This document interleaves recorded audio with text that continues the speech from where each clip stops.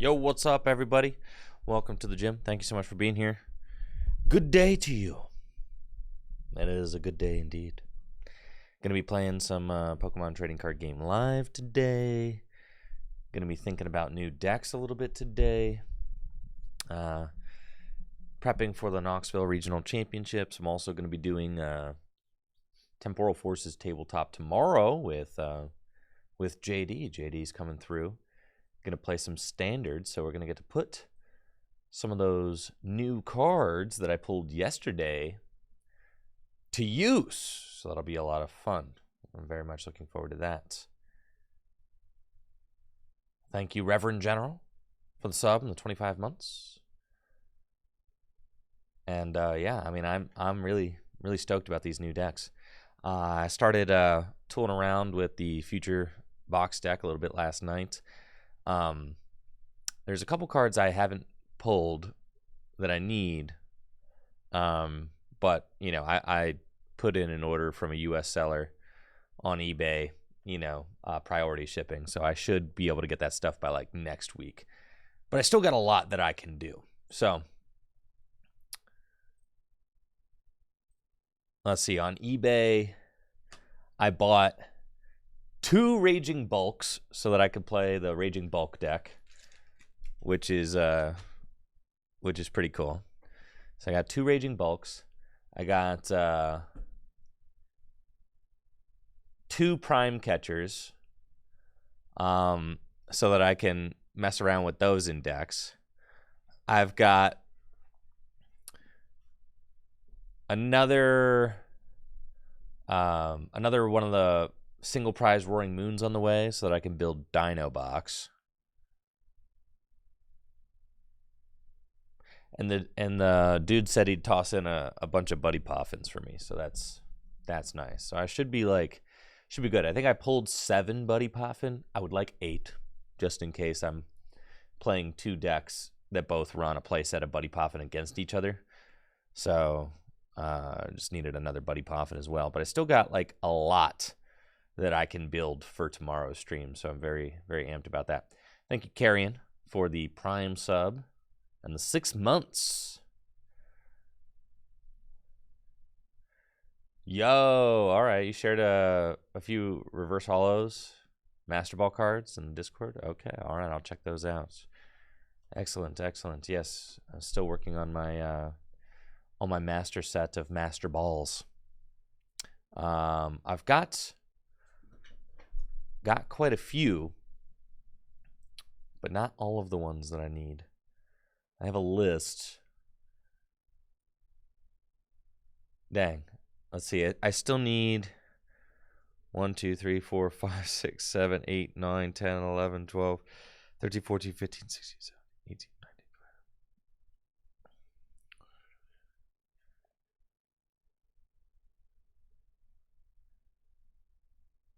I still need about 50 Master Balls, give or take.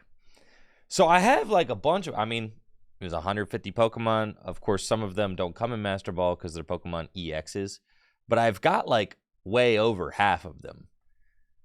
I still need about 50 more though, which is a lot. It's a lot. I did just recently pick up the Pikachu because I was worried that Pikachu was just gonna like I'd blink and it would become $1,000 card. So I was like, all right, I'm just gonna get the Pikachu, just get that out the way. So I picked up the Pikachu for about like 300, I think. Slap that thing on PayPal, 6 months, no interest. Because I didn't want to turn around and be like, all right, I'm priced out of trying to do the Master Balls because Pikachu's freaking $1,000. And that's just, dude, if you're on,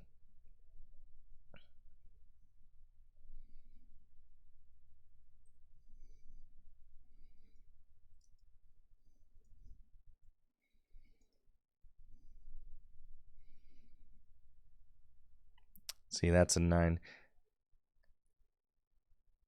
250. That's not bad. It's a good price on that.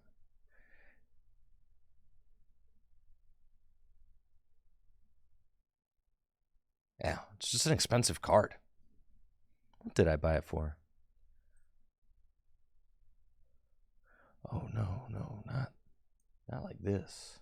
Oh, that's Korean. I was going to say it's like really cheap. Why is it so cheap? It's Korean. There we go. See? I was like, it's not going down, is it? No, it's going up. That's what I'm saying. I bought it for $300, dude. I bought it for $300, and $300 was like a good price. Cause look at this thing. Yeah, I got the Japanese Master Ball for about $300. It's just like impossible to get. See, this one's mod play at $275.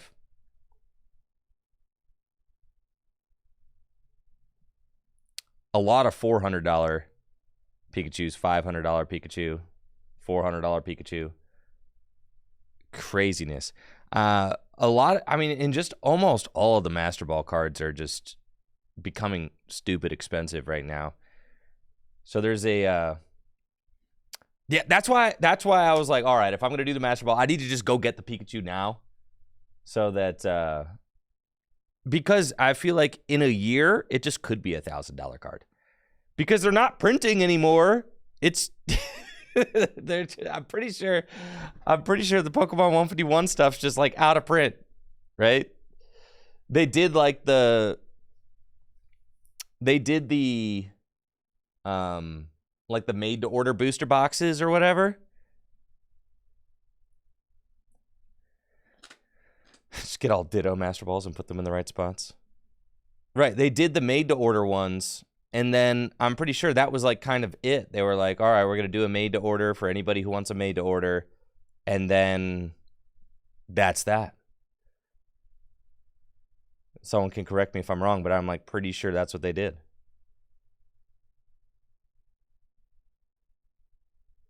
So yeah, I've got a bunch of the Master Balls, but still not even anywhere close to all of them. Thankfully, I've got the Gengar too. I bought the Gengar for like $75. Now look at this thing. Yeah, dude. I bought this card for $75 like in Japan. It is crazy. The Gengar is like the other big one. Gengar and Pikachu. Of course. With the Kamiya Gengar art. How could it not be? Yeah, I still got a ways to go on that. Natalie got me a few Master Balls for Christmas this past year. And she said, I'm going to be asking for Master Ball cards for the rest of my life. For Christmas for the rest of my life. Which, you know, that might be true. In Japan, and that's the crazy thing, like in Japan I was able to pick up quite a few Master Ball cards for like $7 to $15 a piece. Which, you know, the expensive ones, like, you know, the Gengar I got for $75. A lot of them I was getting for like, you know, a lot of the cooler ones I was getting for like $20s. But like I was finding a lot of them for like $10s. And I was just kind of scooping up a bunch of them. But I mean, that adds up quick. You buy 10 at 10 and you're like, okay, that's $100 on Master Ball cards. Okay. Woo! I'm just doing the binder collection. I don't want to grade them all. Graded cards, like, I only grade my most high-end cards. Because, in my opinion, having like a like, let me show you my Pokemon 151 collection, and it's a box. Like, you know? No, like if I want to show off my Pokemon 151 Master Balls, I just want to hand somebody a binder, and you could flip through the binder and see them all. So there's some cards where I'm like, that card belongs in a binder, and there's some cards where I'm like, that card belongs in a slab. Like my Espeon Gold Star, for instance, that card belongs in a slab.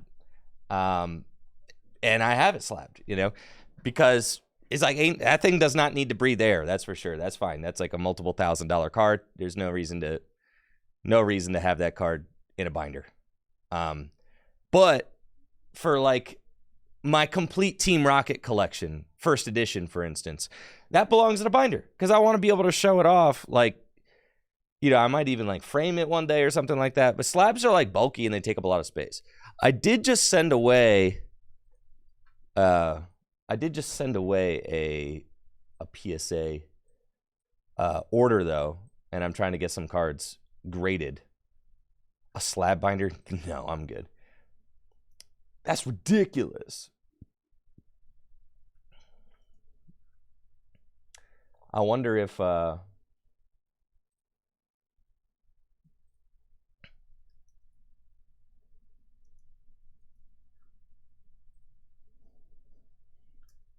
wonder how fast things are going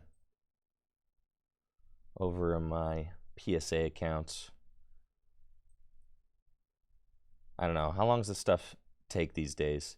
I haven't done a PSA like send away in like since pre-COVID.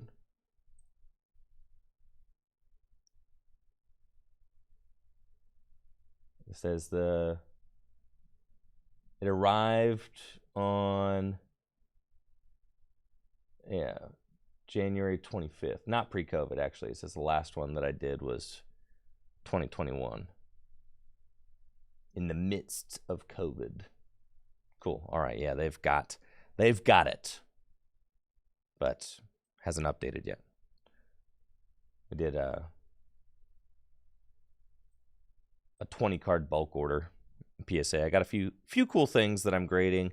Some of like the higher end Pokemon EX that I have. I'm getting like a Espeon EX, you know, the old EXs, the original EXs. Getting like my old Umbreon EX graded from like, you know, the original EX era. Some of that stuff, some Charizards, you know, Charizards you could just put in, not capital EX, lowercase EX. No. When I say old, I mean older. Older than that. Yeah, we're talking like this guy. This guy right here. Yeah, I've got one of these that like is in pretty good shape that I'm getting graded. I've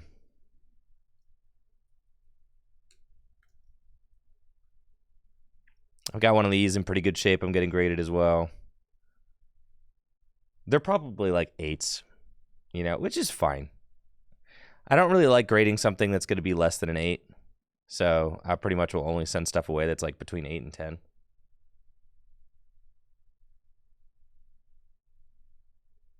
But yeah, we got quite a few cool things that I'm sending off. I got a shiny Charizard from like one of the Japanese sets that I opened. Something like that. Yeah, that's sick, Ivan. You graded Blastoise EX for Fire Red Leaf Green. Fire Red Leaf Green, probably like one of my favorite sets of all time. It's like a top 5 favorite set. I don't know exactly where it falls. Team Rocket. Oh my gosh, yeah, one of the other big cards that I'm sending away is like, man, if I could get a 10 on just Dark Charizard Holo. It's unlimited. But gosh, what a cool card. Yeah, I'm getting one of these graded. It like could be a 10. It also could be a 9. I feel like it's like between the two. But I do have a complete first edition Rockets Team Rocket set and a complete Japanese Team Rocket set. So like this would be really cool to kind of put alongside that. Yeah, I'm getting that, dude. That's the thing that I'm like probably most hyped about. It's really crispy. I bought it off the shop. I bought it off the shop during like the peak like Pokemon hype during the pandemic, and I had always intended to grade it. So its price was like I paid a little more than it's worth now. Because I paid like $300 for it, but it was during like the peak Pokemon hype in like the middle of the pandemic. Like all prices were like super spiked. But it's fine. I mean, it's really crispy though. Like it could be a 10, so that's why I paid so much on it. Because it's kind of like an investment. If you do spike a 10 on that card, then, you know, it's worth quite a bit. So that was a little gamble that I'm taking. And it's not like, you know, if it comes back a 9, like that's fine. Still probably worth about what I put into it. So we got a new set coming up, Night Wanderer. That is in June. I mean, it's going to have these goofy dudes in it. I don't even know who these dudes are for real. I didn't play enough of Scarlet and Violet to really kind of get to these funky guys. So, yeah, no emotional attachment here. Just kind of interested to see what their cards do. Kind of like this watercolor artwork. That's neat.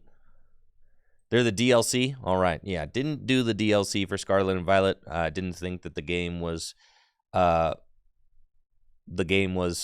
developed well enough to warrant my extra money and time. So I wanted to make sure that I did not actually invest any more time or money into it, because I don't want to, you know, encourage the Pokemon Company and Nintendo to continue putting out crappy games that are, you know, glitchy and like clearly not optimized. So we'll have to wait until the cards come out so I can see what these guys do. That'd be pretty cool. And I also started working on my decks for post-rotation. I do want to play some TCG Live today, but I also kind of want to talk about decks for next format. So maybe we talk a little bit about that. I am having JD come in tomorrow afternoon to do some standard post-rotation testing. So I kind of have to have some decks together. And I think it's worth talking about what the format's going to look like, right? What are things going to look like?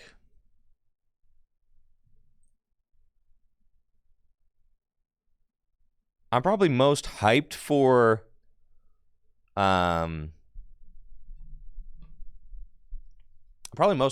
Future Box, but that doesn't necessarily mean it's going to be the BDIF or anything. I just really like it. I think it's cool.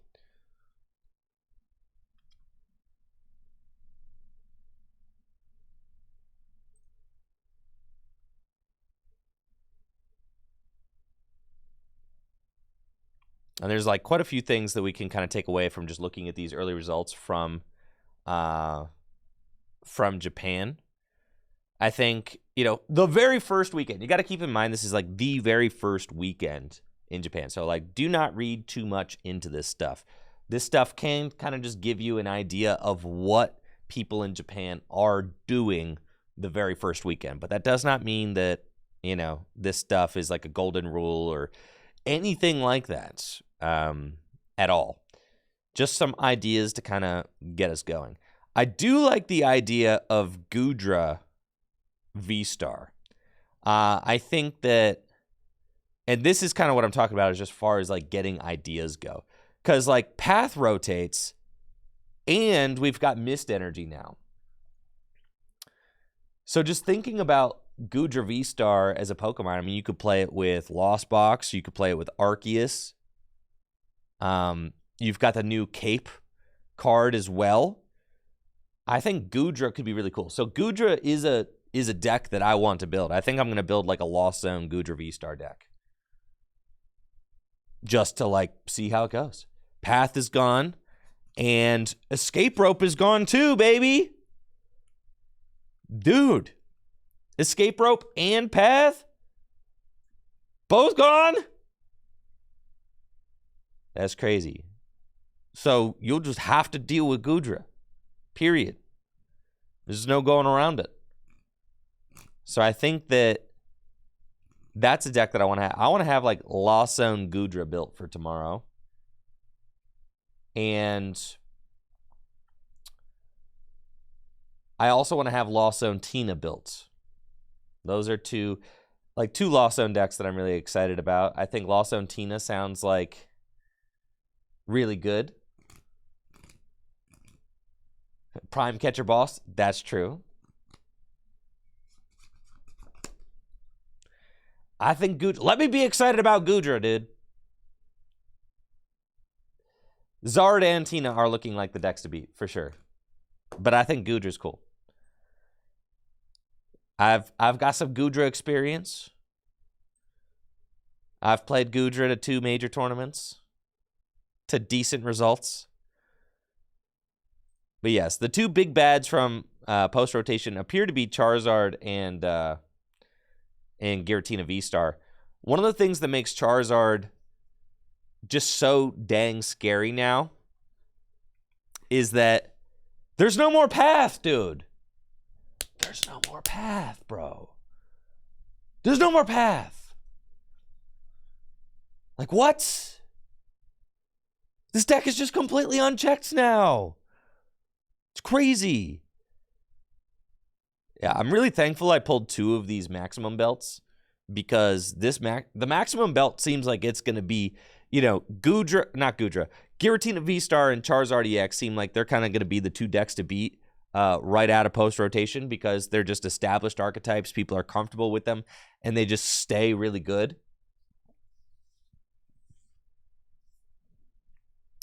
And maximum belt slides perfectly right into Charizard and Giratina.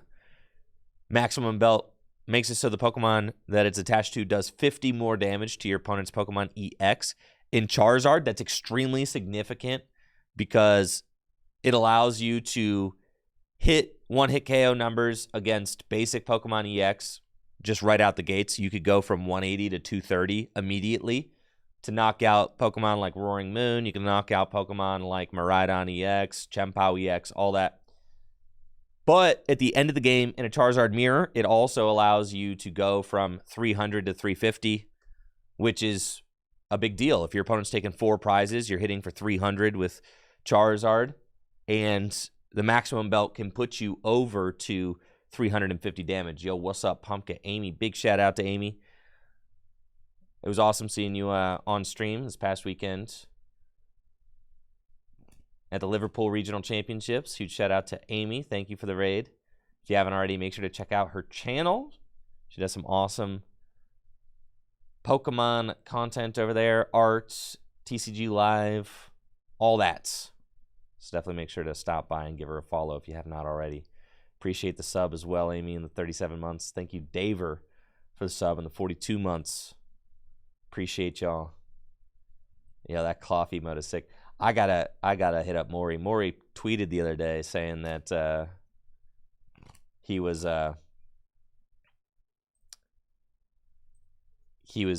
thinking about doing a few more commissions. I'm gonna slide into his DMs now that I'm thinking about it.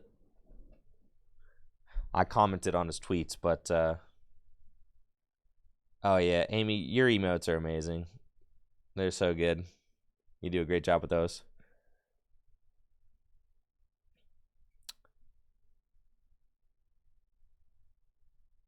Drago says, my first time actually watching a Tricky Gym stream. Well, welcome, Dragote. Welcome to the stream. We do this every day. Most days. Except weekends. Sometimes on weekdays when I call off. But other than that, every day. Other than that, it's very consistent. Of the Pokemon TCG live streamers, I'm one of the most consistent. That's for sure. I'm definitely in like the top 5 most consistent. There's not many of us. There's not many of us, but I'm probably in the top 5 most consistent.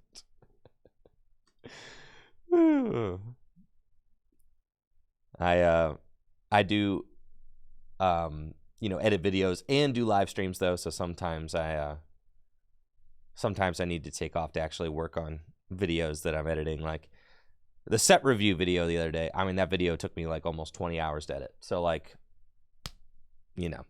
that 20 hours got to come from somewhere.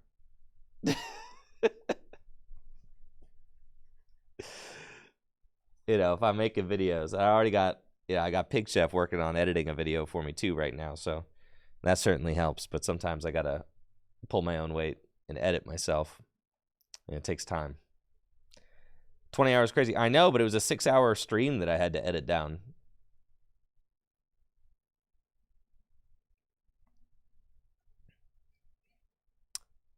So Charizard seems like it's going to be a nutty deck. Something that's interesting is like we're not, I don't see Rotom V in this particular list. Oh, yes, I do. Never mind then. But Rotom V is going to be more difficult to get out than it used to be because you can't VIP pass for Rotom V anymore. So that was something the Charizard decks used to do all the time. You just go turn 1 battle VIP pass Rotom, draw. Now it's going to be a little bit more difficult. I think you're going to see more Nest Balls in lists generally since Buddy Poffin can only get your Charmanders and your Pidgeys. So you got a Poffin Nest, right? Which makes sense. Just might be a little bit more difficult. So if you open a Poffin, then you can Arven for the Nest and then, get the Rotom and do that. But starts are not going to be as explosive as they used to be without VIP pass. Because it used to be you could just no one's going to play Ditto. I know, I've seen people saying Ditto. You have to get that card into the active spot. And then, who wants the Rotom V in the active spot? Nobody wants that. You want the Rotom V on the bench. So, I don't think that anybody's actually going to use Ditto. No one's actually going to do that. I've seen people saying it. You're not the only one to say it. It's just I've got to go ahead and put it out there, though. Nobody's going to use Ditto to go get Rotom. No one's doing that. Because it only works in the active spot. If you could use the Ditto from the bench, I'd say it's a great idea, but you can't. And this deck only plays one switch card as it is.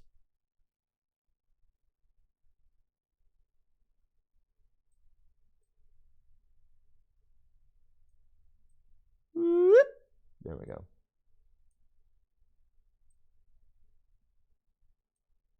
Do that.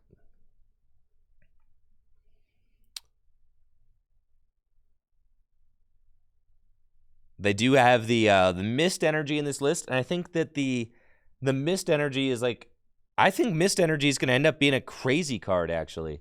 Because think about some of the strongest decks in standard format. You've got, I can't believe I'm saying this, Roaring Moon. You've got Giratina V-Star. Both of those decks can instantly one-hit KO big Pokemon. Both of them. So, Mist Energy is going to see play in decks that don't want to be one-hit KO'd, right? One stadium is dumb, but think about this. It's not dumb, it's smart. Because Path is gone. So, even as I'm building decks now, I'm what the heck do I need a stadium for? You don't need stadiums just to bump Path anymore. You just don't. Yeah, you don't even need stadium. What you need a stadium for? Nothing. To probably just, you need the collapse to bump your fish. That's it. That's it. So I think you're going to see so much more of that. It's actually smart. I think, you're used to, people are used to putting 3 stadiums in a deck. But you're going to see so much more one stadium. So much more. It's you're going to see a lot of one stadium, one vacuum. That's just going to be,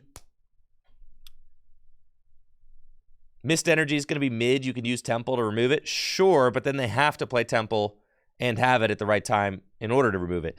You're going to see plays Charizard's got Pidgeot. You could just go Iono, Mist Energy, knockout, right? And then off of Iono, you need to find how many temples are you playing, right? So what I'm saying is that you're going to have this cat and mouse, sure, between Mist. There's no enhanced hammer. You're going to have this cat and mouse between Mist Energy and Temple of Sinnoh. That is going to be a significant little thing that you're going to have. Nah, Mist Energy's not bad. It literally stops one of the BDIFs from one-hit KOing your guy.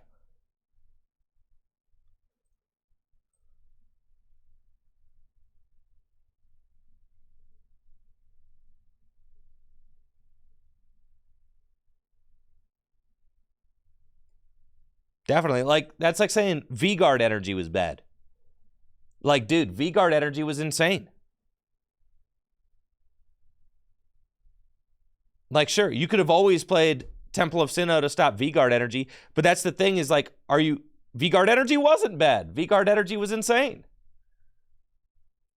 I mean, V-Guard energy wasn't in every deck, but, like, V-Guard energy definitely did significant things. Over the course of, like, many years that it was legal, V-Guard energy was a good energy. And that's the thing about Mist energy, is Mist energy will just, like, pop up. Because, like I said, it's going to be a cat and mouse game between Giratina decks and Roaring Moon decks. And it's like, they're not going to want to always play Temple of Sinnoh. Because Roaring Moon wants to play Pokestop. It doesn't want to play Temple of Sinnoh. Roaring Moon would rather play Town Store. You know, and it's like, Giratina would rather play, like, Beach Court. Did I say Pokestop? Pokestop, Town Store. Yeah. Roaring Moon would rather play Pokestop and Town Store. Giratina would rather play, like, Beach Court. So, they don't want to play Temple of Sinnoh. So, as soon as people stop playing Mist Energy, then Giratina decks and Roaring Moon decks will not play Temple of Sinnoh. And then as soon as they stop playing Temple of Sinnoh, people are going to start playing Mist Energy again. You see how it's going to go back and forth and back and forth? That's just exactly how it works. That's how a metagame develops.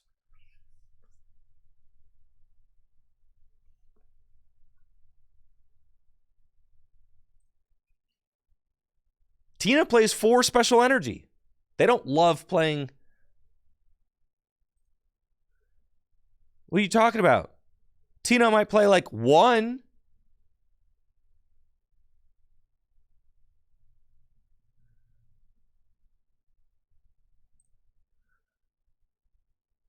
Tina plays 4 Jets.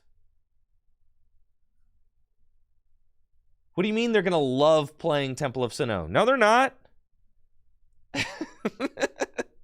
They might play 1 Temple of Sinnoh and try to just have it at the right time. Jet is one of the only cards that keeps Tina working. And you lost Escape Rope. Not that Tina played a lot of them, but you did. So, Mist Energy is good. Mist Energy is good because there are 2 major top decks that have effects that one-hit KO a Pokemon. And there's Sableye, right? No, does Sableye do it? Yeah, it stops Sableye too, right?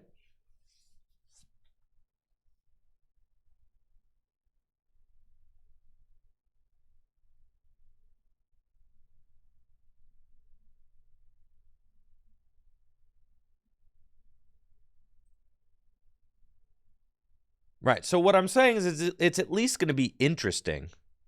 What? I think I gave...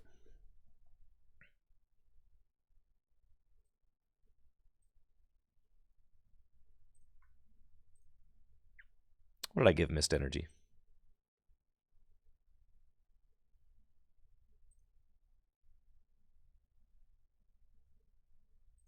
7. Yeah. I think that's extremely fair. 7 out of 10. It's a good card. It, like, you know, stops one-hit KOs. And I think we're definitely going to see that card pop up in lists, especially since Tina and Roaring Moon are both threats.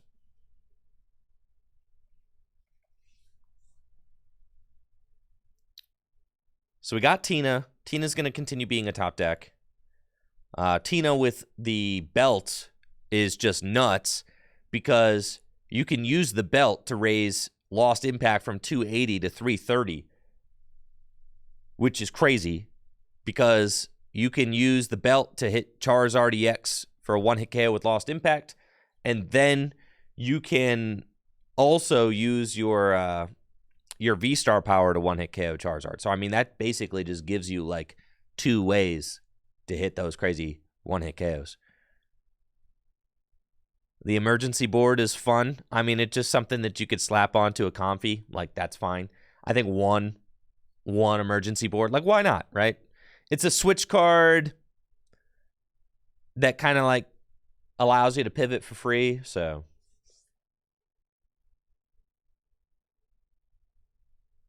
that seems good. Yeah. And I think that this is just going to remain a very strong deck until rotation. I think that that's true. And again, look at this. I mean, just one stadium. Isn't that crazy?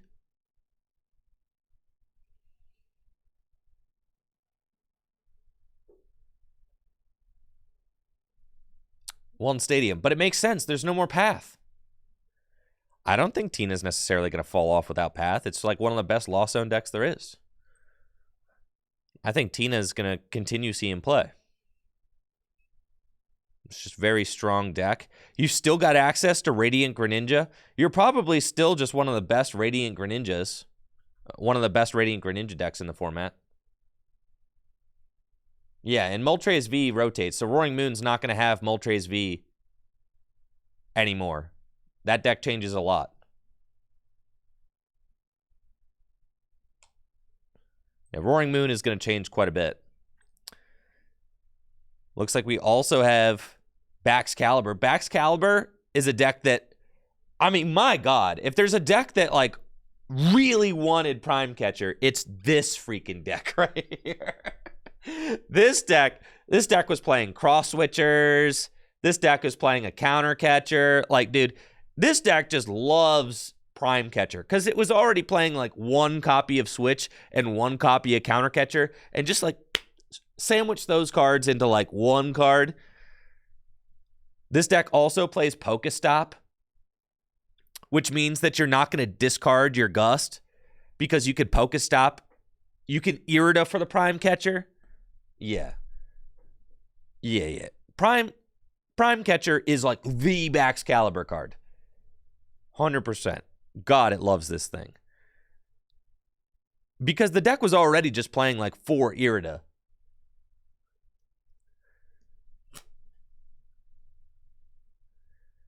A-Spec is A-Specs are their own kinds of cards, but they have subcategories like tool, item, special energy, etc.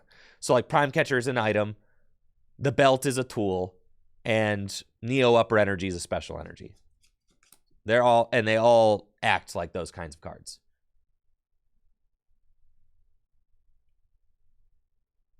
There's never been an A-Spec supporter card, but there have been, yes, and A-Specs are trainers too, yes.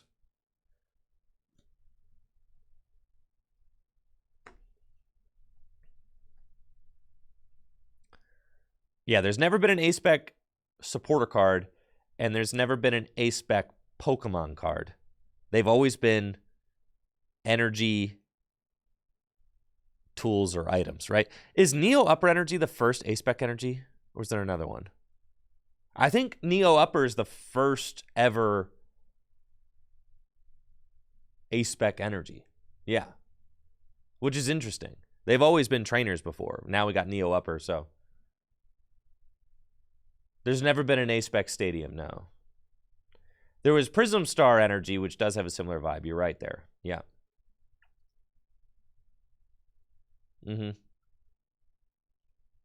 They're kind of, in some ways, it seems like kind of combining Prism Star concepts. Yes, this deck seems like it'll be very good as well. Chien-Pao Baxcalibur. You've got Radiant Greninja. I said that Giratina is one of the best Radiant Greninja decks, but the best Radiant Greninja deck is probably Chien-Pao Baxcalibur. I mean, you could just get the turn 2 Radiant Greninja. You're going to be putting a lot of pressure on those Lost Box decks, on those Charizard decks. Make sure that they get those Manaphy's out to try and stop your Radiant Greninja. But then you've got Canceling Clone and Prime Catcher. Dude, crazy, bro. Canceling Clone, Prime Catcher. Get that Manaphy out of here. Okay. And knock out 2 of your opponent's Pokemon at the same time. That's pretty sick. No Cryptomaniac. No. How many of these decks are playing Cryptomaniac? None, because the card is bad. It's bad. I've been trying to tell you. Cryptomaniac, bad card.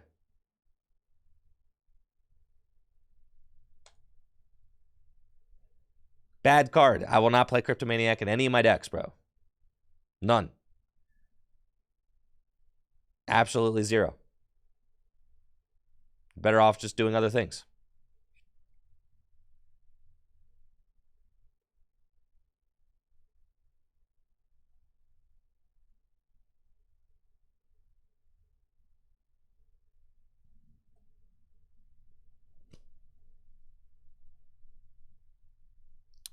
Well, of course, James Cox thinks that Cryptomaniac is good because he exclusively plays Gardevoir.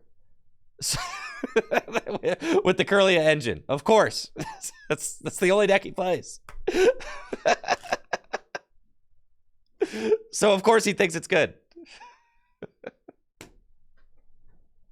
He's like, yeah, this will be good for my Gardevoir deck, which is the only deck I play. Right. But in everything else, it is bad.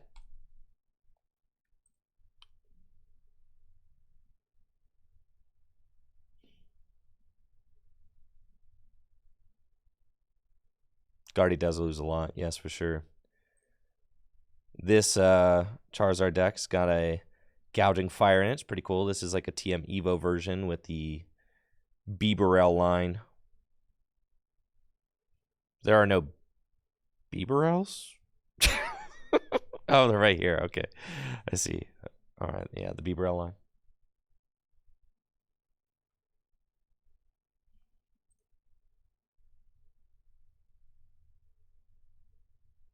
Still got Lost Box, Roaring Moon decks. Here's a take on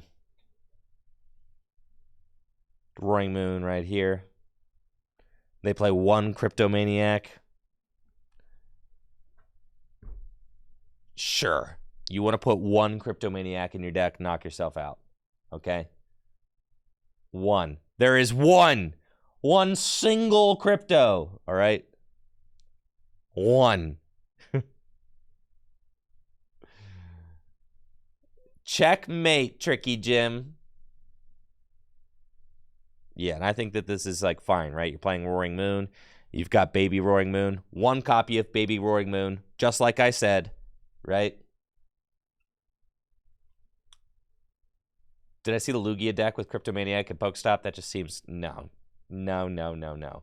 Absolutely not. Right, you could get Prime Catcher back again, which is insane, with Darkrai V-Star. That's good. And also, without Galarian Moltres, you're really going to want access to like a 5th Dark Patch.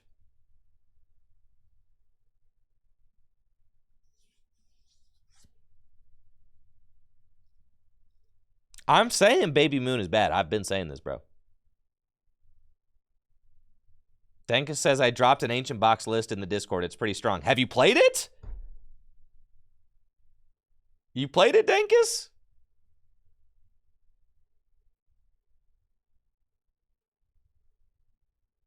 How do you know it's strong? Did you play it? Source, trust me, bro? Oh, you tested on the Limitless Simulator? All right. Against FutureBox? Who did you play with? How do you use the Limitless Simulator?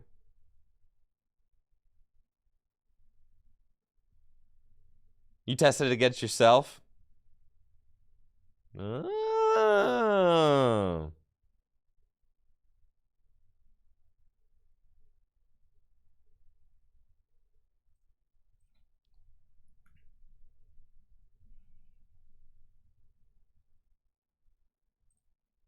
How do you use this thing? How did you import a deck with new cards in it?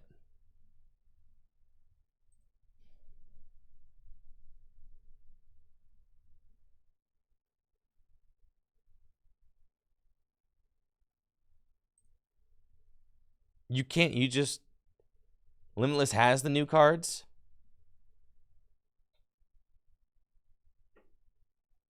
So how'd you create a deck?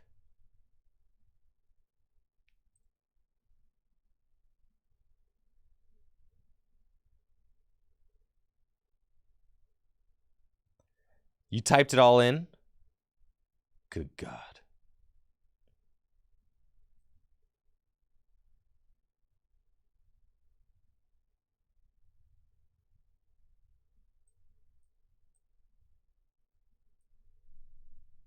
Yo.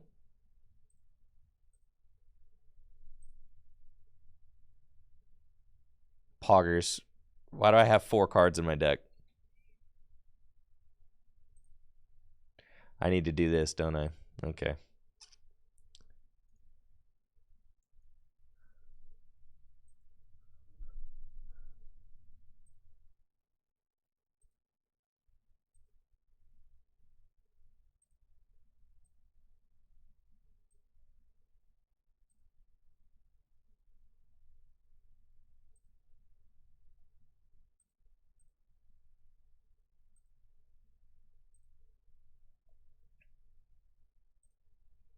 Ooh.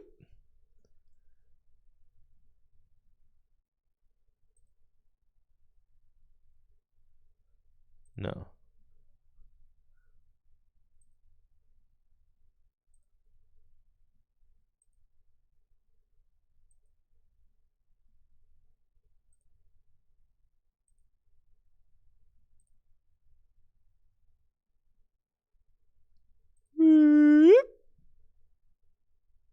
I've got a 60 card deck, baby. All right, how do you use this thing? Close and shuffle. All right, she shuffled up. Draw. I would like to draw 7, please. Ooh. I've got an active. All right. New game.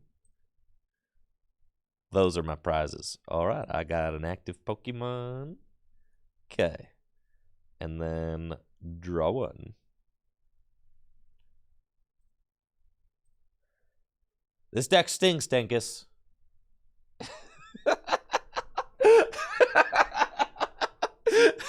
this deck's terrible.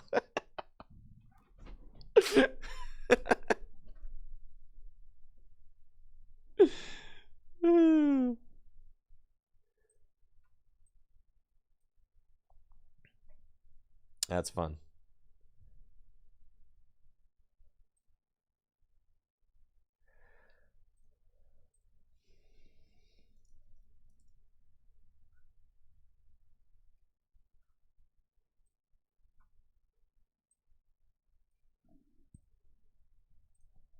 Well, that's kind of fun. How do you like, let's see, you can flip a coin, tails, flip coin, flip coin, flip coin, flip coin.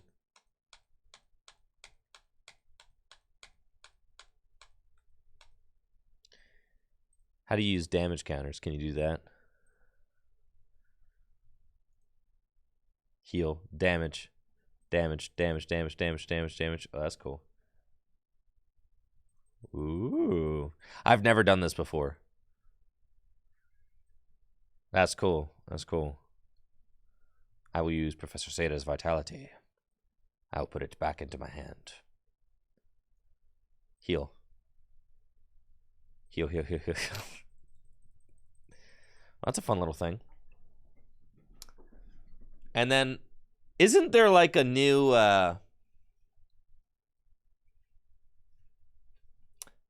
Isn't there like a new 2-player simulator that... that someone just cooked up?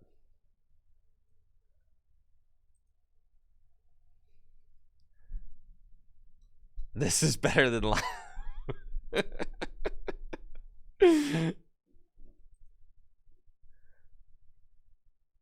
All right, new game. All right, this hand isn't looking much better. Draw. Ooh, I got a vessel. All right, I will use vessel, and I will discard. Look in my deck. I'm going to get a fighting, and a dark. Close the shuffle. All right, good stuff. Okay, bench this. And then we've got Seda. All right, and Seda allows me to attach darkness energy. Dang it. Seda allows me to man. All right. How do I put it on him?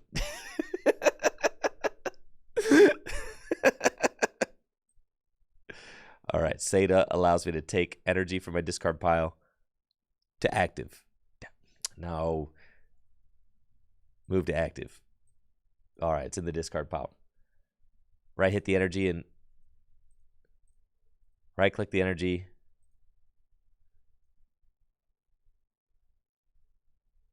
And hit Q, attach. All right, Q.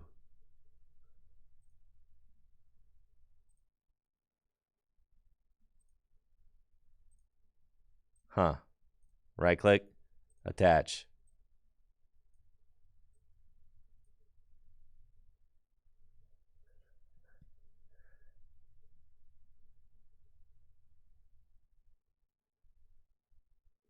It takes a lot of getting used to. Yes, I could see that. I think I'm good on that for now, but that is an interesting tool.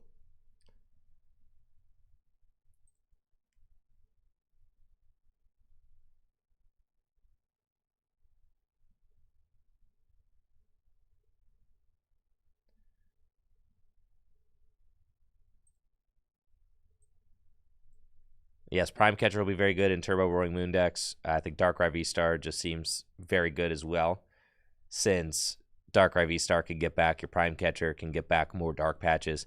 Without Galarian Moltres, I mean, Galarian Moltres V had become a very significant part of the Roaring Moon archetype right here towards the end of the format before rotation, but Galarian Moltres V is going to rotate out of Standard, which means that the Roaring Moon deck's got to figure out better ways to keep the energy flowing. So, you know, Darkrai V-Star definitely going to help out with that. I like that concept. That seems good. I'll probably build something like that. Let me see. For tomorrow.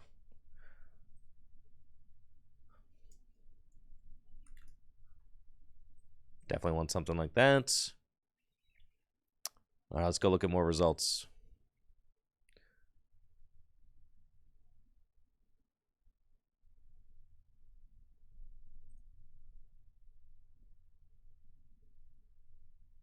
Here we got a Lugia Chinchino. All right, I'm not going to lie. I thought this seemed pretty terrible.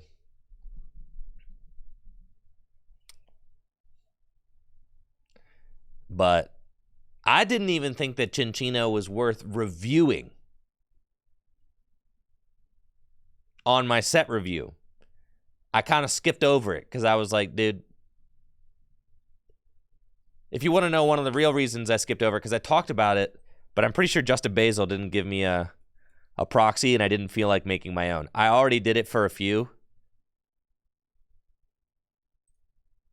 I'm pretty sure he didn't give me the selected proxy. No, he did. God, no excuse then. I just got lazy. All right. I got lazy, bro. I was in the tank yesterday. 2 days ago. Editing for 8 hours. So yeah, Chinchino does 70 damage times the amount of special energy attached to it. You have to set up... you have to set up, you know, a stage 1 to attack with. That seems kind of not very good, but I mean, if you've got this like tanky deck with like Lugia and then like Chinchino can just one-hit KO anything, I guess that's decent enough. And there's no more path. With the Cryptomaniac, Lugia is broken. Notice how there is no Cryptomaniac in this deck list. Can we all take a second? How many Cryptomaniac in this winning deck list from Japan? How many? Quit playing with me, bro. 0. It's because the card is not good.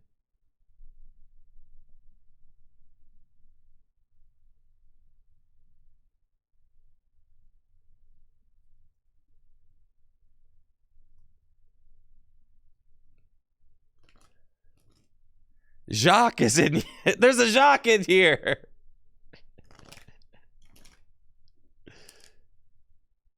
Yes, I have seen the people who want to use crypto with Pokestop to mill the Archeops. It's never going to happen.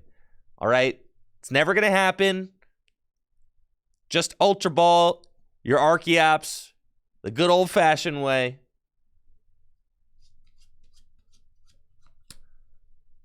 It's never going to happen.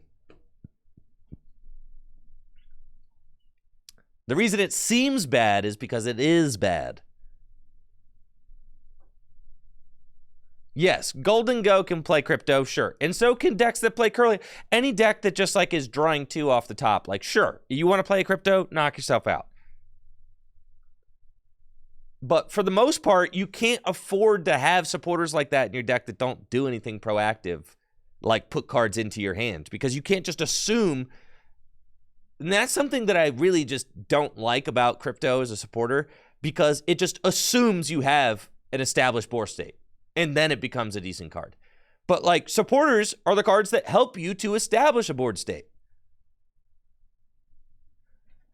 So I hate supporters that just assume you have an established board state. Sharon's Care is different. Sharon's Care does something that like nothing else can really do. Crypto is a card that you could just draw into those cards. For all you know, the top 2 cards of your deck were the card. For all you know, they were those cards.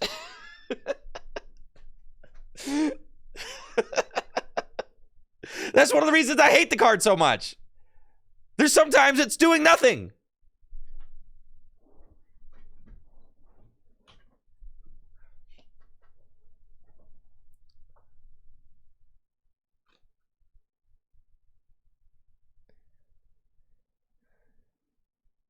This is interesting. I mean, I guess I'll build Lugia, sure. Wichinchino?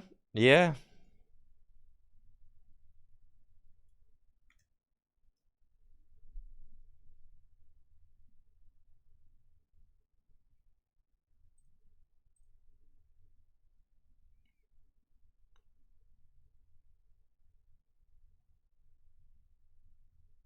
So what I'm saying is, no, this Lugia list looks fine right here. You just Ultra Ball away your Archeops. Just like the good old-fashioned days. That's fine. Just Ultra Ball away your Archeops. Or research them away.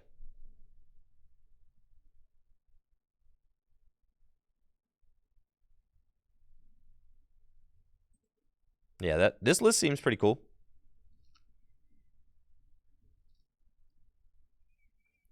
What's league headquarters do? Yeah, I don't know about that. I don't know about the Jacques either. Jacques actually is kind of sick because you can Luminian for Jacques and then Ultra Ball your guys away. Jacques is just your... You guys are missing it. Jacques is just your Burnett if you have an Ultra Ball in your hand. You see what I'm saying? That's what it is. Oh, yeah.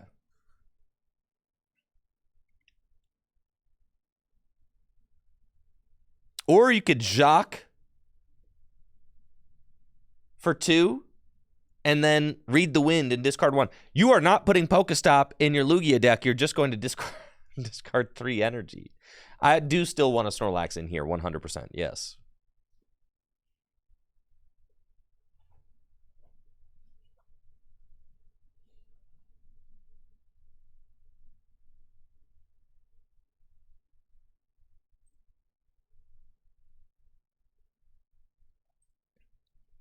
We got another Roaring Moon deck. I like the look of this list. Seems good. 4 Roaring Moon, 1 Baby Moon. Yep. 2 Squawks, 4 Dark Patch. Yeah, I mean, this just seems solid, right? The 1 Crypto, sure. You know what? Sure. 1 Crypto, fine. Fine. You want to play 1 Crypto? Knock yourself out.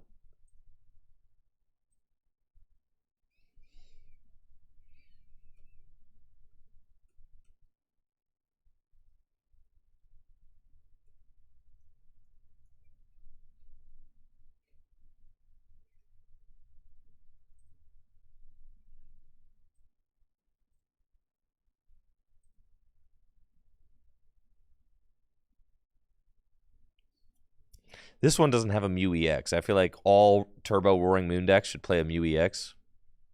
I don't know why you wouldn't play that card. So, definitely going to have to put one of those in there. Golden Ghost still playing Palkia.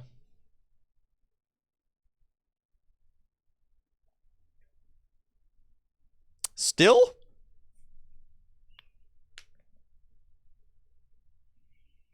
For Morty? What does that card even do?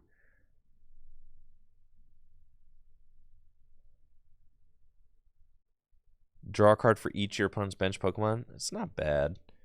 It's not terrible. But 4 of them? I mean, I guess so. Because you just want to dig deeper into your deck. You're a Golden Go deck. You don't want to shuffle draw or anything like that. You just want to amass the world's biggest hand. Yeah. So I guess that makes sense. All right, Golden Go, sure.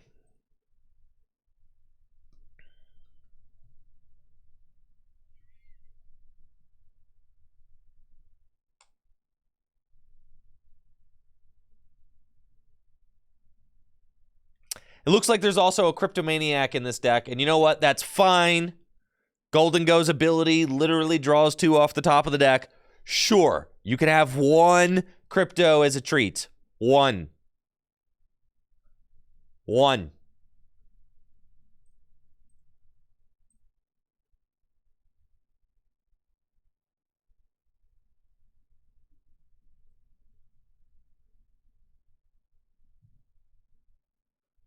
Ain't no way. People gotta just...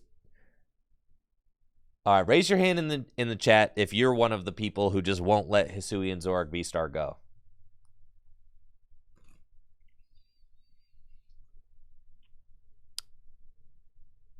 Are you one of the people?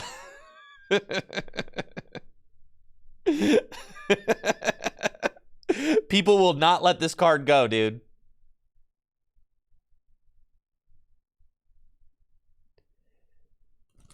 Why is it even better now than it was then?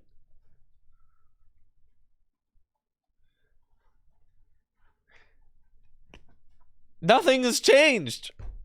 This deck wasn't good before. Why is it good now?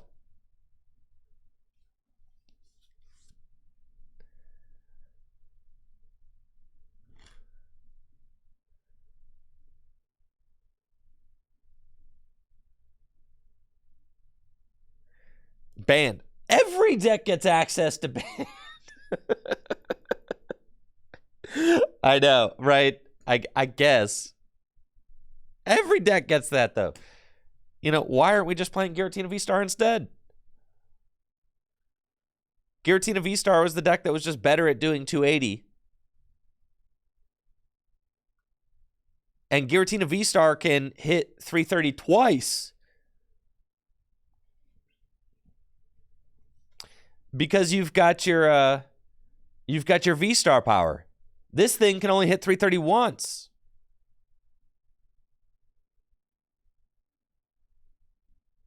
But my Ghost Fox. I mean, literally, angry Korean lady. Yes, literally, you've got.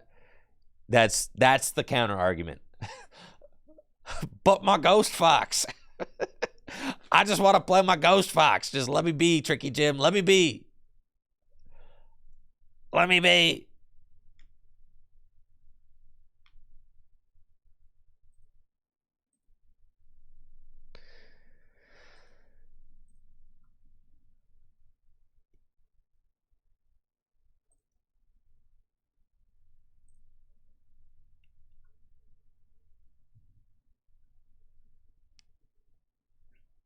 All right, we got a Snorlax stall deck.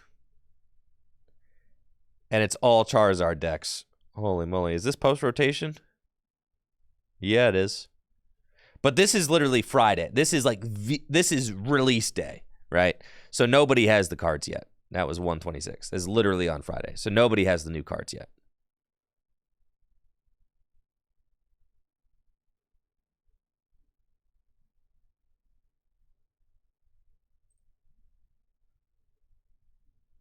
This deck is going to be toxic.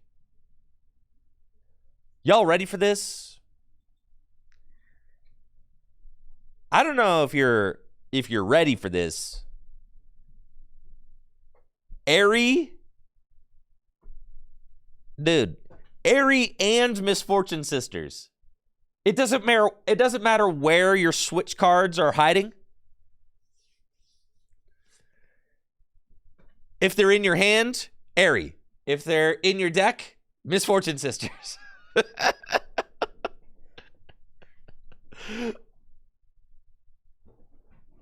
My God.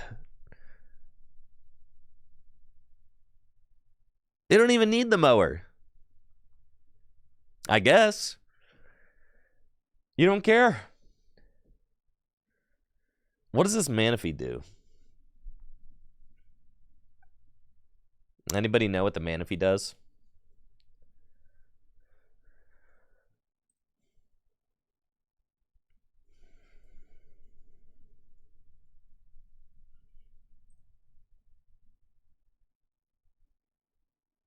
Mantine.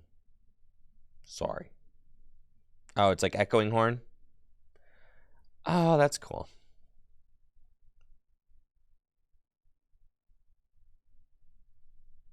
Card is bad? No, I mean, it's kind of necessary, right?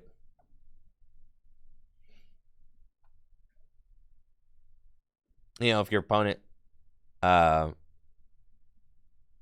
Pokemon in the discard pile, I mean, that can just be a win con.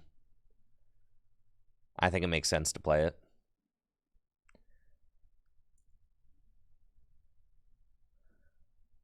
You're already playing Fire Energy for your Radiant Charizard anyway.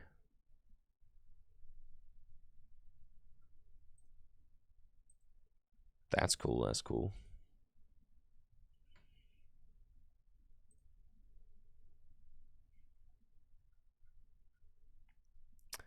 And then we got Donphan. Not Donphan. We've got Great Tusk Mill, huh? What do we think about Great Tusk Mill?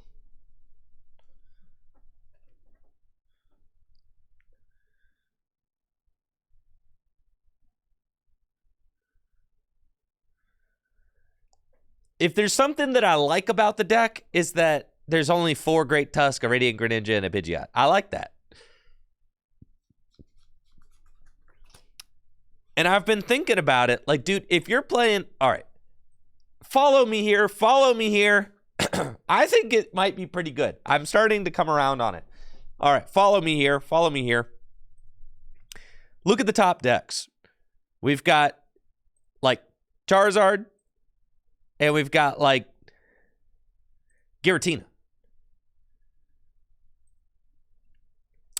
Charizard, you're not taking any knockouts because you're playing Great Tusk Mill. Right? You're not taking any knockouts. Charizard can only do 180 damage to you. And with the Ancient Booster Energy Capsule, your Tusk's got 200 HP. It's a 200 HP Tusks. And then Giratina V-Star. Giratina V-Star has to Lost Impact you for 2 energy. Have to Lost Impact. Bro, Tina doesn't want to. You get a Lost Impact to Tusk 6 times. Is that what you're going to do? Or are you going to 2-hit KO a Tusk? Right. Or are you going to 2-hit KO them?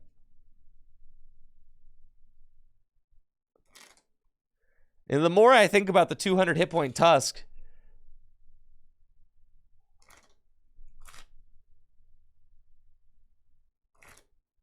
Greninja doesn't even 2-hit KO them. This is 90-2.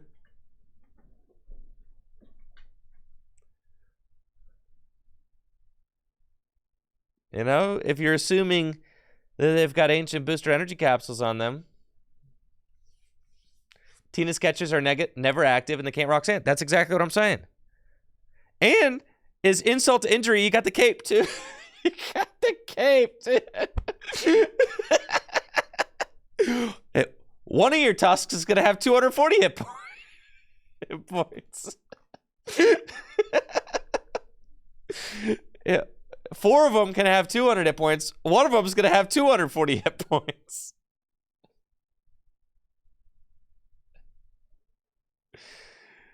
Yeah, that's kind of crazy, dude. I'm saying. And they got 3 Pal Pad. They got the Radiant. You have to play the Radiant Greninja because you need to be able to put the energy into the discard pile and draw cards so that you could play Seda to get energy onto your tusks, right?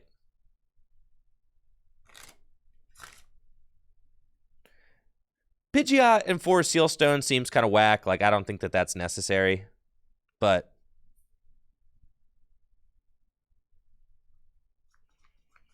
I like the one of board is fine. You could just slap that on your Greninja, so it's always got free retreat. I like that. That's cute. Oh, it's for the mirror. They'll just mill your Pidgeot. It's not for the mirror. It does keep you from decking out, though. It's true.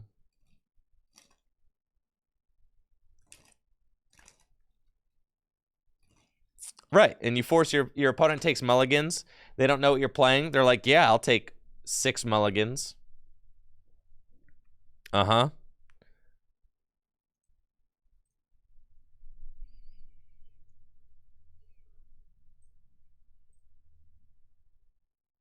Okay, yeah. Tusk Mill is kind of nuts. I think Tusk Mill might be real. He's so big. He's so big. 1 clipper seems fine. Why do you need more than 1 clipper?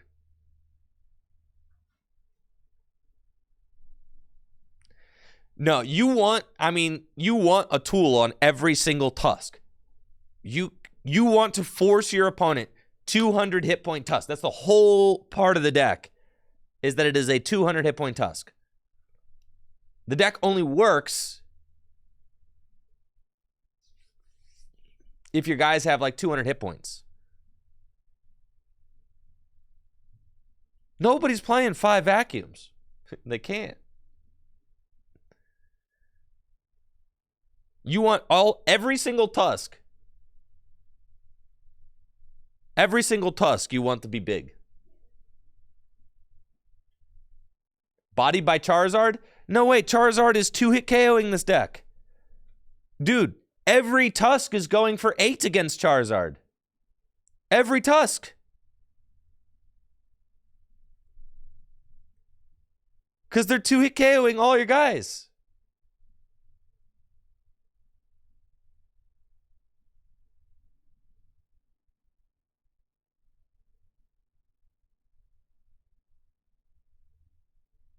But I guess if every tusk is going for 8, what, you get to mill 40 cards? What if Zard runs the belt? The belt doesn't do anything. It's only against EXs.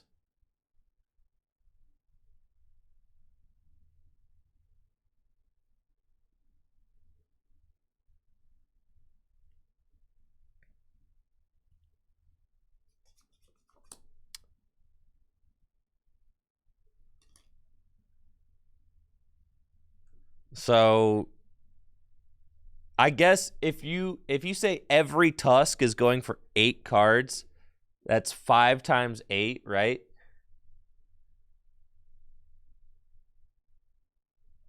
I mean, that's assuming every single one. I mean, but everyone, they're going to vacuum 1. But say best case scenario, 5 times 8, that's 40 cards. The reason for the board is so you can retreat your Greninja, because it doesn't play any other switch cards.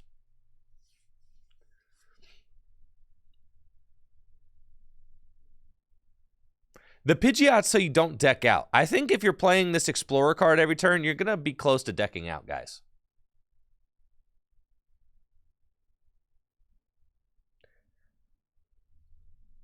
But the thing is, your opponent could theoretically just set up 1 Charizard and never play another card.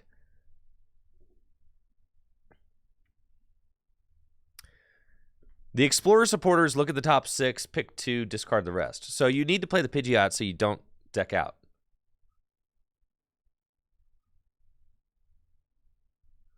Because every single supporter you're playing is like a very draw-heavy supporter.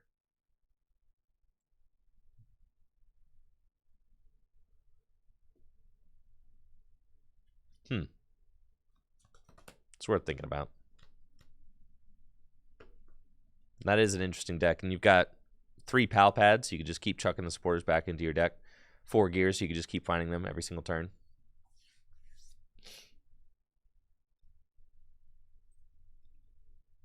Yeah, it makes sense. The Pidgeot makes sense now because you have to do it so you don't deck out.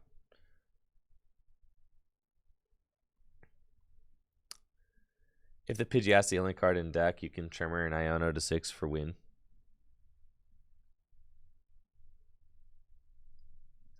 What if you explore into all your tools? Well, that's why you play so many, right? Because you're just gonna, some of them are gonna get discarded, and that's just okay.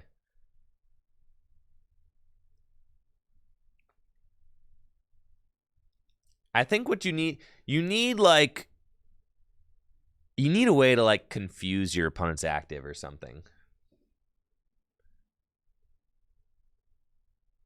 Yeah, you worry about decking out. We just said, all right, how many times are you going to be attacking with Donphan? Like 8? More than 8.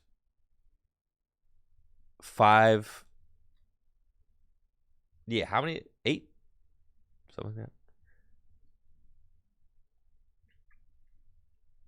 And you're using Radiant Greninja, you're using this guy who digs 6 every time.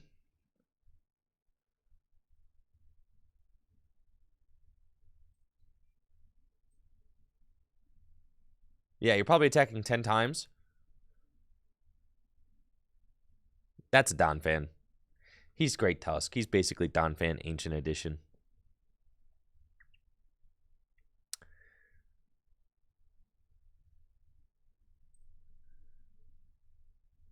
Not a single Future Toolbox deck or Ancient Toolbox deck, but one Giratina V-Star deck that plays Iron Leaves.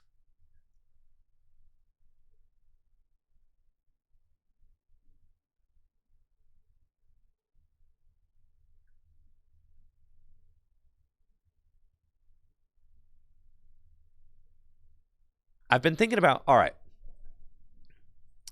there's some ancient, or there's some future decks in like the top 16s, but the archetype really just came out, so, you know, deck lists are going to be rough. Things got to get figured out, etc.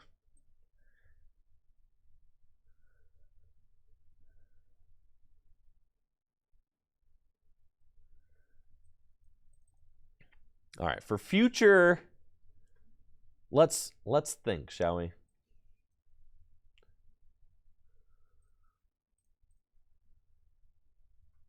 Future Toolbox deck.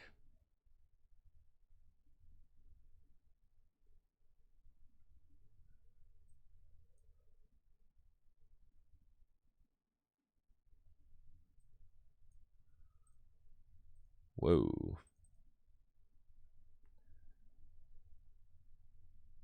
It actually, there's like a lot to think about with the future deck. There are a lot of different ways you can play it. A lot of different counts. Okay. There's, what, Techno?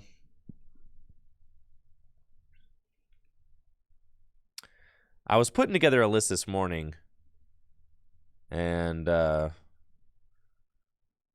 of interested to just kind of talk about it, bounce ideas off you guys. I actually think that you can build it kind of like Miraidon decks, like older Miraidon decks, right? Like you're playing this this core of supporters that's like, you know, probably like 4 research. You could play 2 Nest Ball, you could play 4. I mean, it doesn't matter. We'll figure it out. You're playing like I think I like 4 Research, 2 Iono, 2 Judge. Like that kind of same style of supporter lineup that like Miraidon lists used to play. No, not Peonidon, the other ones. And then you have like 2 Arven. Arven's actually really good in here because you can search out your reboot pod, get tools, and then like 3 bosses orders, right? So I think like that's just like a very vanilla supporter lineup that I think will work for this deck. You really want your researches, and you know, those could discard energy, help you dig through the deck, and all that. But wait, I also think that yeah, you're gonna want like a couple of switch carts. And by a couple, I mean literally 2. You're going to want Future Booster Energy Capsule, 4 of those.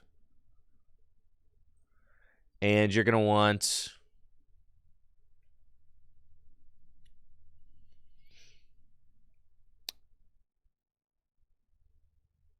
I think you're going to want a couple of EXP share, like 2.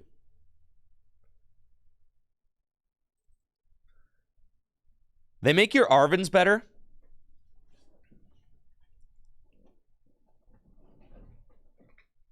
I think you want like 2 EXP shares. I was thinking about 3, but the 7 tools is just ridiculous. So I think 2 is good. You should have no problem getting out Miraidon early with 4 Techno Radars and like between 2 and 4 Nest Balls. Another take I have about this deck is you got to play Squawkabilly. No reason not to play this card. And that's why I want to play 4 Nest Ball. Just consistency is king. Squawkabilly is just so good. Why would you not want to play this card? Miraidon decks play this card. Just all decks that want to get like fast turn 1 attacks, they play this card. And you don't have to put Squawkabilly out every game. Squawkabilly just draws you cards if you need it. Bench space for crowns. You could play a Collapse in a Vacuum if you want to. You could play a Turo Scenario if you want to. Think of the Squawkabilly as like a way to just like not lose. You can also motivate. It's true. Think of Squawkabilly as a way. Squawkabilly is like a card, like help me not lose the game. You know, help me draw cards. Like I open a bad hand, I just get to go see a new hand.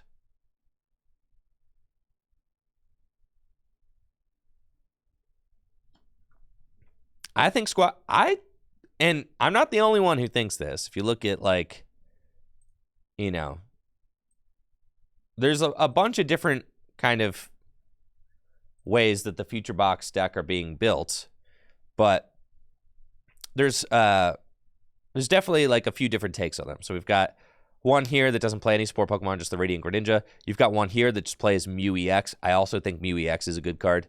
You've got one here that plays Mew EX and Radiant Greninja. You've got this one that plays Squawkabilly and no Mew EX.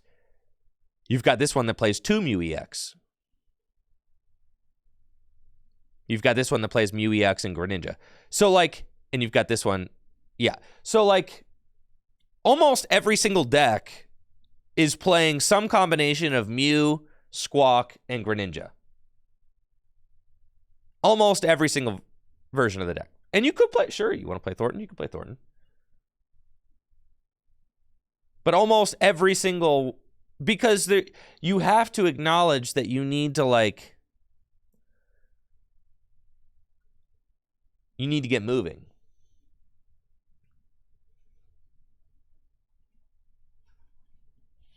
I don't think Iron Hands is very good in this deck. Frankly.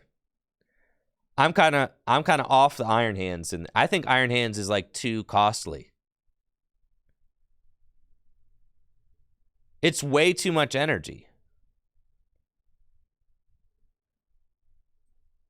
Now, let me tell you about what I do think is cool about this deck.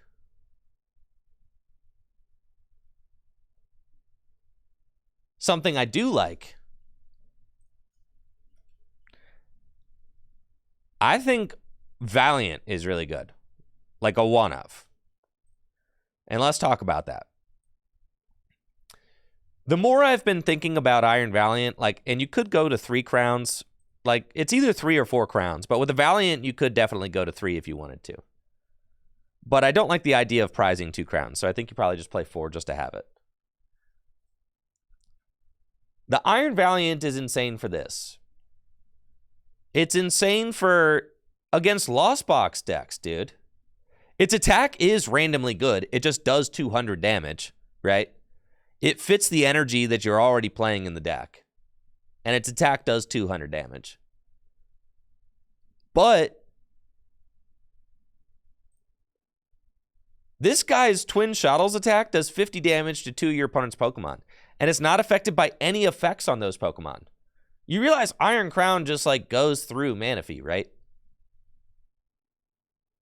So against like Lost Box decks, all you have to do is just build up an Iron Crown and then go turn 2 Twin Shuttles for 2 Comfies.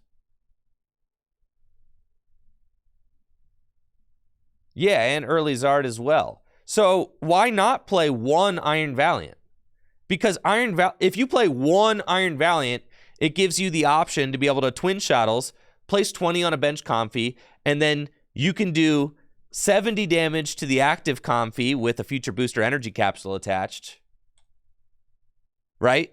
You do 70 to the active and then 50 to the bench.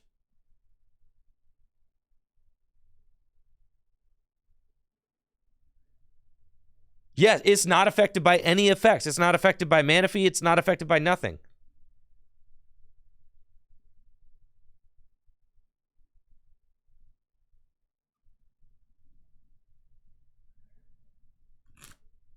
You need more switching cards for that, but that doesn't really make me mad because switching cards just help you get your Miraidon into the active turn 1. Not that you ever really have problems getting Miraidon in the active turn 1 with 4 Future Booster Energy Capsules.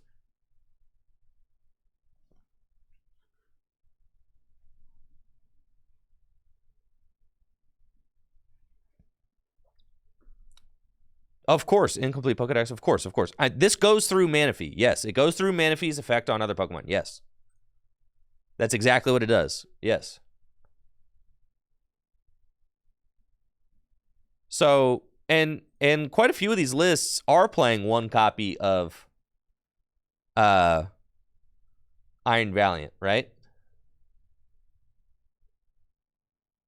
I'm not sure about the new Miraidon EX yet. The more I've been thinking about it, we kind of have to, we have to see. Well, look, this one's got 2 Iron Valiant, right? And I don't hate that. 3 Switch Carts, 2 Iron Valiants. They're like going for that. I kind of like what this list is doing right here.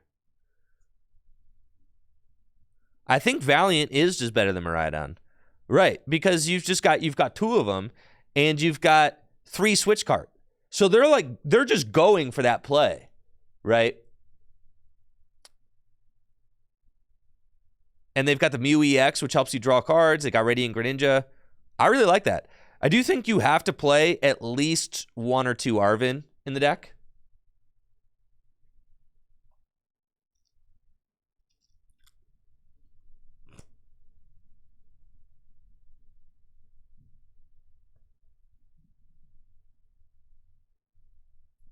The Arvens allow you to go search out the reboot pod, which can just like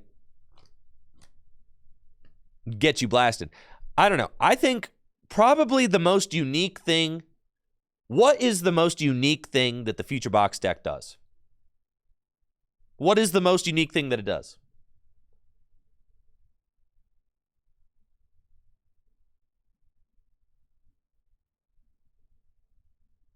There are a lot of versions, but what is something the Future Box does that no other deck can do?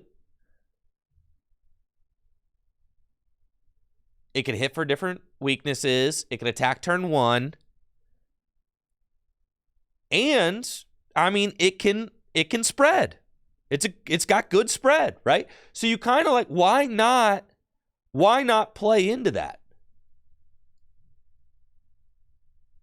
Right? It's got like the built-in, the best spread.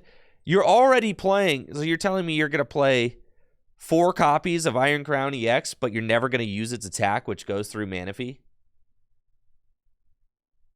And its attack is one of the easiest attacks to use because it costs a psychic and 2 colorless energy.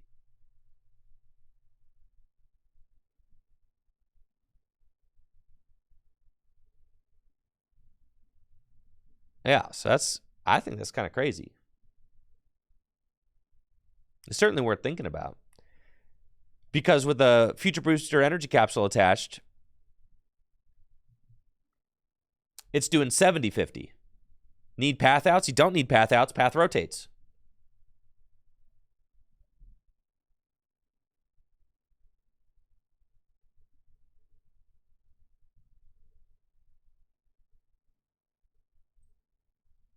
So I think you could very easily just kind of play, you know, the Miraidon, the Crowns, the Valiants, the Leaves. And that's your core right there.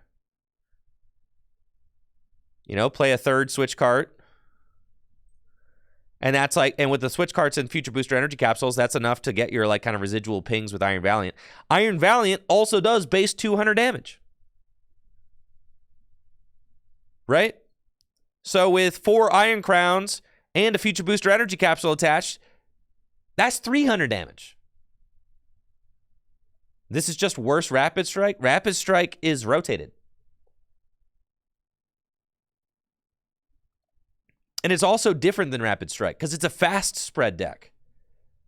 It's more like, it's different. It's just a different deck entirely. Rapid Strike had like Pokemon VMAX. And these are basic Pokemon. This is more like Entei Valiant, but like kind of different. You could do 300 damage. Rapid Strike could never do 300 damage. This deck could do 300 damage. It also has got an insane 1-prize attacker, right? It's got like a little bit of everything. No, you don't put double turbo on this thing because then it reduces your attack damage to 30-2. That's terrible. No, that's terrible. What are you talking about? It changes 50-2 to 30-2. That's horrible.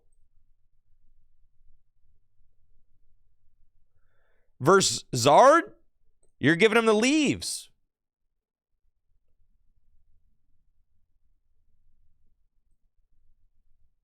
I think versus Zard, you have to go Judge.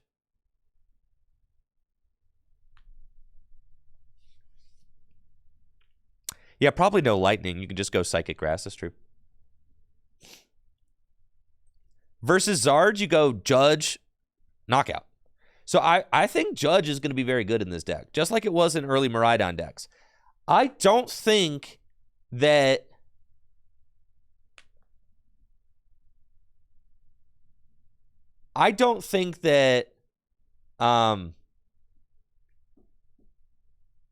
that decks are going to be very well prepared for like Judge.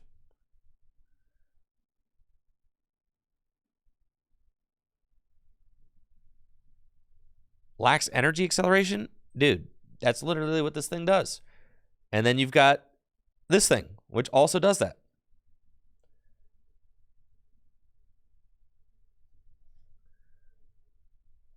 Right. So against Zard, I mean, with the combination of Judge and early knockouts, I think is going to be pretty tough for like setup decks to deal with.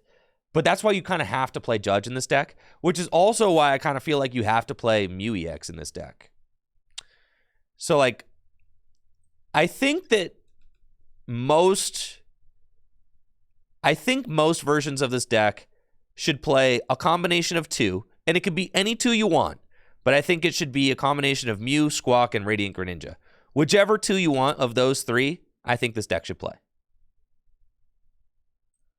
Because you need support. You can't just be like, I'm just gonna draw everything I need every turn. Like, no, you're not. Mew is a very good card. It's got free retreat. Squawk's a very good card. I feel like you could just play. You could swap either of those for Radiant Greninja and that's fine. No Ultra Balls. You've already got Techno Radars.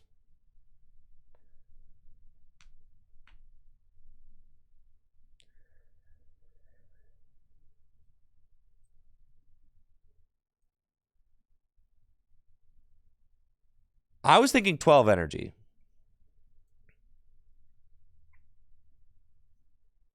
You could play... I don't hate one Ultra Ball. You could take out a Nest Ball for an Ultra Ball if you're playing like Mew. Because it just allows you to draw more cards. But I don't really think it's necessary.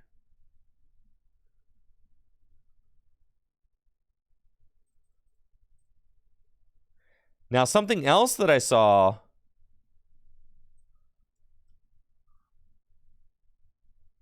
which I thought was cool.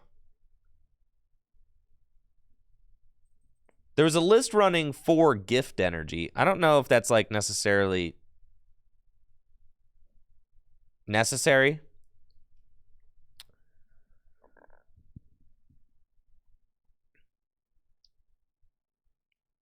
I mean, you could go in with... I mean, Miraidon can hit big numbers with Lightnings. So Lightnings are probably just worth playing.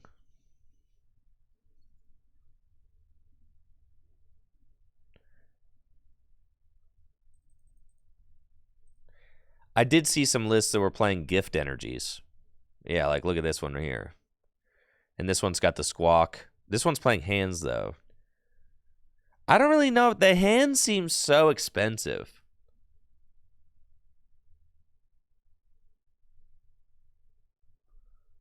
No, Luminous seems bad. None of these lists are playing Luminous, and I agree with that. This one's playing double turbos just because of the hands. And I agree with that. If you're playing hands, I want to see some double turbos.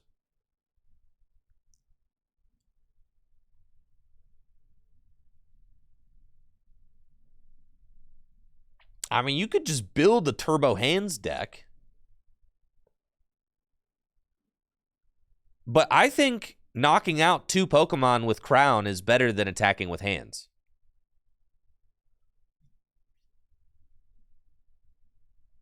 It messes up your opponent's whole board state. And then also, Iron Valiant just helps you to like hit numbers that you want to hit anyways.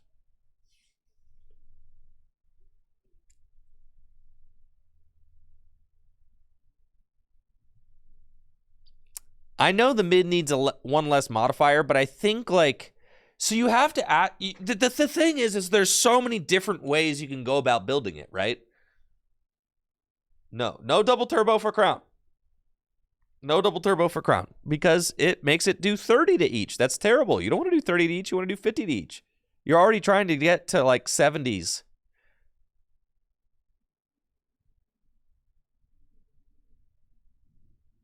How to power it up? You do this. Accelerating peak. And you've got this.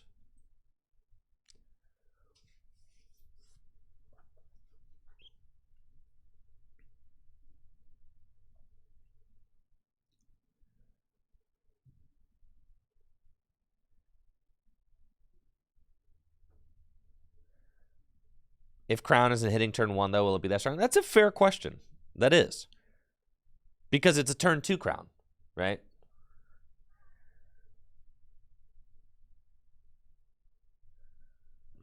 Or it could be a turn 2 Crown going first. If you go turn 1 attach to Iron Crown, turn 2 reboot pod attach again. I'm just saying. And a lot of decks are choosing to go second, right? So you could get a turn 2 hands going first.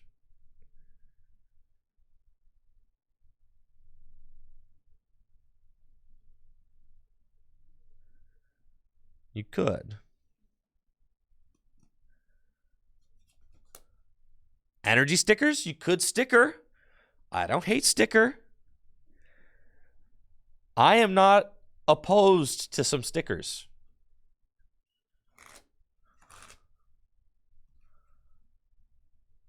I think in most games you've got like 2 to 3 Crown down.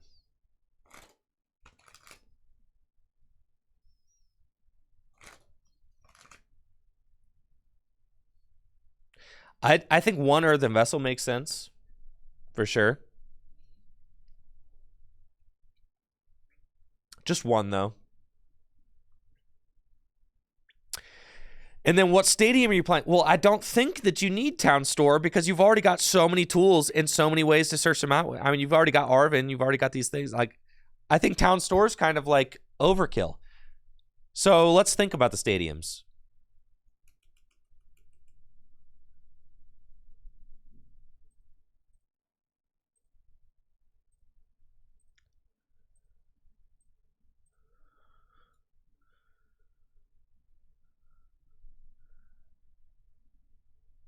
Yo, what about Cycling Road? I'm not gonna lie, I thought about Cycling Road. I think Cycling Road's kind of bad, but it's also kind of good. Yeah, discard an energy, draw one. Well, because, like, what do you really need in this deck? You don't need Town Store. You have so many. You've got Arvin. You've got these things. And you have to play Arvin in the deck because you need a way to search out this thing.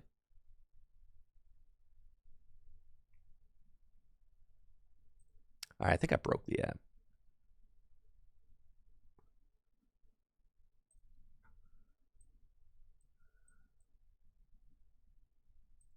I think I broke it.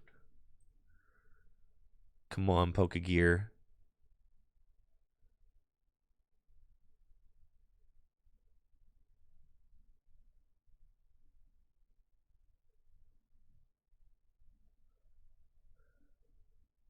Oh, here's stadiums. Okay, thank goodness. Yeah, Cycling Road. It's not the worst card in the world. I think Trekking Shoes belong in here as well. I have 3.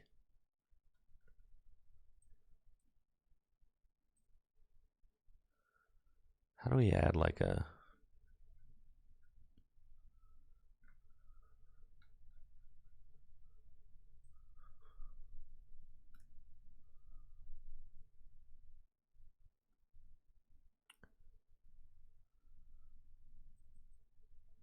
How do I change it to search card?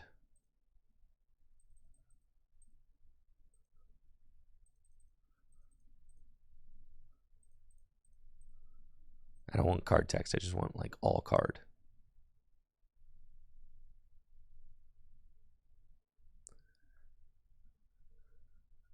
Oh, I'm still selecting stadiums, aren't I?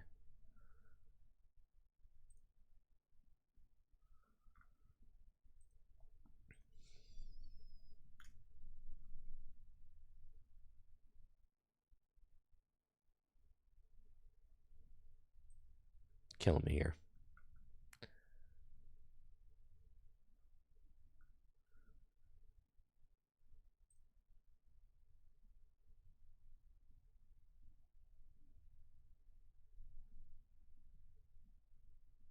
What if I typed in shoes?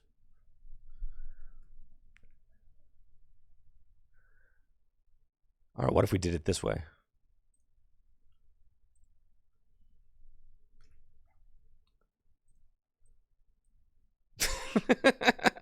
I have so many Pokemon card scans just saved on my computer. I could just do it this way. Yeah, that's what I'm doing. Because I ain't refreshing this page. I'm already building. So yeah, I have almost every image of a Pokemon card saved on my computer. Almost all of them. So it's fine. I think Trekking Shoes are pretty good. They just give your deck a little more kick. They allow you to get energy into the discard pile. They allow you to dig for supporters. I like Trekking Shoes. It makes sense.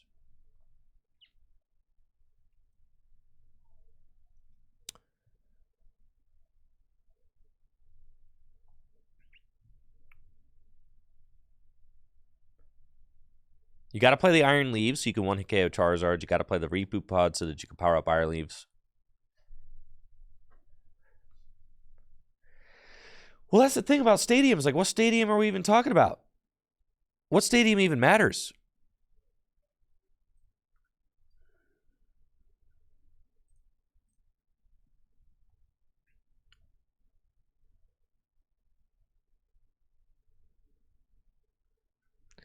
Miraidon EX, I think I'm more Iron Valiant pilled than Miraidon EX pilled. I think so.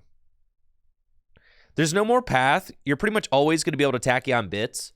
So, like, every time Iron Valiant comes into the active spot, it allows you to poke 20. So then why is that not just kind of better than the Miraidon EX? I don't know why I was blanking on that earlier. But then, like, Tachyon bits also allows you to do twin shottles. I think Town Store stinks.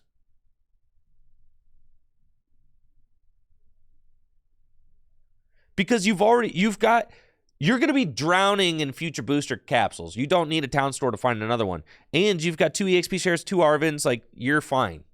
You don't need Town Store. I think Town Store really only helps if you're playing like I thought about Collapse in a vacuum. That's like what my thought was. 1 Collapse, 1 vacuum. That's what I thought. Or you could play Cycling Road in vacuum. I like having a vacuum in here. We already play Arvin.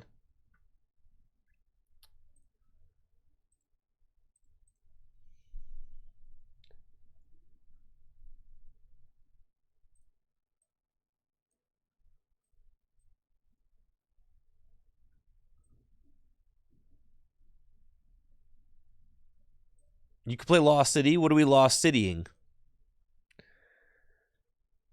Could do Cycling Road.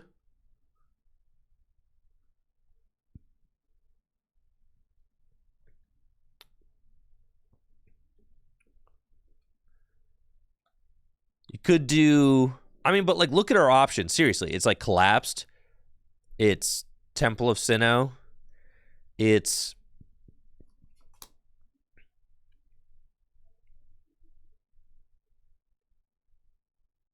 like Collapsed, Temple of Sinnoh, and Town Store, and I'm gonna be now Pokestop. All of our things are tools. There's too many tools in this deck to want to play Pokestop.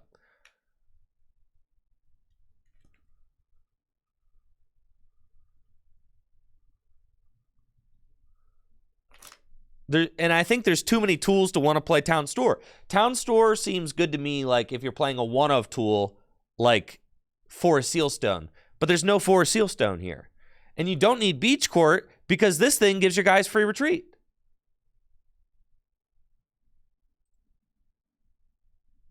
No, you're not crazy for thinking Primordial Altar because our options are seriously that. I think Collapse in a vacuum just makes the most sense. Because Collapse could get your guy that you don't want out of there.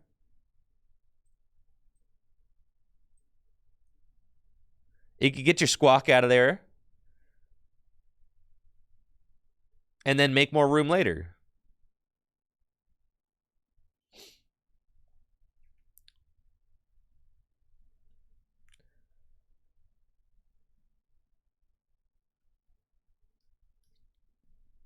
I like the Nest Balls because they allow you to go get Squawk turn 1.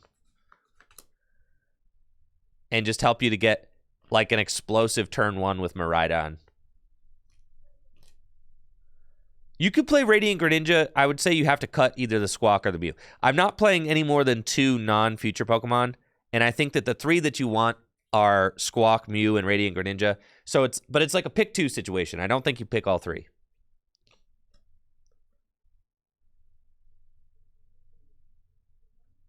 It might be true that you only need 1 Leaves, but...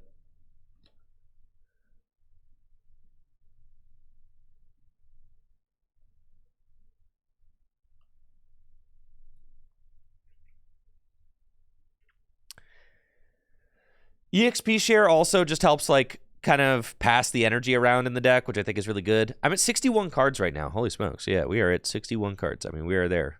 For sure. You could go 3 Iron Crown with 2 Iron Valiant. Just straight up. But Rod, you could Rod. What I'm saying is, like, you are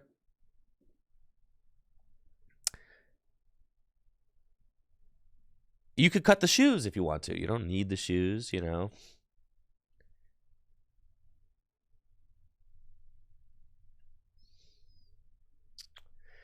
You could cut a nest ball. You don't need, I mean, 3 is good, but you want, if you're going to play a card like Squawk, like you want to just have more outs to it.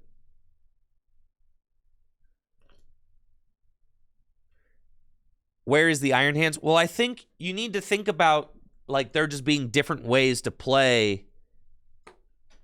There are different ways to play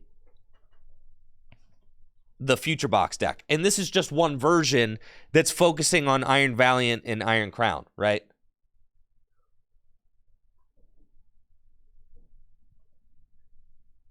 I appreciate it, JD. Thanks.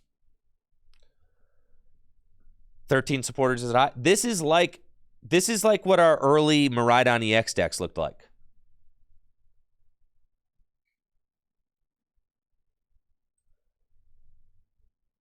This is just like what they, this is what the early, like my World's Miraidon EX deck almost looked exactly like this.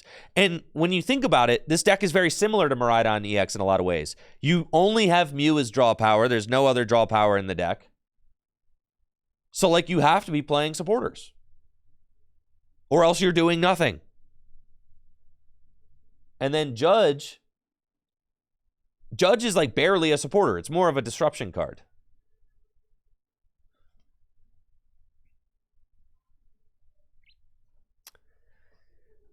So this is like pretty much the exact conclusion that I came to building the deck at home this morning.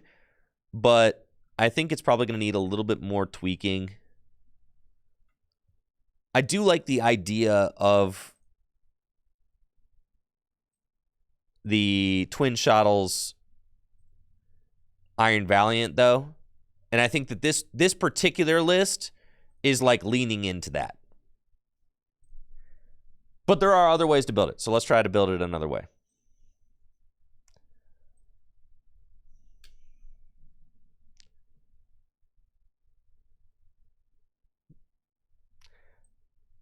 That's just one way to build it, right?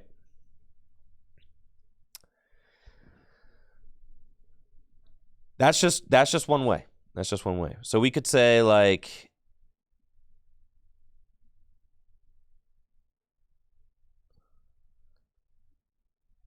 oh, nice. We got our card searcher back. That's sick. Yeah, what if you want to play an Iron Hands version?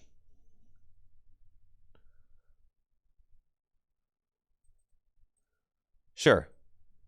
Well, then we're not playing Valiants in that deck. And we are definitely playing Miraidons.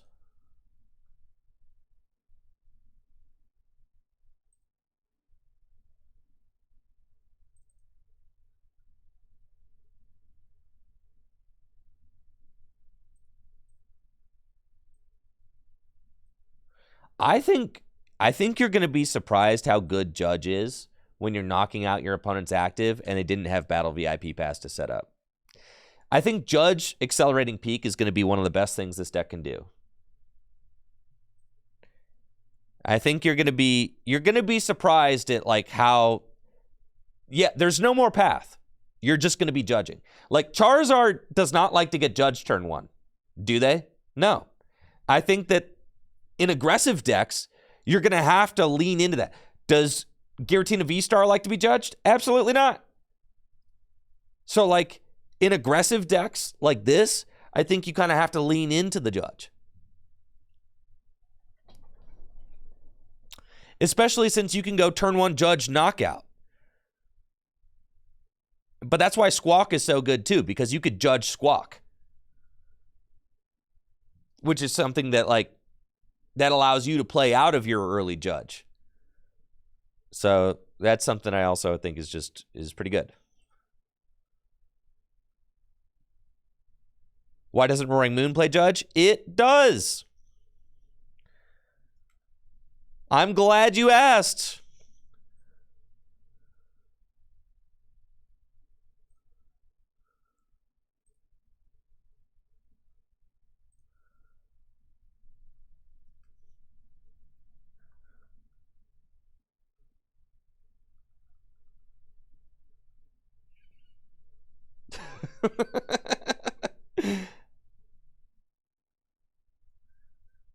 Yes, it plays one judge because you could search it out with 4 seal stone. All right.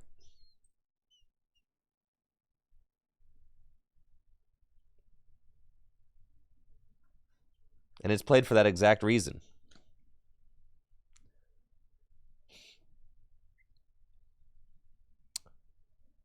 All right, so you want full greed Iron Hands. So, like, I feel like a full greed Iron Hands list. I mean, you want lightnings. You probably play a couple double turbos.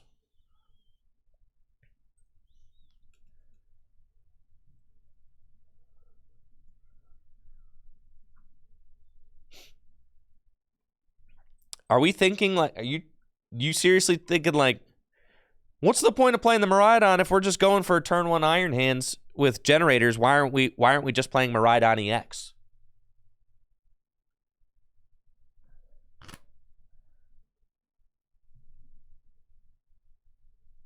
If we're playing electric generators,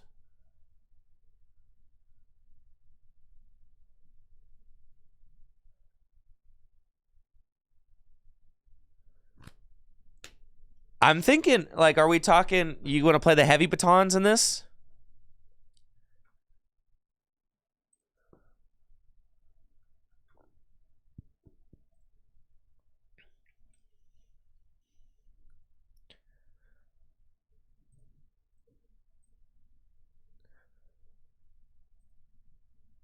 I've already got that one.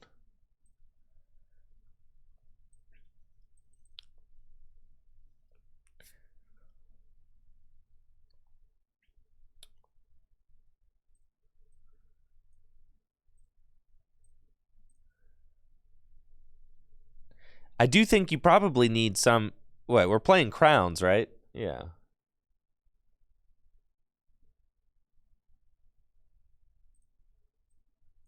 You got to play the crowns. Okay, so we got crowns, we got hands, we got dawns.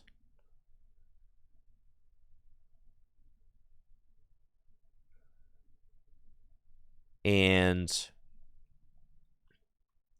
you want the future booster energy capsules, but then you also want your heavy batons. That's weird. It's like a weird thing.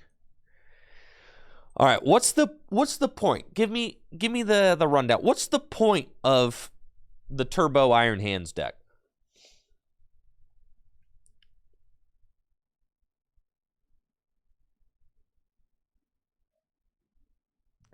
Yeah, what's the point? What are we doing? Yeah, Snoopy's asking good questions here. What's the point? We're going to take 2 prizes on one little guy and then get destroyed for the rest of the game. What's...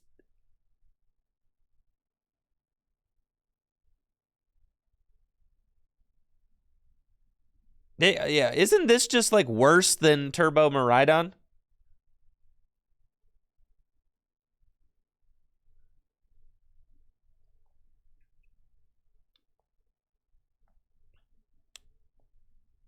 Like, why aren't we just playing Miraidon? And then you can put the heavy baton on the guy in your Miraidon deck.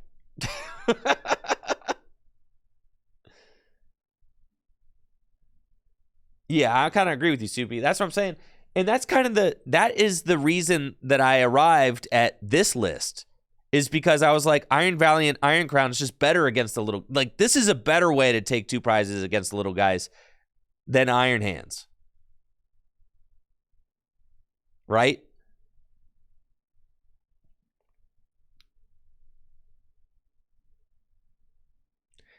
Like, this list can't ever knock out a Charizard EX. It's never going to knock out a Charizard, which is problematic. Like, just making your amp you very much do like 200 damage just doesn't really matter.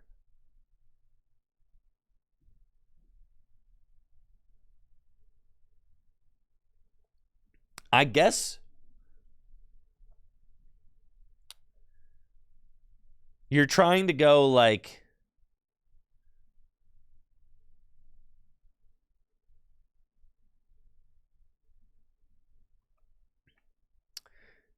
Are we trying to just go like Miraidon for knockout, Miraidon for knockout? But then you like hands the Pidgeot, and then you still don't win. So...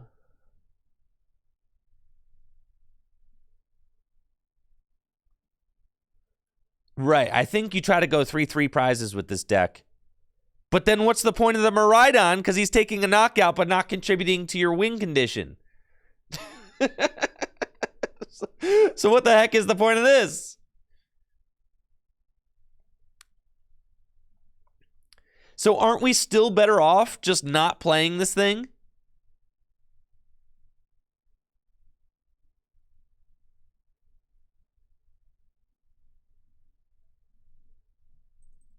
Right, so your opponent's win conditions don't bench Squawkabilly. Right. And that seems terrible.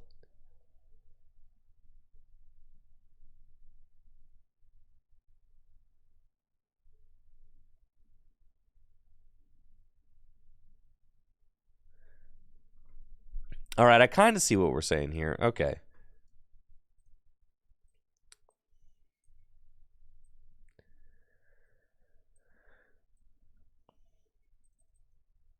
I think, yeah, you're trying to just go 3/3. I just don't think it's going to be very possible. I agree, Snoopy, yes.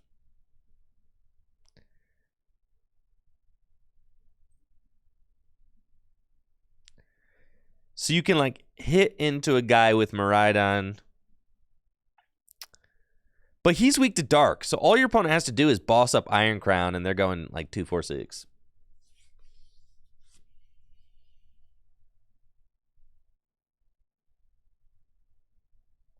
Yeah, you're not going to take the first prize. I see that, yeah.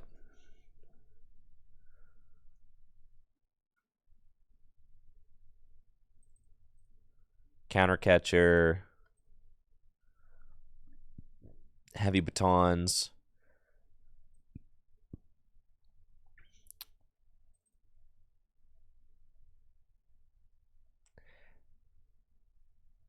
Are we playing double turbo energies in here?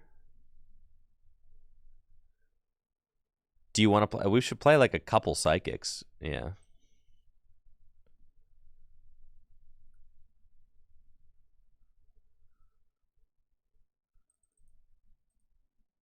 But then are we actually going to play generators in here?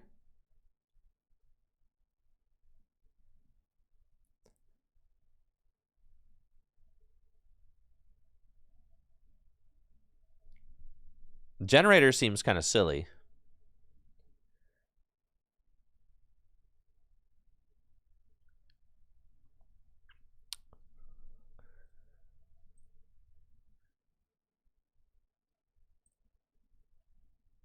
I think you kind of want 3 Iron Hands because you have to have 2 every single game, right?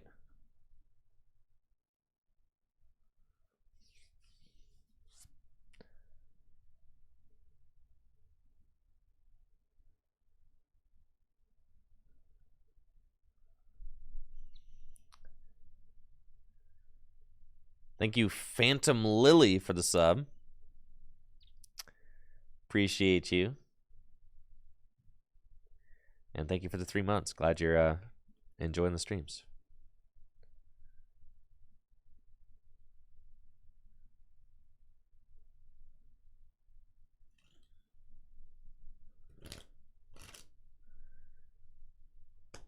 I mean, I get you can counter catcher up Pidgeot and take 3 prizes on it. And then you just got to take 3 prizes on like a Rotom, or you need to soften up Charizard and then finish it off with Iron Hands, which you can do. You could accelerating peak to it.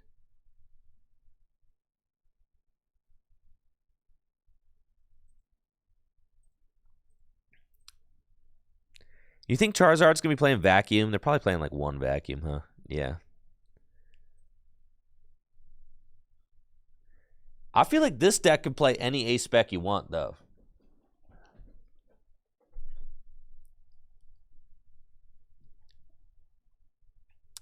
Which ace spec do you want to play?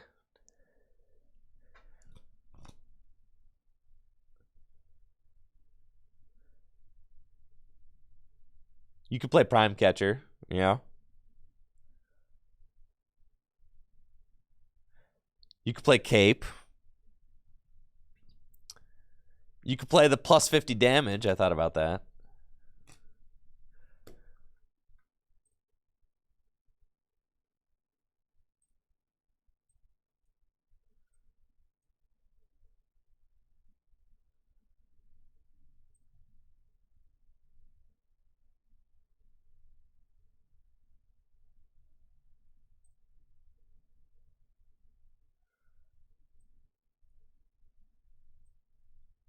The problem is Charizard is also playing Collapsed to remove their liabilities. So how are we going to, prey on those when Charizard is also playing Collapsed?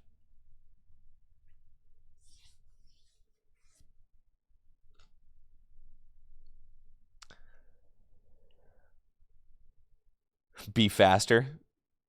Tell them no. These are all good ideas.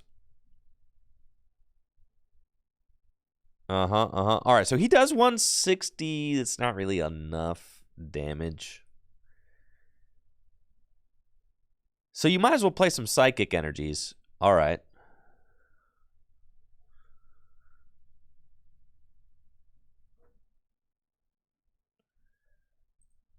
Right? Like, you might as well play some Psychic Energies.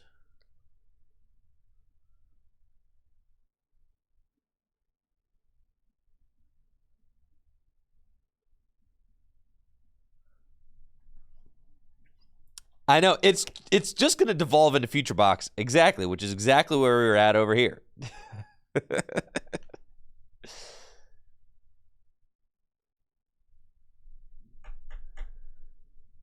This version just seems so weak.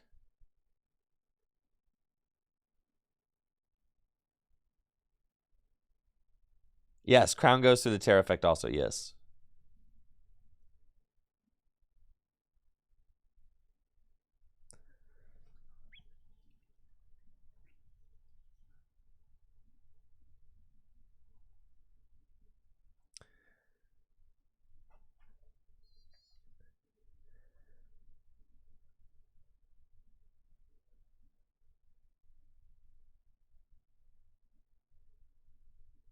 Yeah, Iron Hands is like fine.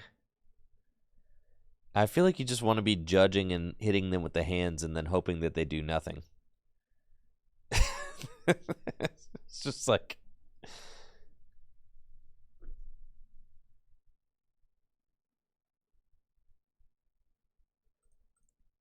Yeah, I feel like you're just like, I want to judge.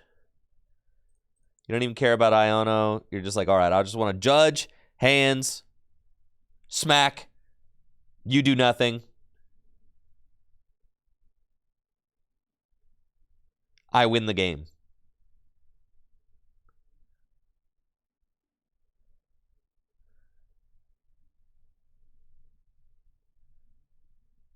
Yeah, this seems like cope for sure.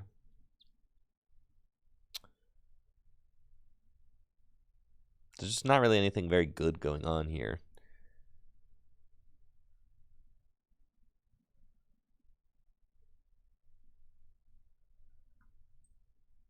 This version is at least well thought out.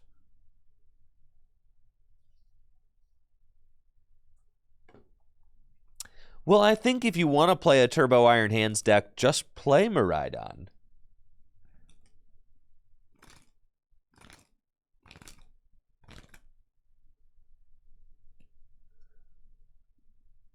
I don't know, maybe there's some... Like, what do we have to have 4 Iron Crowns in here for?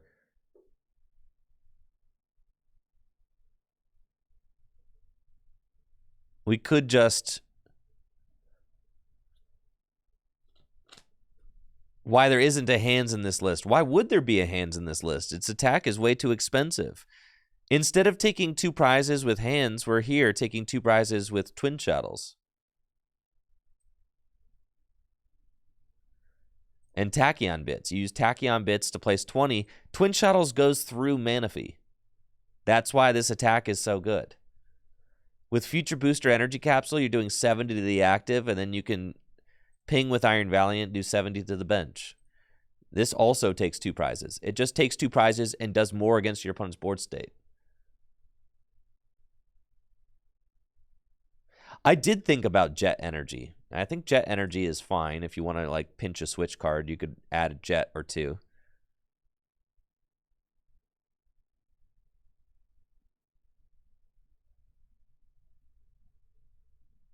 Devolution TM? I mean, you could play Devolution TM. But we also just have Iron Leaves to be able to knock out Charizards. If they evolve into a Charizard, we just have Iron Leaves just to be able to knock it out in one hit, so we don't really care about that. It is a lot of tools, yes. These lists play a lot of tools.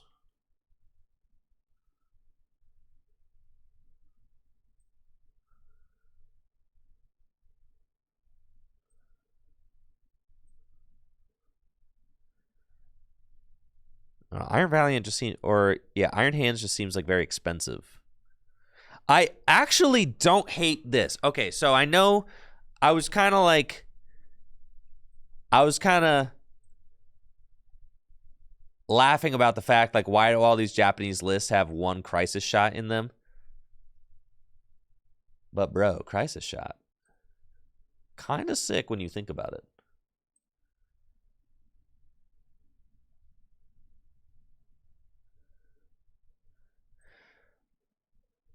All right, think about Crisis Shot.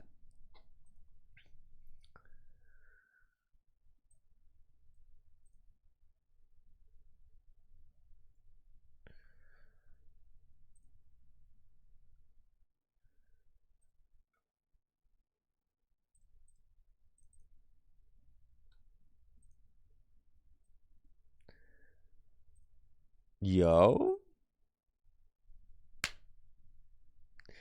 You have so many 2 prizers, no way to get to the 1 prize?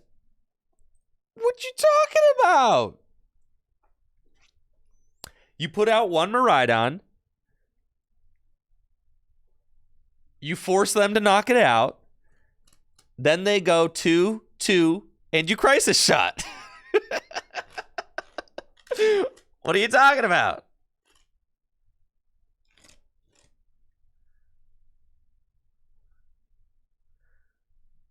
I'm saying it's at least worth thinking about.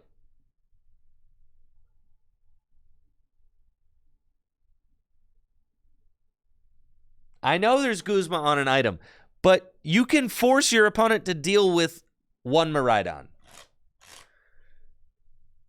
They'll deal with it. If not, you're coming in with Sparking Strike. Dude, if you put 3 energy on your active Miraidon, you can Sparking Strike for like 280.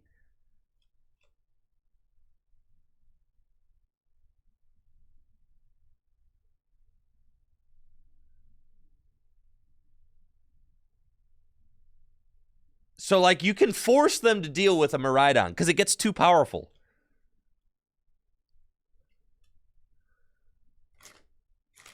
$260 max with 3 crown. Yeah, but then you can ping with Tachyon bits too. And you're just doing a lot. We got 4 crown. That's 260. Plus the future booster energy capsule. Yeah, that's 260 with all 5 of those.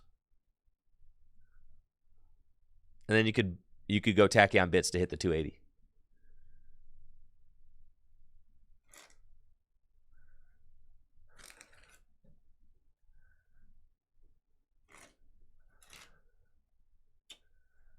I'm just saying, Crisis Punch, something to think about. You could Crisis Punch. 280 damage, a lot of damage. It's a lot of damage. With 4 research, aren't I going to discard the Crisis Punch a lot? That's your best counter argument.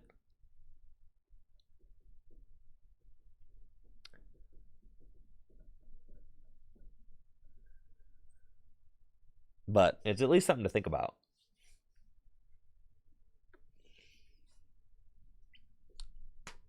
One in 15 games? Maybe so. Maybe so. I thought about Counter Catcher in this deck, but then I'm like, aren't you just Aren't you just like going ahead though in prizes because you're taking like a turn 1 attack? So why would you play counter catcher?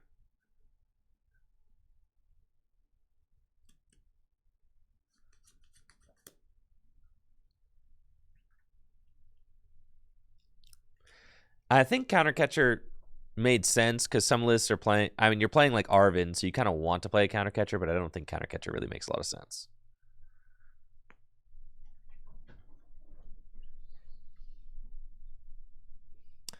Yeah, getting a reboot pod again would be nuts, but it's just not really a great way to do that outside of what Darkrai V-Star is the only. Yeah, I mean that's the only way that you're really doing it, right? It's like Darkrai V-Star. I think you will find that the grass energy, like Iron Leaves, requires 2. I think we're going to find that the energy is a little tough to negotiate just right. So that might be something that I need to kind of figure out as well. It's tough. It is tough. It's tough to get. I mean, because this guy requires 2 grass. This guy requires 2 psychic. This guy requires 2 lightning. So it's a little tough. I do like the experience shares. That definitely helps. Iron Leaves is good because it fixes your energy. So you don't need to play like energy switches or anything like that. Because Iron Leaves is kind of just your main attacker. I mean, it solves your energy. It brings all the energy in. I think, yeah, you're probably more at like 3 lightning, 5 grass, because you kind of just need the grass. You just need to have grass in play. Because Iron Leaves probably going to be your main. Like, when you need to do 280, you're probably calling on, like, Iron Leaves or Iron Valiant. One of those two. Iron Leaves is going to be the easiest guy to attack with, though, because it can take the energy from anywhere.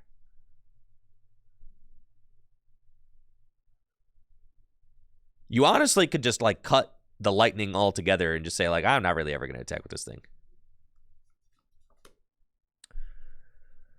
Would we add a rod? I don't know that you really need rod. But maybe. I don't know, like, what the lightning is only for Sparking Strike.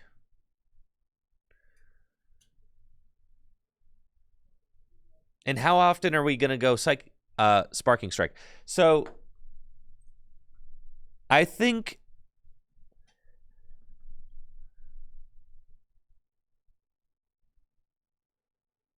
yeah, like how often are you using Sparking Strike? I mean, I guess that's like something we kind of have to. You have to think about, but I don't really think that Sparking Strike is like, yeah, like, are you really going to use Accelerating Peak to accelerate to another Miraidon? Like, probably not, right? Miraidon's just there, and that's colorless, right? It's just there to use Accelerating Peak. That's what I'm saying.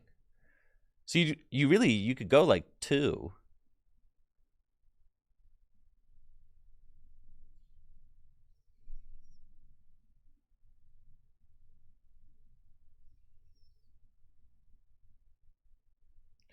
One prize attackers could be valuable. I mean, I think. All right, so the way that single prize attackers work in the Pokemon TCG is you either want to attack with 1 or 3. You don't want to attack with 2. Because if you go 2, then your opponent just goes knockout Miraidon, knockout 2-prizer, game, right? You would rather go knockout Miraidon and then have them knock out 3 2-prizers to win, right? And never put down another Miraidon. That's like. I honestly think that, like, you just play, like. And this guy goes through all effects on your opponent's Pokemon. So this guy can even hit through Mimikyu. I think you don't need any lightning. Right? I just don't think you do.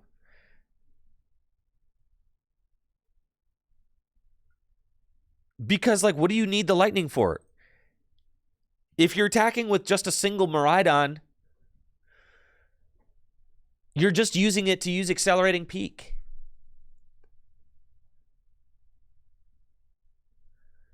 No, it doesn't add room for anything because you're putting more energies back into the deck. You're just playing Grass and Psychic, which make attacking with Iron Valiant and Iron Leaves so much easier. I think at maximum you're at 2 Lightning, but you probably don't even need that. And that's just like if you really want to try and Sparking Strike. I think Iron Hands just cost way too much energy. You could play 1, but this deck is trying to use Twin Shadows against the little guys. Instead of, you're right, you could go 2 Jet. I actually don't mind that at all, especially since we're leaning into the Iron Valiant strategy, right?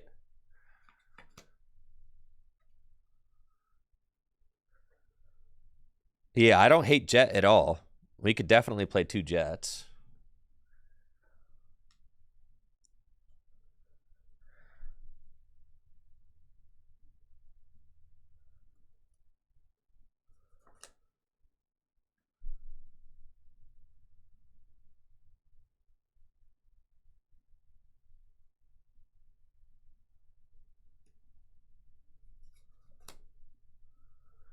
Is energy acceleration overall a concern? Of course it is, but what else can we do?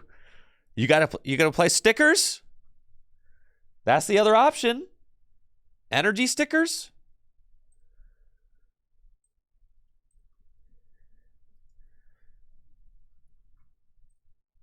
I mean, I'm not as much of an energy sticker hater as some people out there.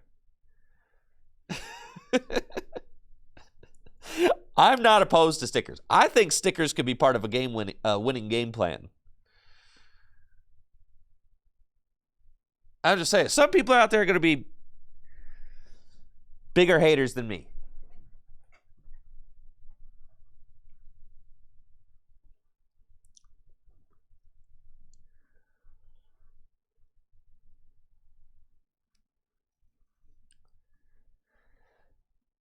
Silene for your item back, but how are you drawing into the thing that you just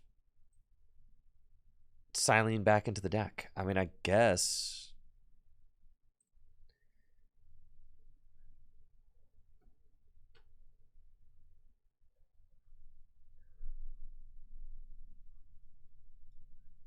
I do have shoes. You're so right. All right, Silene kind of goes crazy.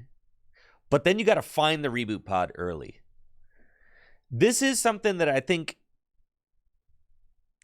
you really want to find the reboot pod in like the middle of the game. I wish we already got 2 Arvins. I wish I had.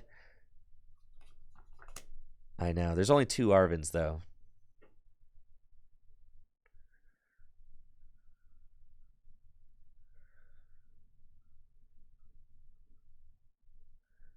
But yeah, this is sick. Greninja's, I mean, it's fine. I feel like it's either Greninja or Mew. Squawkabilly, I think, is like a must-have. Do we need 4 research? This deck does not have a draw engine.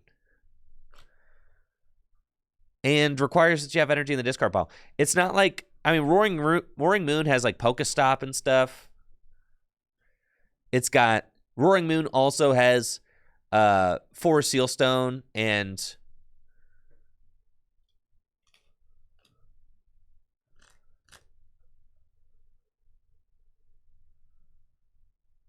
for Sealstone and Glaring Moltres. This does not have this.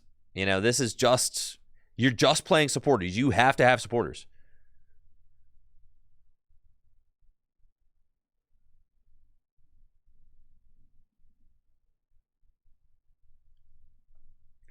Mew is just, when you're getting Iono to 2, you're just going to be really happy you have this thing. It's not necessarily true. You've got 4 copies of Techno Radar. Techno Radar thins your hand great. So does Vacuum.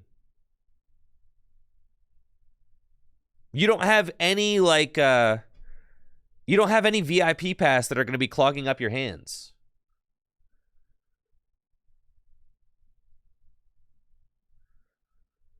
The pod is insane with Iron Leaves. That's why you play 2 Iron Leaves, because pod and Iron Leaves are best friends. Nah, shoes is sick. Shoes are good. Do you have to discard to play Techno Raider? Yes.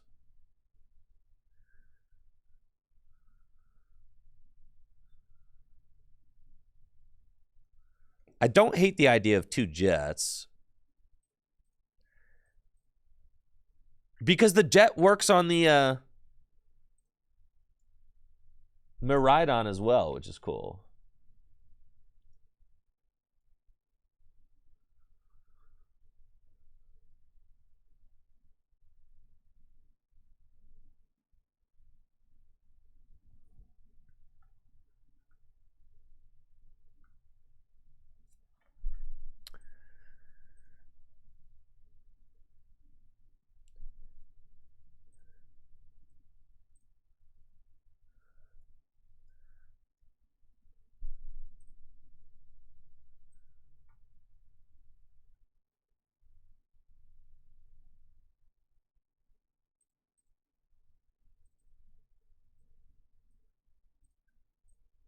You could play 2 jets.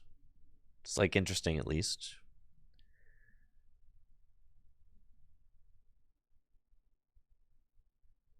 I don't know. I'm going to do more messing around with this tonight when I get home. And then I do have tabletop scheduled with JD for tomorrow afternoon. So we'll get to kind of see these decks in action. I'm going to have, you know, some of the top decks from our upcoming formats. We're going to have Charizard, going to have Giratina, going to have Roaring Moon. So some old favorites. Also going to have a future toolbox deck. And I'm going to have the mill deck.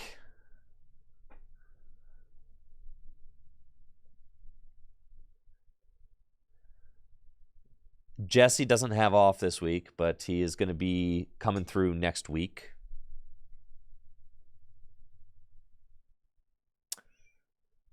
There's a couple cards that I ordered from eBay that I need to come in. Like I'm short one of the Roaring Moons that I need to build Dino Box. Tomorrow will be without E-Block. Yeah, E-Block's rotating. It's post-rotation tomorrow. I'm playing post-rotation tomorrow.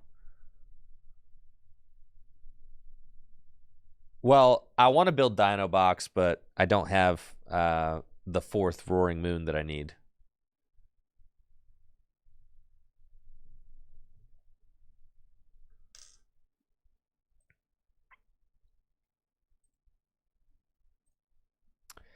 So I've got this. Let's see, what decks? I was thinking about building a Goodra deck with the cape. Yo, Goodra with the cape? Gonna go kind of crazy. I'm gonna have the Iron Tusk deck, or not the Iron Tusk, the Great Tusk deck.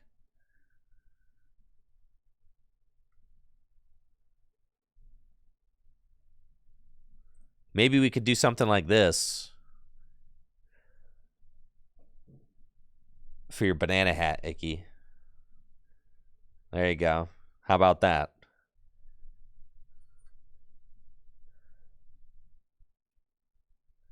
Guardy seems bad post-rotation, yes.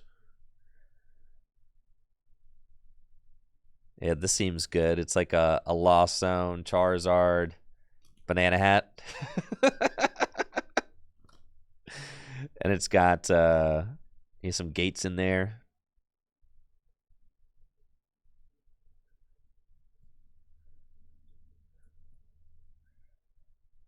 You think Koraidon and Baby Roaring Moon isn't that good?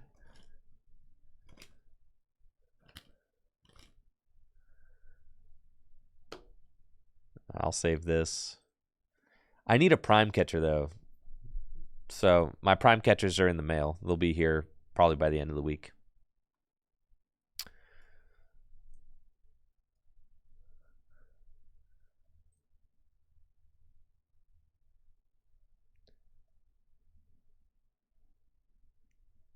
You want me to build just straight banana hat?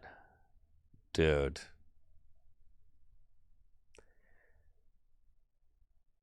Chat just loves a fire deck, don't they?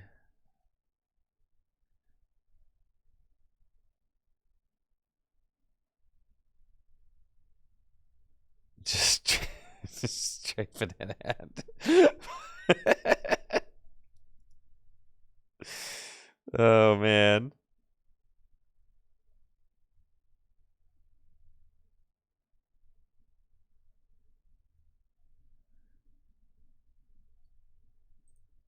All right, here we go.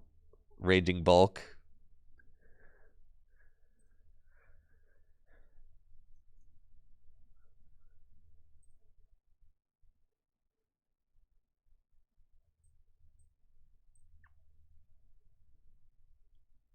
I was thinking Banana Hat kind of more of a one-of guy, you know, in like other better decks.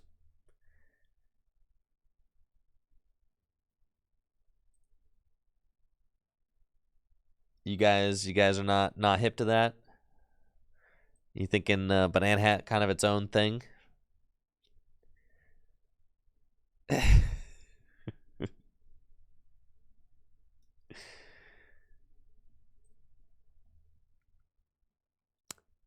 Dino Box does not look very, very good.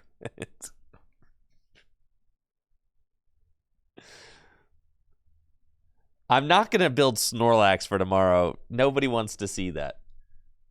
But I might build Lost Gudra. Lost Gudra seems sick. Gudra with the cape, he's so big.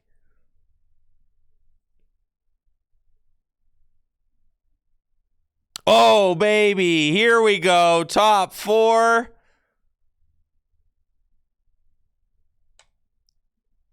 Finally. All right. I'll have this built for sure.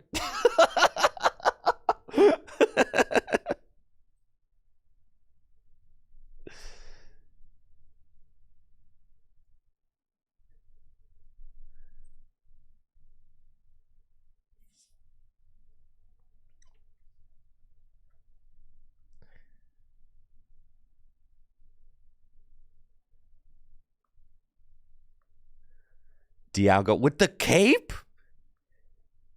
TM Evolution? I love it. Oh, yeah. Now we're cooking, dude. 15 metal energy? 15? 15, bro. With the 1/1 Bibarel?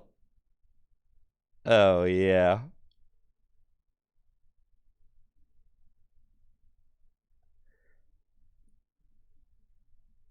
Yeah, I mean, look at all of these lists are playing just one stadium.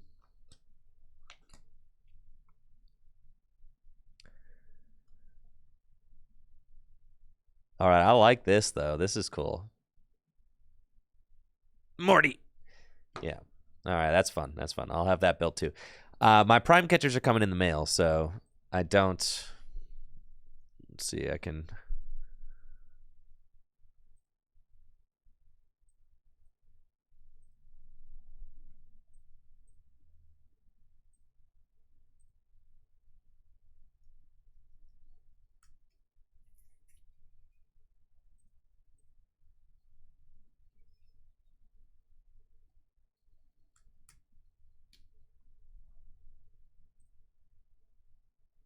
Okay.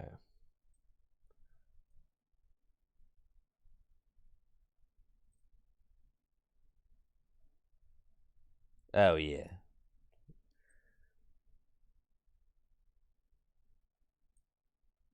Here's my purchase history on eBay.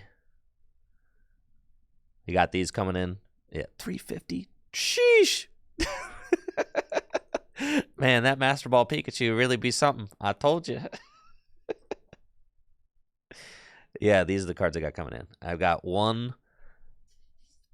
I needed one more of these. I needed one more of these. I needed two more of these. And the prime catchers. Dude, you know how hard it is to get a prime catcher?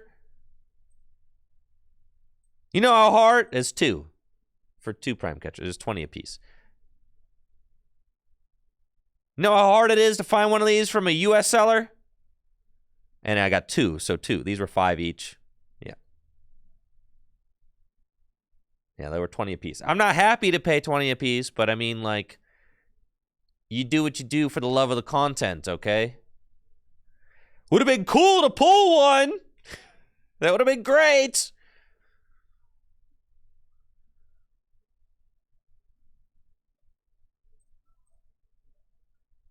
They are tax write-offs, it's true. Couldn't I just proxy for the home content? You think I'm going to proxy the brand new set? Everybody's excited to see the new cards. And there's a brand new ace spec, which has a different holo pattern. And you want me to proxy it? So no can do. What's the point of having a $3,000 camera if I'm pointing it at a 10-cent proxy? What's the point? What's the point? I got a $3,000 camera, and I'm going to point it at a 10-cent piece of paper? No.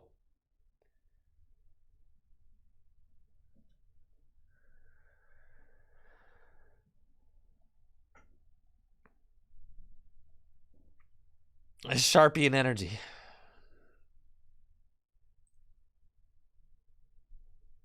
No, the shop doesn't have any of the new set in yet. The new set just came out less than a week ago. It's very hard to find that stuff on eBay. But I found one seller who had like clearly opened a ton of stuff and just like had some extras, and they were willing to do priority shipping. So I was like, let's go. Okay.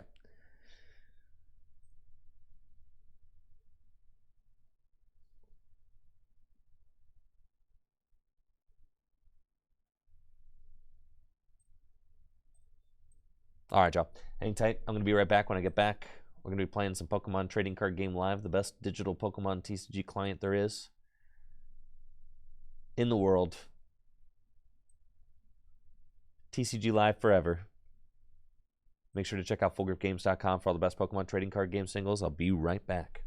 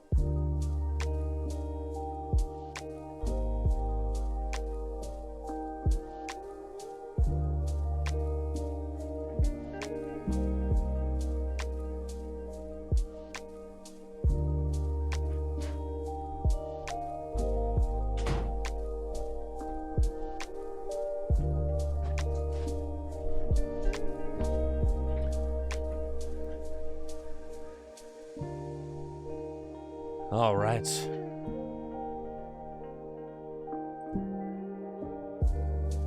Before we get going, we'll do a quick prediction.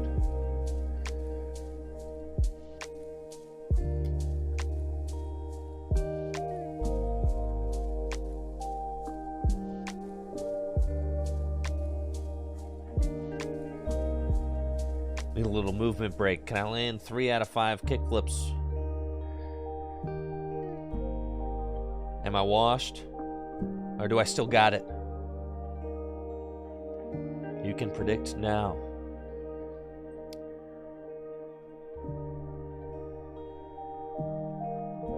And then we're going to play some Pokemon Trading Card Game Live.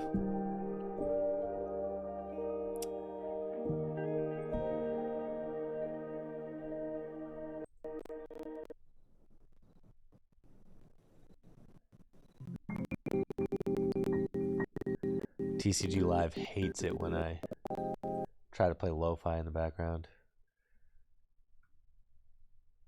That's just because it's optimized so perfectly. All right, here we go.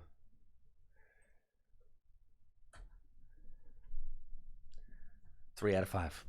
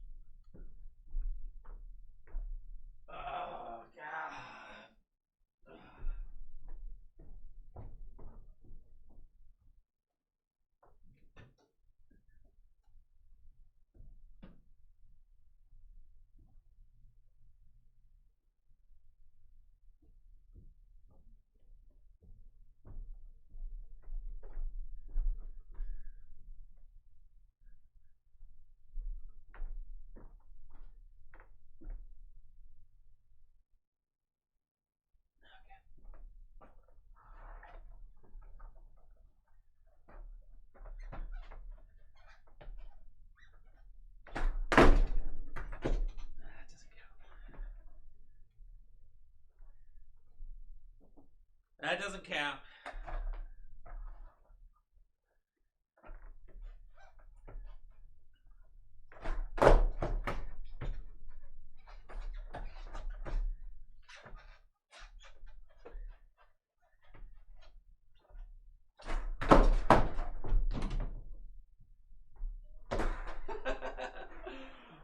All right. I gotta land these final 2.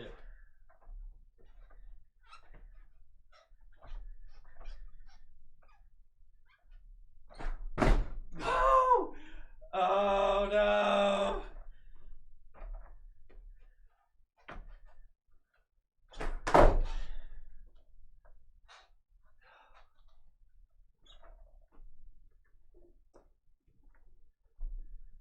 Two out of 5. This is despicable.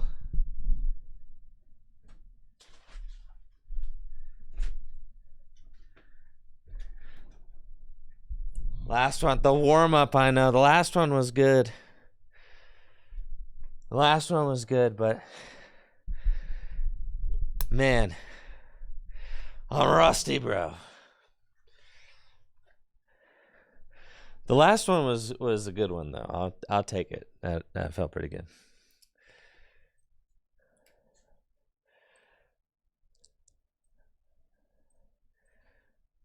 All right, one more. Now that I'm warmed up.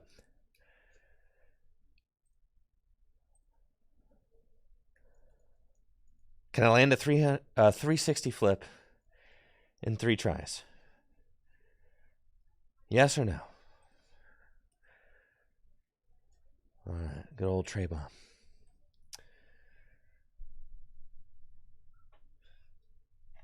Are we still playing Pokemon? Yeah, in just a second. I just,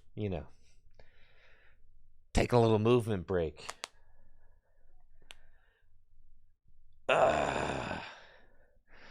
Yeah, these are my Bai pants. Oh, they're so comfy.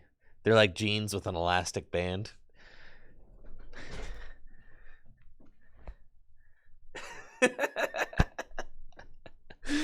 God, they're so comfortable. Listen, I'm a married man now, all right?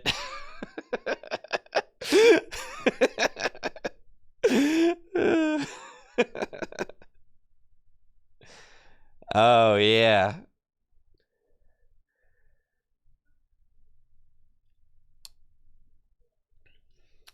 Okay, here we go.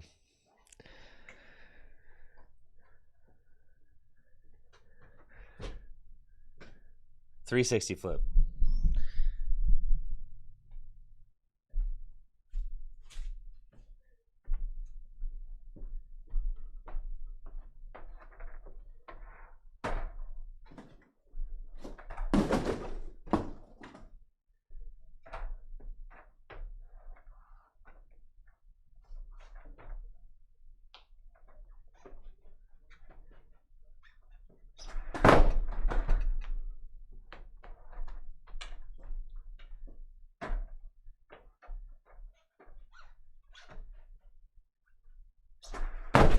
Oh my god.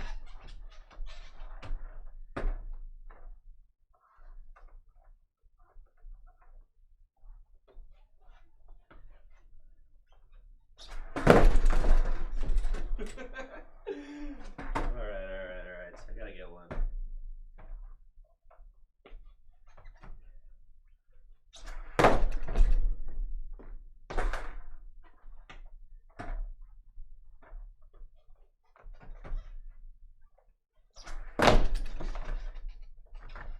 There we go.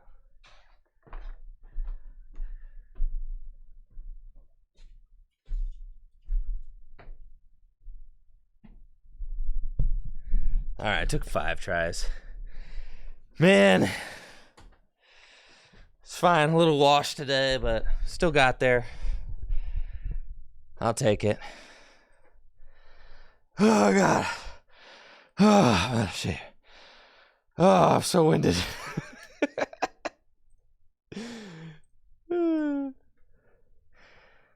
All right, time to play some Pokemon cards. That's enough movement for one day. Oh god. Oh. Oh, that's enough. That's enough.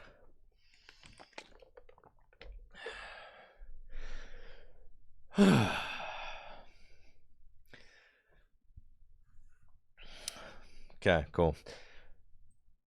I got Knoxville this weekend. It's either Mew, Roaring Mid, Tina, Mid Rhydon,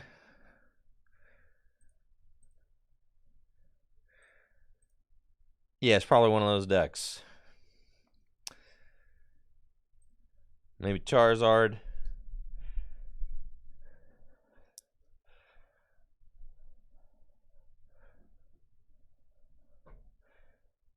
JW and I and Jesse, we're all going to be there playing. Are we going to land on the same 60? I don't know.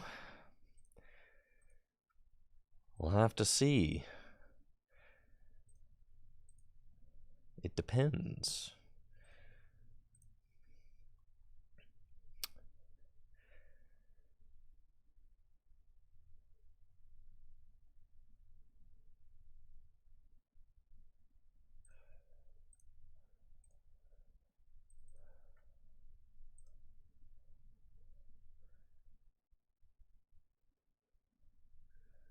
What do I think about Pathzard with Lunatone Sorok? That sounds way too busy. It sounds like there's way too much going on.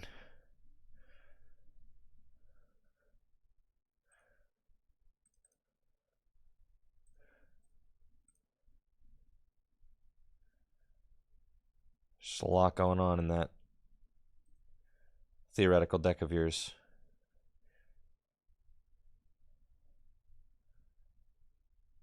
We got the vacuums in here, right?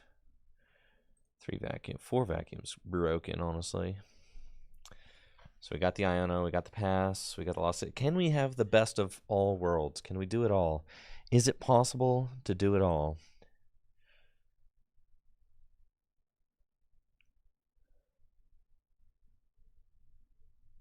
Yo, that's sick, Matter Splatter. That's sick.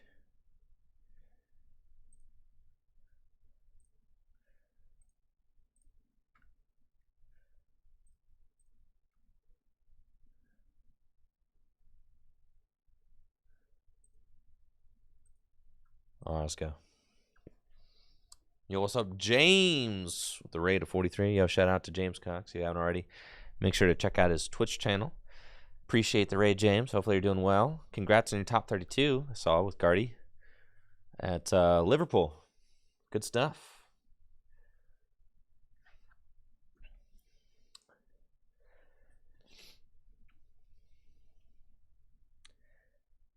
Pathzard. Just feels like...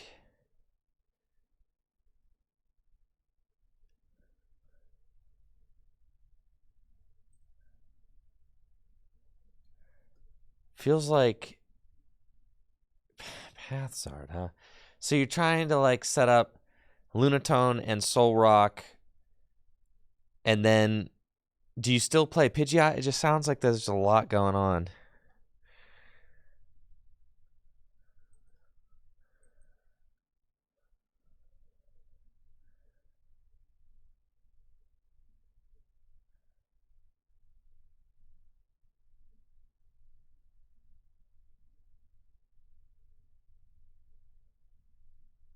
Yeah, it's fine.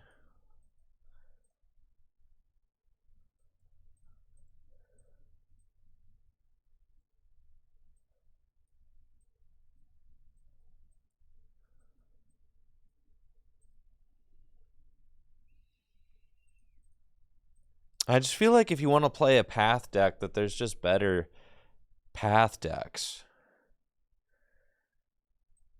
in standard format than Charizard. Like,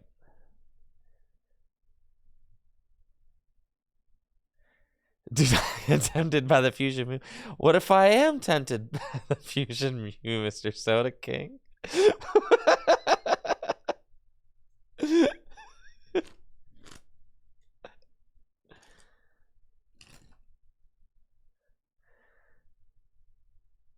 What if I am tempted?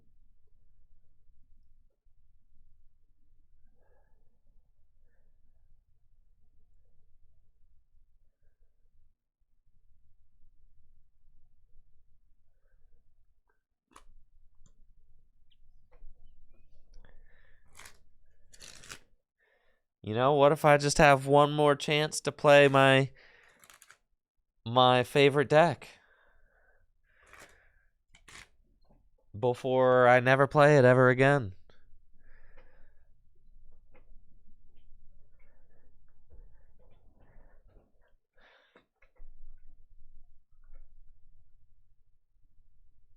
You know, I was winning into top 32 at Charlotte. That's fine. I didn't even play that well. Played all right. I said the same thing. Look where it left you. Yeah, but then also look at the player who won Liverpool.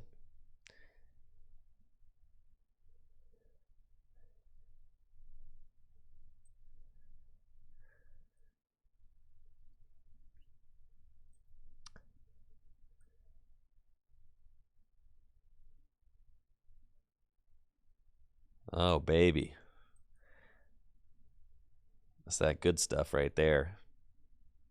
Oh, yeah, it is. Well, let's go.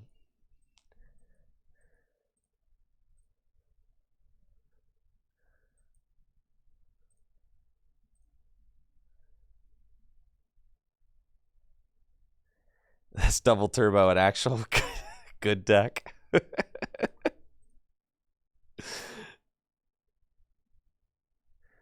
Have a look how hard we're cooking now.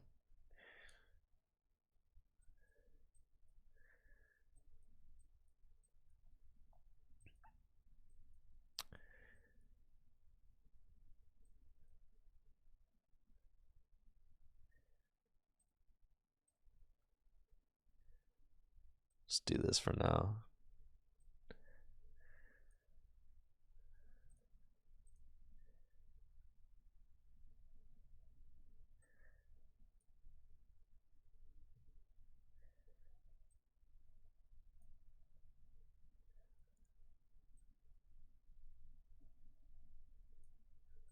I don't even need need that many energy for real.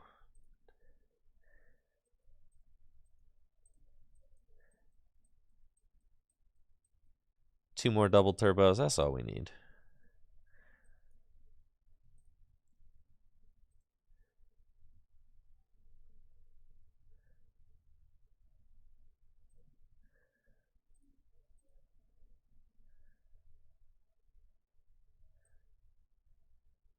Yeah, then I can max miracle that thing, or I can psychic leap that thing next turn. Yeah, that's cool. We're chilling. Look how broken this is. First you judge,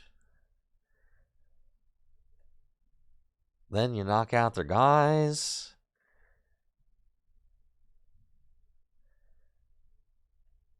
The double turbo belt, yeah, I do like the.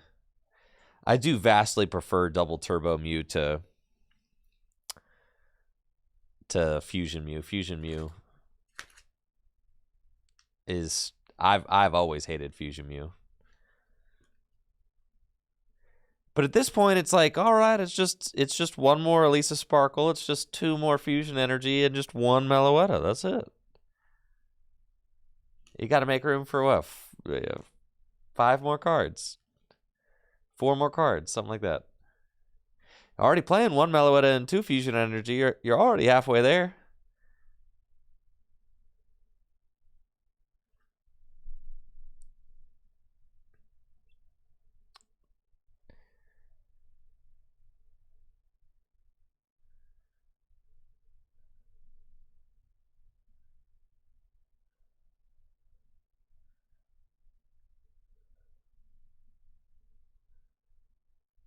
What's the Meloetta? Oh no, there's 4 fusion energy in here now. I got the 4 fusions. We got the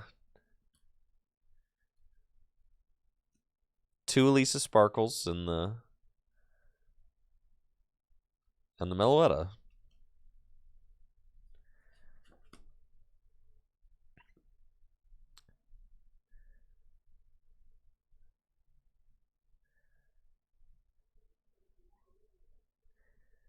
Alright, I'm trying to just spit innocently.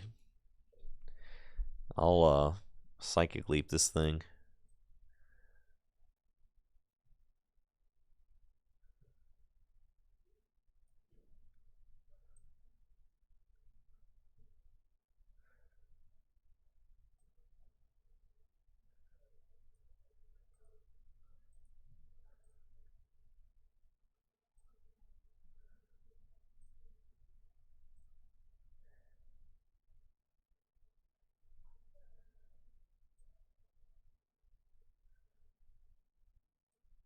That's cool.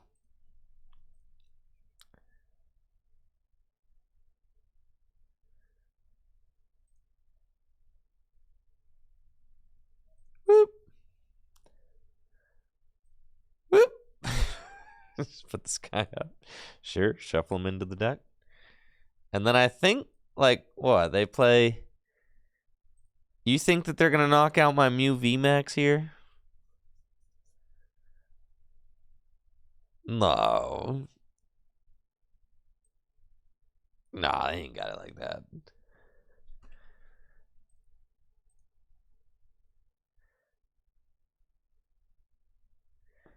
They got a 4-card hand.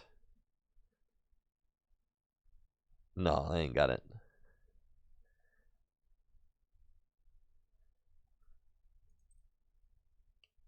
It's a little bit greedy, but if they... You know, if they have to just spit innocently my Mew, then you psychic leap it, and then the game's... You know, we're chilling.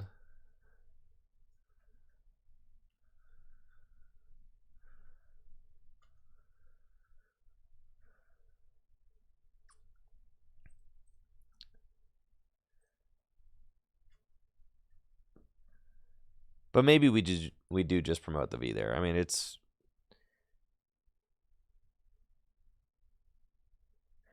Probably shouldn't have gotten rid of our 4th Mew. That feels kind of bad. I'm telling you, they're just going to spit innocently, though. And then And then we're absolutely cooking.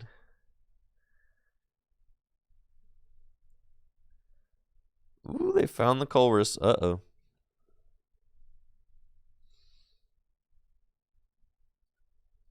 Mew rotating is fine. It's certainly run its course.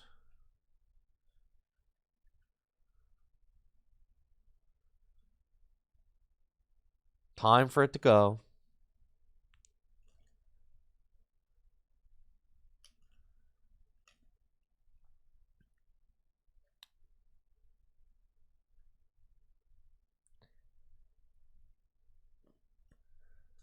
That's fine.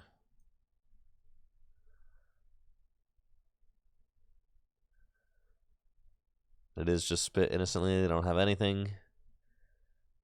So we're just going to judge again.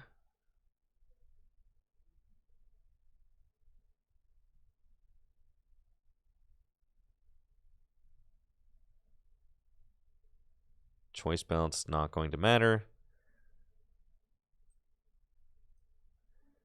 Featherball, get this guy.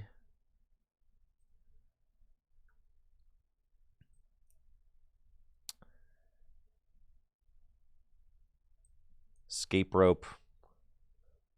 And we'll judge. It's fine. Still going to need a buff, but I've got plenty.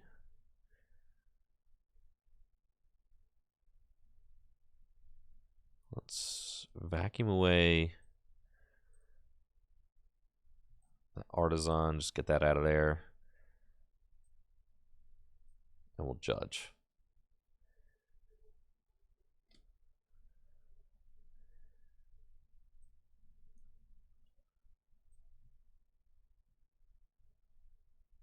Mew here.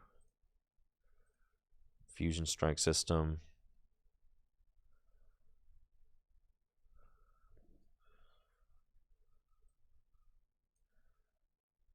Do that.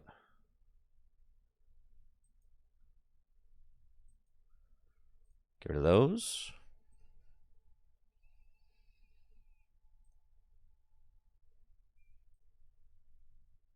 Then draw again. Cool.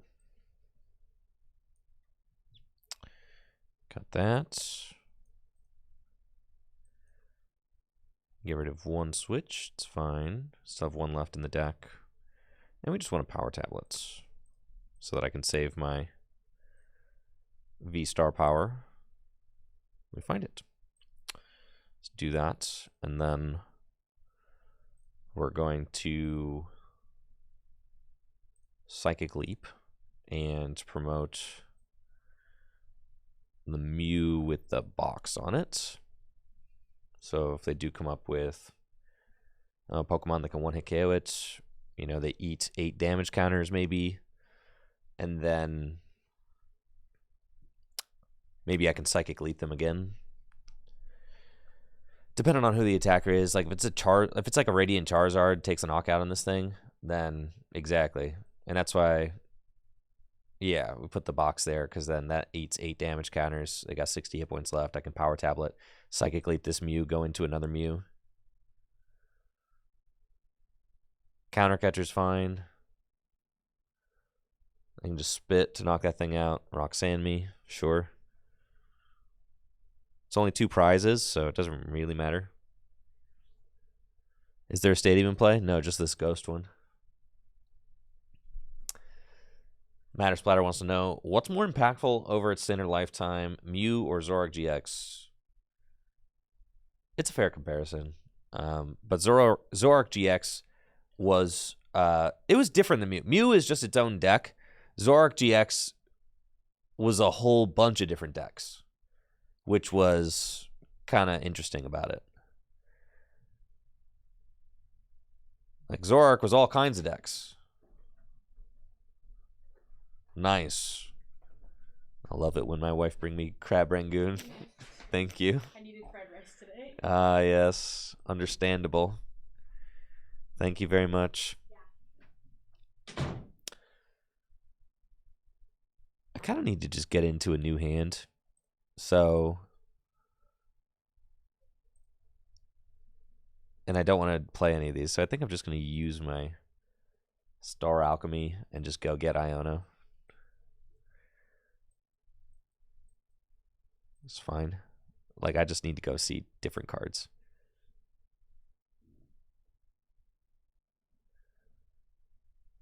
That's fine. Right, like we could do that.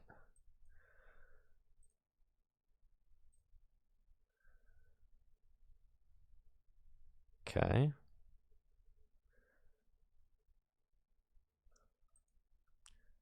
Kind of need to find my...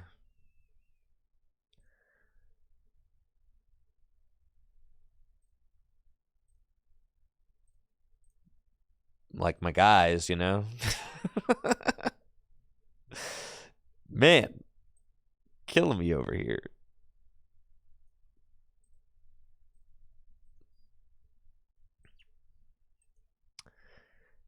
Oh, well, I really messed that up and clicked and dragged the wrong guy. That is going to be a game-losing misclick there. Fantastic. Maybe we're chilling, you know?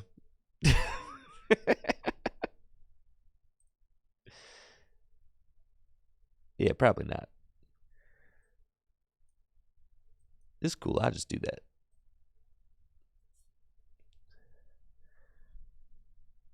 That was a game-losing misclick for sure. But we're chilling.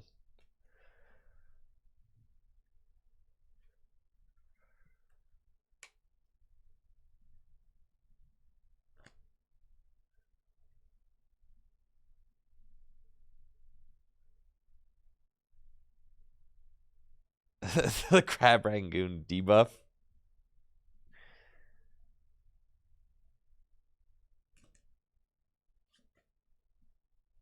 Unfortunate, really. It's fine. I only got 3 prizes left to take. They ain't doing nothing.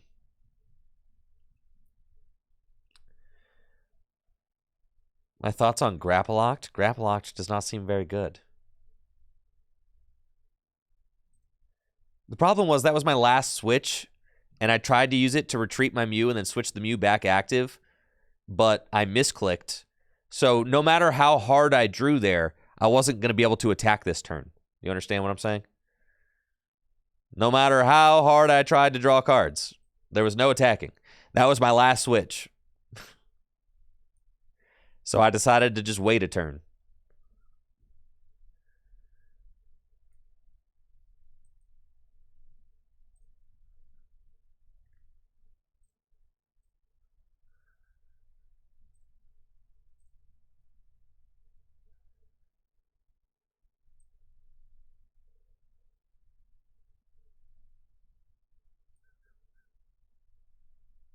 There's 6 cards left in deck.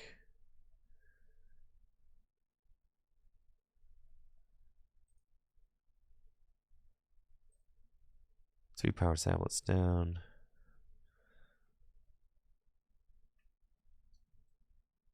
It's fine.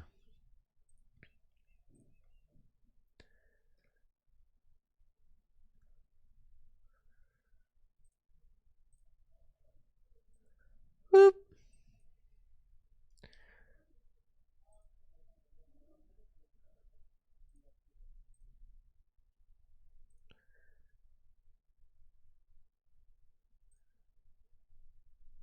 Thank you, Pock, for the sub and the 10 months. Grapple-locked? What kind of grapple-locked deck are you talking about here?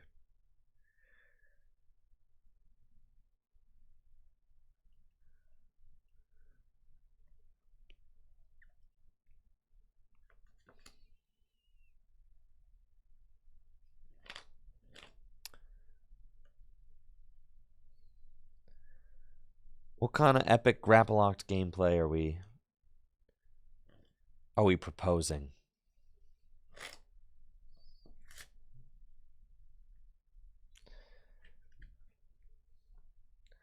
New grapple-locked with Garchomp and Path? I don't know that... I don't think anything's good with Garchomp. I think Garchomp EX is like one of the worst cards.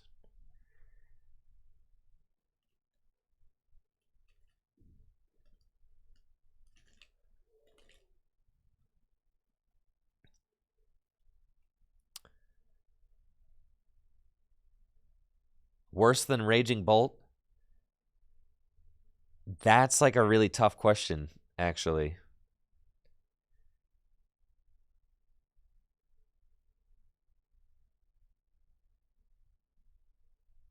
They're really close.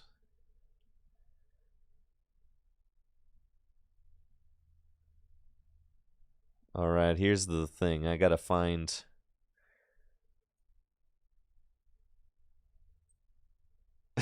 Lisa Sparkle.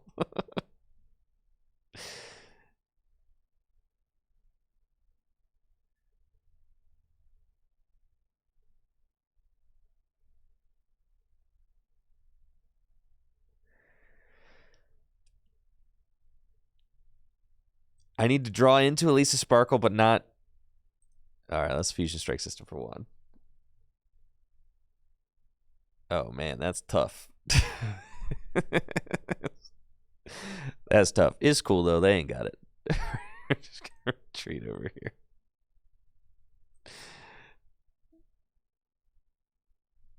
Attach here. Yeah, I'll put path back down. Yeah. Pass.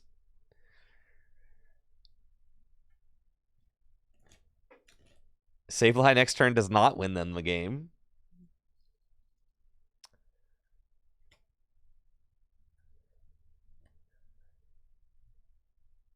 Being a Ohio local, where are good card shops to get into playing in person? Full Grip Games. I'm glad you asked. Full Grip Games, the best card shop ever in Northeast Ohio.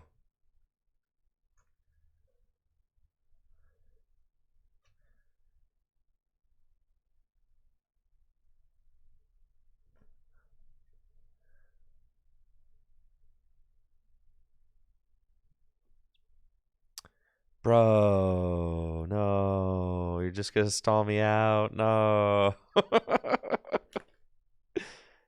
No.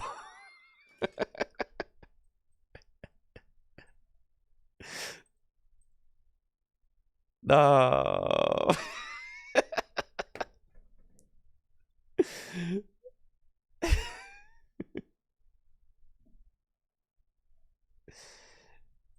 All right, I played myself that game. I did.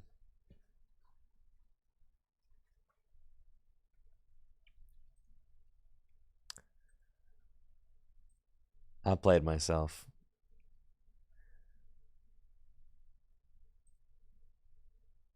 But I agree. Fusion Mew just stinks, though. That deck stinks. The Roaring Mid, though.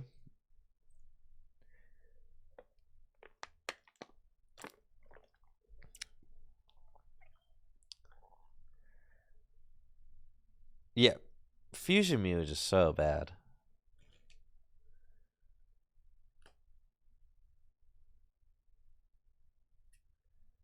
Right. Having the fourth double turbo, I mean, that's just like a retreat right there if it's the fourth double turbo, right? You have even less resources with the Fusion version.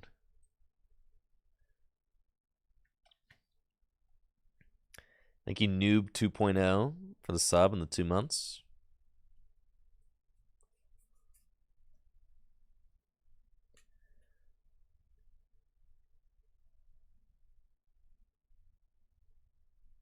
How hard is it to get into Pokemon Company sanctioned leagues? Not hard. You just show up.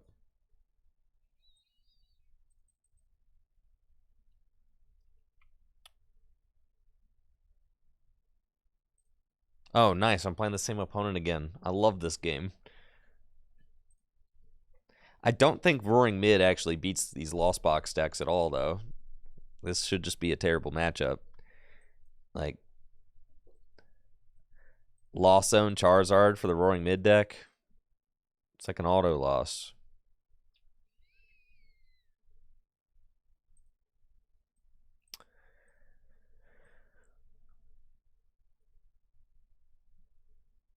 Yeah, seems bad. It's JD. It's going to be on stream tomorrow. Jesse's going to be on stream next week.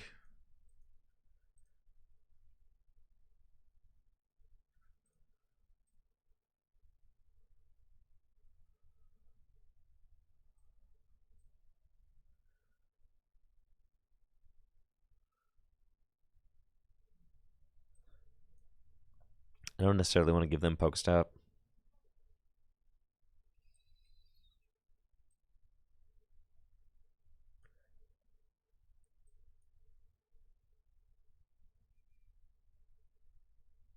Cool, so we'll just chill there.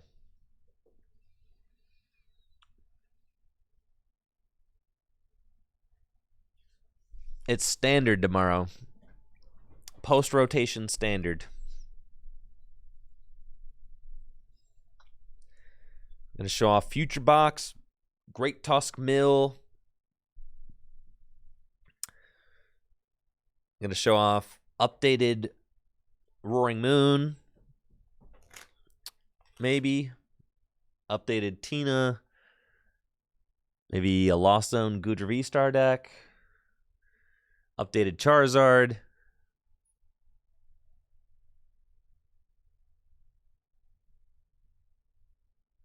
I need to get 2 more Raging Bulks, and I need to get 1 more Baby Roaring Moon before I can show off those decks. I also need to get 2. There are like some cards that I didn't open in my opening that I placed a priority mail shipment for. So like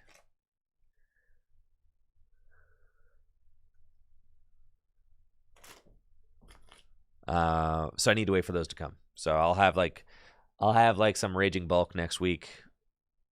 I'll have Dino Box next week. I think the goo with the cape seems kind of crazy. I only pulled 2.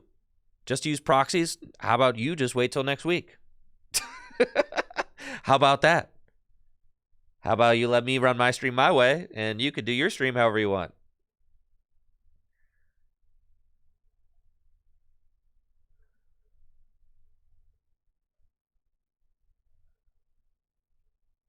I don't use proxies here if I can help it because I have a really nice setup. I want things to look nice.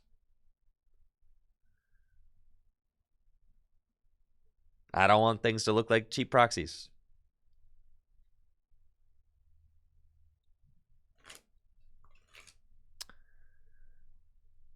Cards will be here next week. Have I ever used proxies? I have before when I didn't have a choice.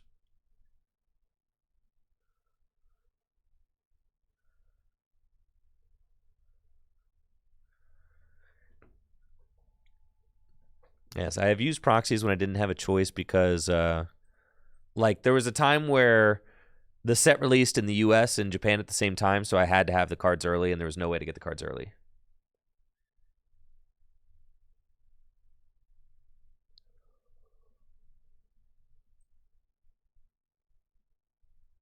Huh, I really prefer not to.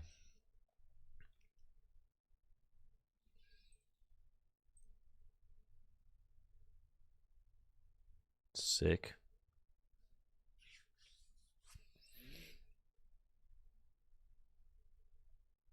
I don't want to Iono them up to a huge hand. That's just, dang. Okay.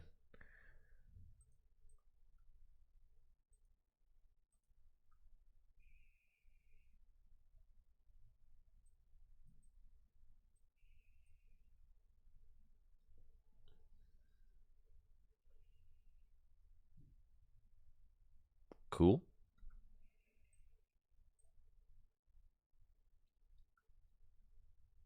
Lots of dark energy now. All right.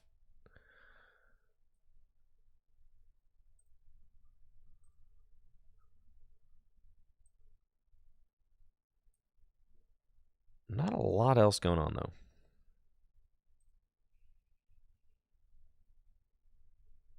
This matchup seems kind of terrible. There's like nothing good here.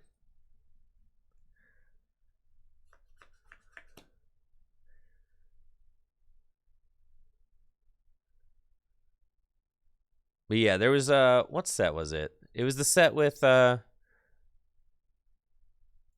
Evolved, right? The set with Iron Hands. Yeah, Paldea Evolved came out like in Japan and internationally at the same time. So Paradox Rift, that's it, not Paldea Evolved. Paradox Rift. Yep. It's Paradox Rift. Paradox Rift came out in the US and in Japan at like the same time. And if I wanted to be able to produce tabletop, my goal is always to produce tabletop content before the cards come out on TCG Live, right? That's like the goal. Outside of that, I'm not like in a huge rush, but I'm always trying to get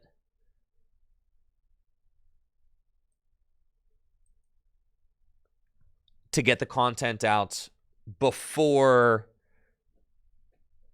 the cards release on TCG Live, which obviously, right? Because it's tabletop content. Like if I want people to watch, I should, if I want people to watch, some people will watch just because they like tabletop content, but a lot of people just really like the online client. So it's going to be better for me if I create it when there is no online content available, right? So I try to create the tabletop content when there's no online content to compete with it. Which is just better for me if I can do that.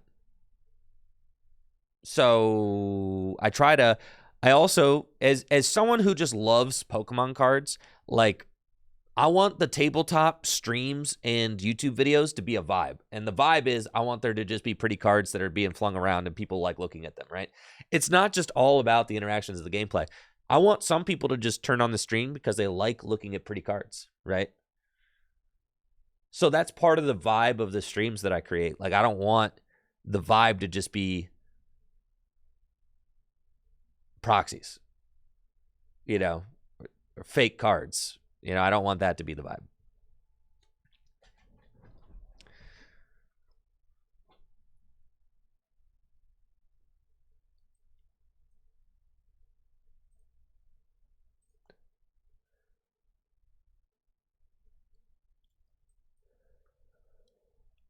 Huh.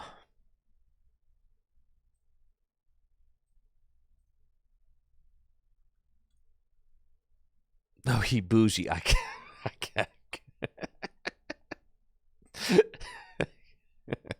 Sure.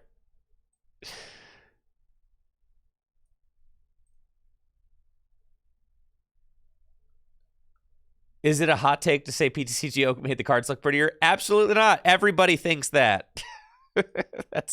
That's the coldest take on planet Earth.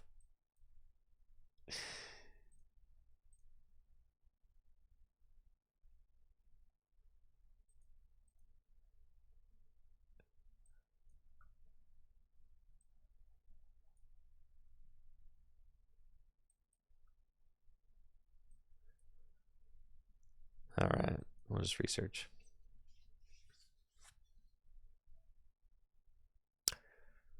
Okay.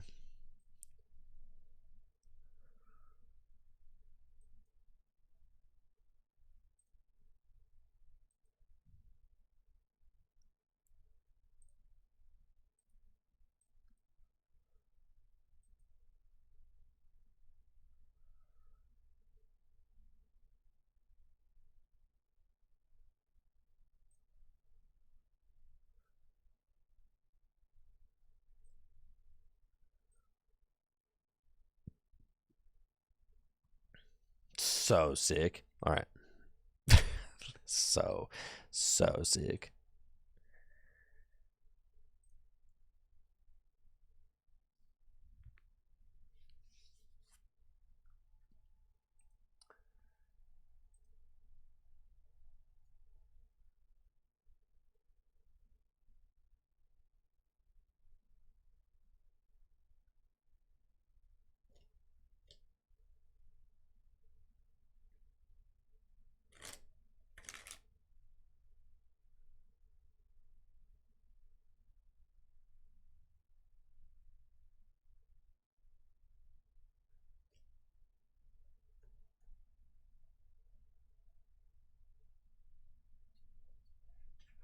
Yeah, market dimly lit. I'm not gonna divulge, like, you know, my exact income or anything. I mean, I make a living wage. I make a good living. I'd say I make a good living, a really good, healthy living, but not like, just enough to be able to like live in Akron and chill, and I don't have to worry about too many things. You have no idea what streamers make. It's hard. I mean, sponsors make up a huge chunk of it. The way I've said it before is like, like Full Grip is like a third of my income. Twitch is like a third of my income, and YouTube's like a third of my income. Except like lately, Full Grip and Twitch have become a larger share of the pie, and YouTube has become a smaller share of the pie.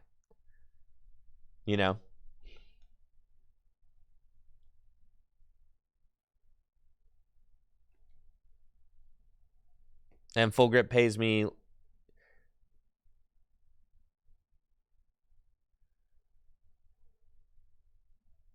Full Grip pays me like a good wage to advertise for them.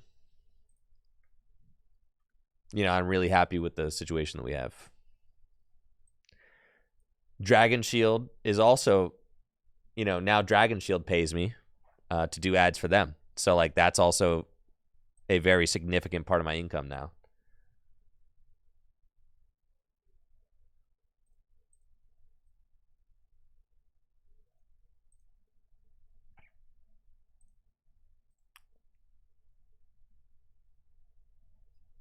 So like Dragon Shield's like a good chunk of the pie too.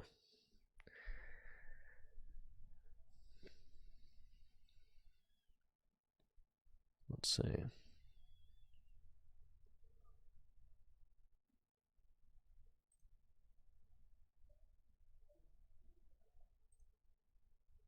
Dealing with all these like Cramorants is getting kind of cringe, I'm not gonna lie. Can I afford to gouge?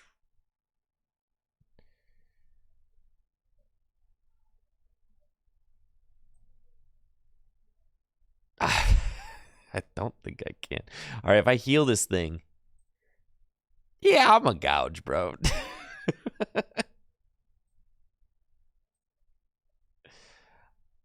I'm a gouge.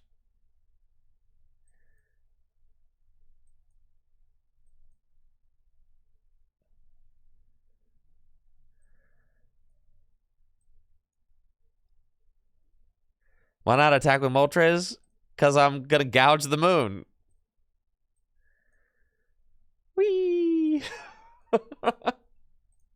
Take my 2 prizes,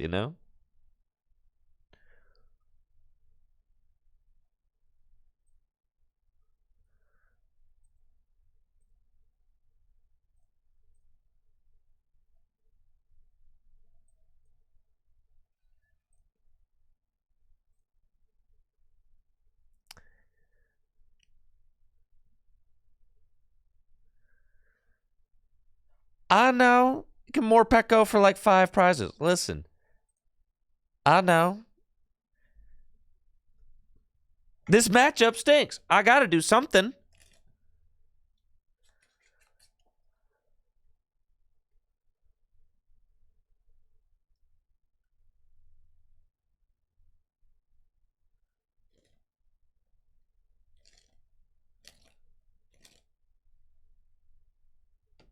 I don't like, honestly, I don't really think it matters. I do fine. I don't make a ton of money, but I make a good living. I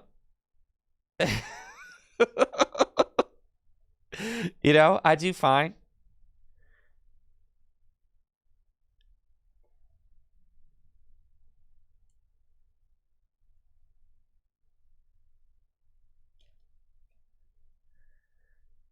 I'd say Full Grip pays me a livable wage straight up to advertise for them.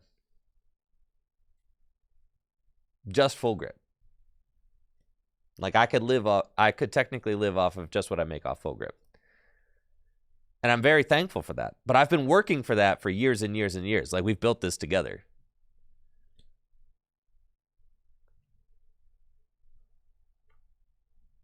What is my opponent doing?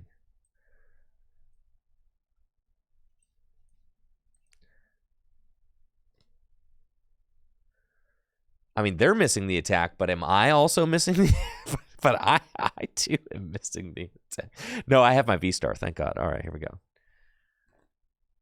Surely there's something in here I could do. There's nothing in here I could do. Okay, great. Great. Just great.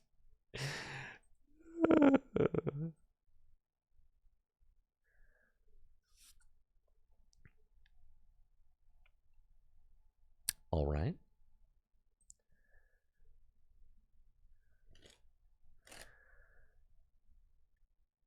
You know, and then with like being a moderately sized YouTube channel, you don't make that much money off YouTube, especially since I don't post every single day. Like YouTube's fine. Twitch is great. You guys here on Twitch, yeah. I mean, and you guys have basically made it so that I've been able to live the dream. I can, I got married, bought a house, and am like starting a family based off content creator income, and that's because of Full Grip and you guys. You know?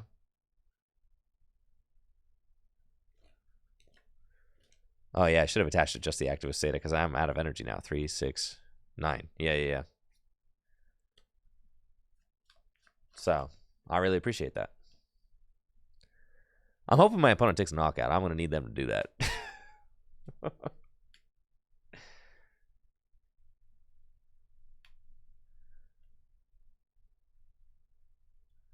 Starting a family like I'm married like that, you know? Dude, are they going to like just deck me out 2 games in a row? Is that just like what's happening right now? Oh, good God. This same opponent decked me out 2 games in a row.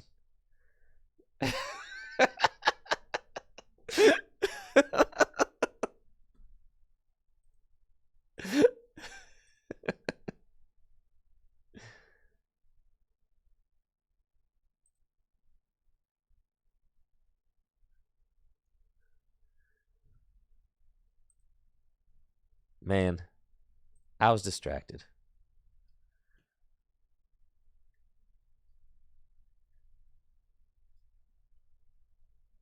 Oh my God. All right, 3rd time. Let's start a prediction.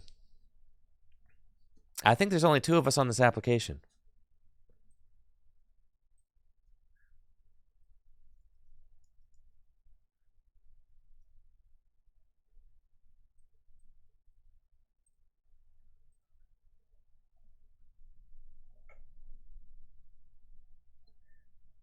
Is this dude going to deck me out?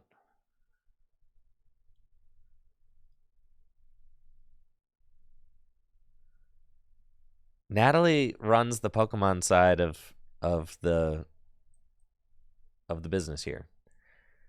And she manages much of the Pokemon side of the business of Full Grip.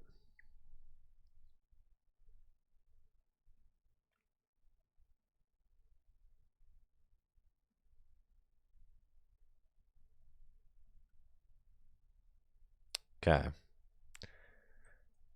This matchup's terrible.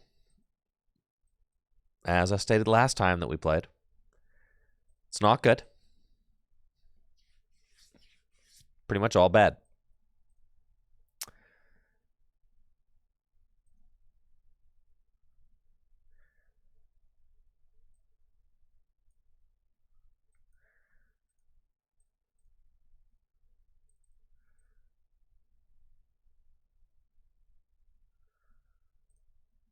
Okay.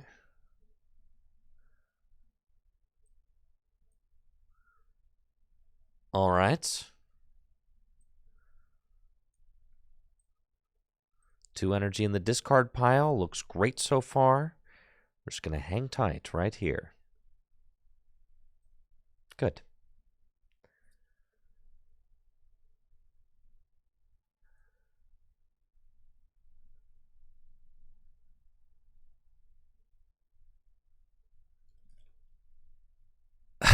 Dude, this dude is not decking me out. I'm going to play this game.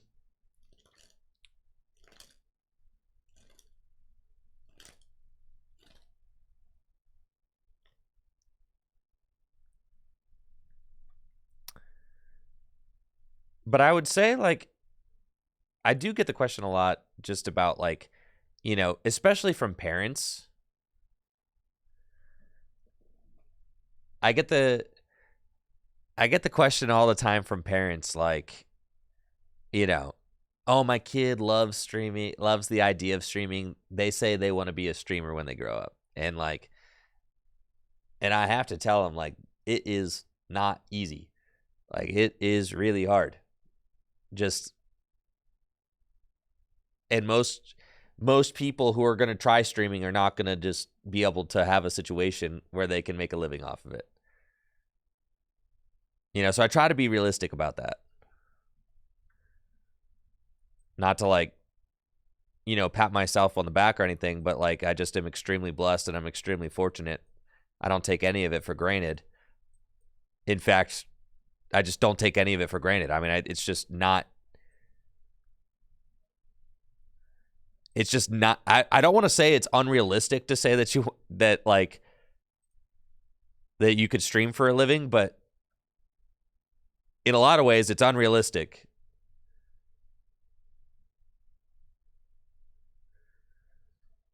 To make a living off of streaming. Like, pretty unrealistic. It's just the one thing I will say about Pokemon cards, and what's different than, like, what's different than other, like, than just being like a gamer streamer, right? What's different about Pokemon cards is that you can partner with a card shop and there are tangibles to sell that generate income, right? I don't have to go get sponsorships from, you know, from Clash of Clans or, like, you know, from whatever that Factor food stuff. Like, I don't have to do any of that. I don't need G Fuel. I don't need DraftKings, okay? Like, I don't need any of that. There are, Raid Shadow Legends, right? I don't need a VPN sponsorship, right? And I'm very thankful for that. But, like, I don't need those things because there are cards to be sold and sleeves to sell. So, like, cards and sleeves are things that we all use that generate income. So, like, I could just advertise for those. So, unlike, like, if I'm like a Ocarina of Time speedrunner, there's no tangibles in the Ocarina of Time speedrunning. You know what I mean? It's like, I could have a sponsor from Razer, maybe, you know, and try to sell mouses.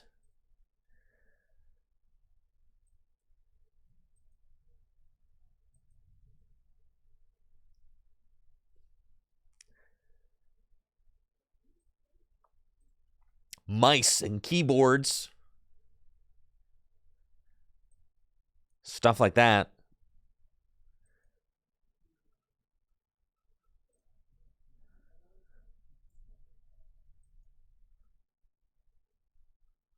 Well, that is the one thing that Pokemon very much has built in. And all tabletop card games do. I mean, really, it's like that you have that. So the way that I've been able to make it, you know, the way that I've been able to make it is by partnering up with, you know, Full Grip. So, like, when I was getting started, I didn't have to fully rely on, you know, Twitch income or whatever, or YouTube income. Like, I didn't have to fully rely on that because I've always had sponsors. And that's been able to, like, make the dream work, if that makes sense, right?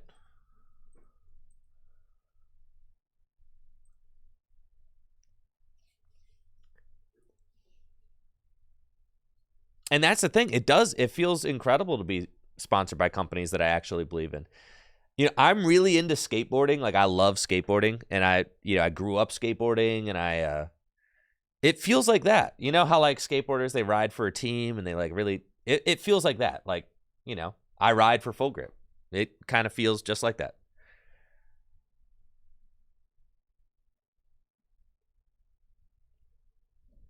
I really believe in the shop. I really love what they do. It feels like the family business.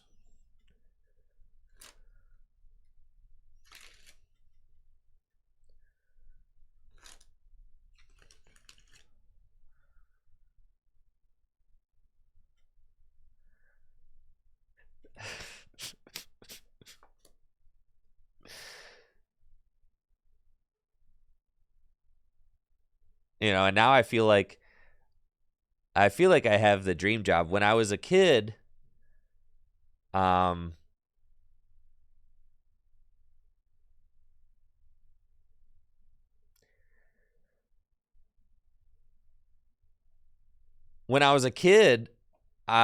dream was to own my own skate shop. That was like, I thought the dude who owned my local skate shop and rode his skateboard to work every day, I was like, that guy is living the dream. 100%. I was like, that dude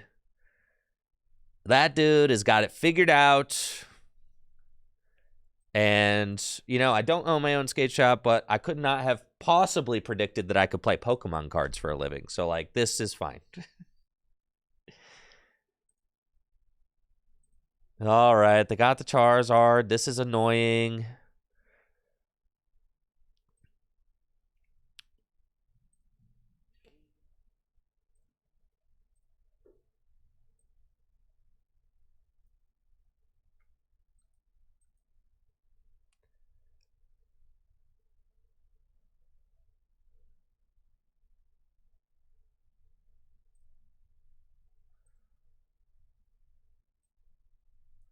Should probably Pal Pad back in. Those. Just that I have a decent chance of being able to find them.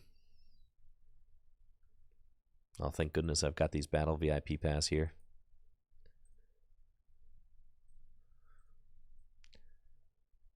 Okay.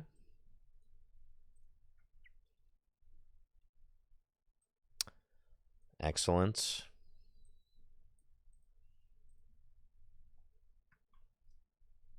Okay, and I'm just trying. Oh, I got the town store, so I can go get my Iono whenever I want it. So we'll probably do that after this, after they take another knockout.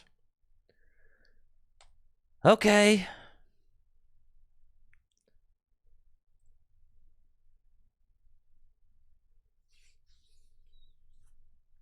It's sad to see you settle for playing Pokemon.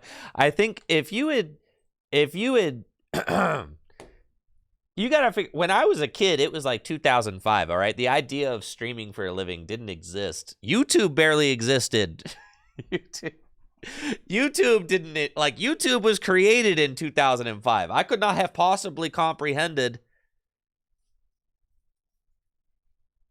that this was an option.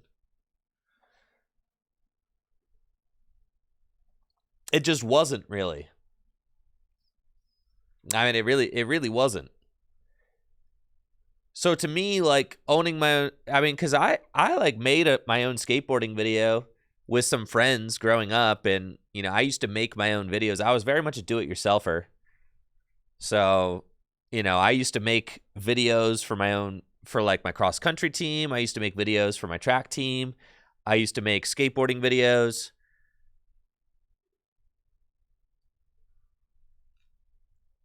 Like, I used to, and to be a teenager who was kind of like into doing like do-it-yourself kind of like video editing and photoshopping and stuff like that, I basically had one option. Of course I watched CKY. Yeah, of course.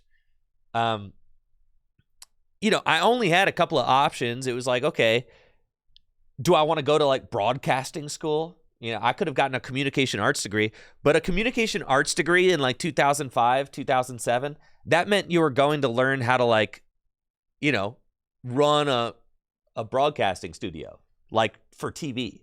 You know, and that's cool and that's interesting. I took a couple of communication arts classes, but that's not really what I wanted to do. I was much more of a do-it-yourselfer than I was going to be. I didn't want to be like a cog in a machine. I didn't want to be like a director. That's not really how I kind of saw myself existing.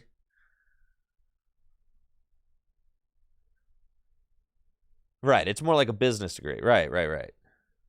So like when I got to school, I started doing art instead.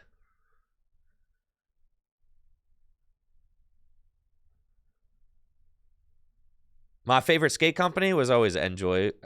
My favorite skate company were the ones that Rodney Mullen rode for. So I liked Enjoy, and then I liked Almost, but I also really liked Baker as well. I liked Andrew Reynolds a lot.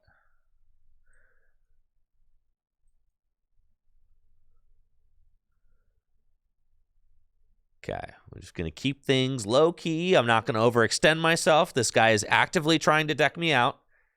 Baker 3. Love that video. Baker 3 was the best, dude. Baker. Yeah, Baker 3 was so sick. All right. Yeah, we're just going to put this to play and storm him.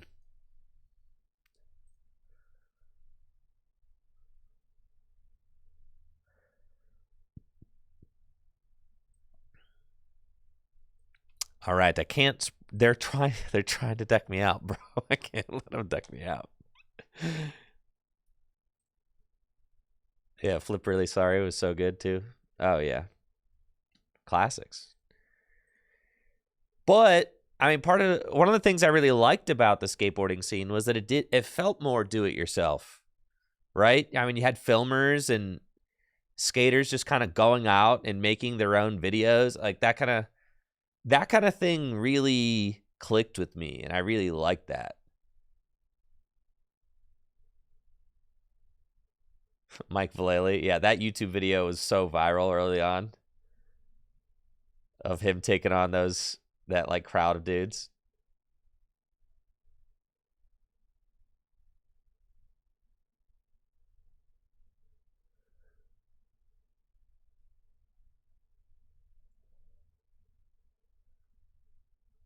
Owen Wilson, he doesn't skate. That's just a stunt double. And yeah, right. That's a stunt double. That's not him.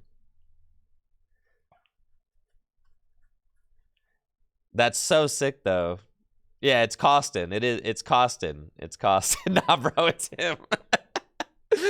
It's Costin with the wig on. Yeah. But that's such an iconic part of that video, though.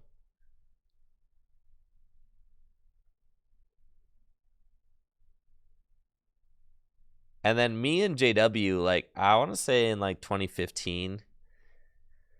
Figure YouTube came out in 2005. I went to college until 2011. Got into Pokemon in 2011. And then, like, me and JW started hanging out in like 2014. By like 2015, 2016, especially like 2016, JW and I used to talk about like, dude, what if we just quit our jobs and tried to like, you know, be YouTubers or something?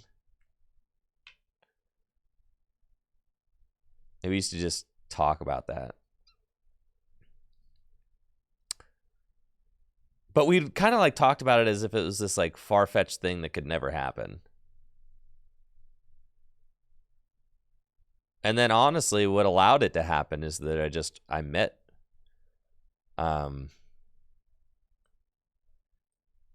a YouTuber, Darium. You know, and that's really what they were simply trying to deck me out. That's the thing that I didn't realize the first 2 times I was playing him, because I'm just carrying on full-on conversations, is that my opponent had no intention on trying to win any of those games by taking prizes.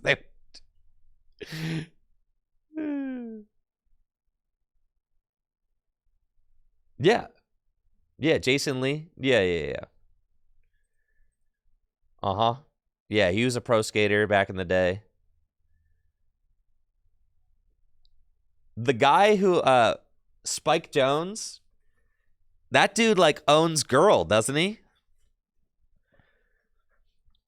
The guy who directed the movie Her. Yeah, he like owns Girl Skateboards, I think.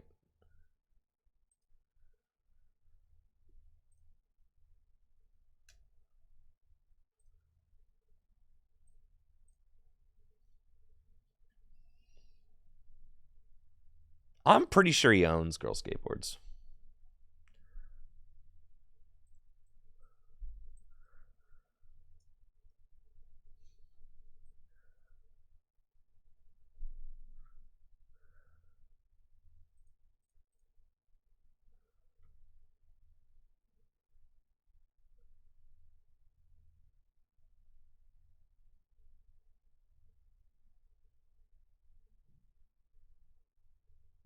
How is he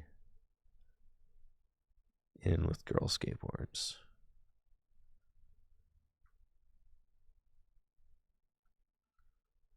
Her.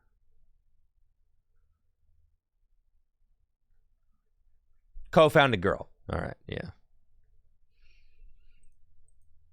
Yeah, there it is. Co-founded. Yeah, co-founded.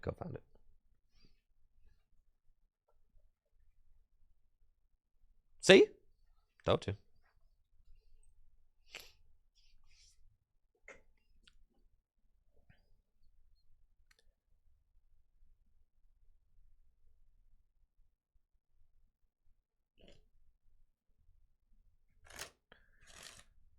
Yeah, I just think it's so cool to see like creative people kind of just branching off and just doing whatever they want. Like just kind of making their own way in life, doing their own thing, kind of seeing their creative visions through. Like that stuff is just really inspiring to me.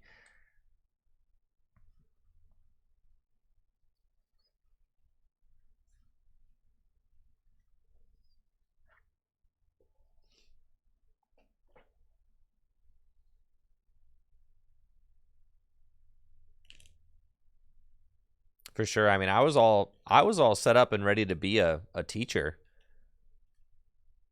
just because I you have all right. All right, dude. All right, dude. Okay. All right.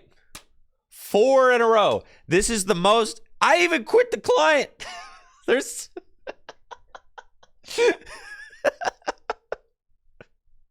4.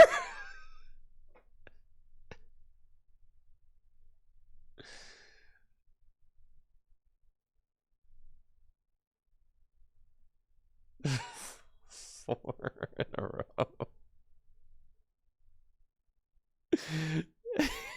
No, nobody else playing this game, dog.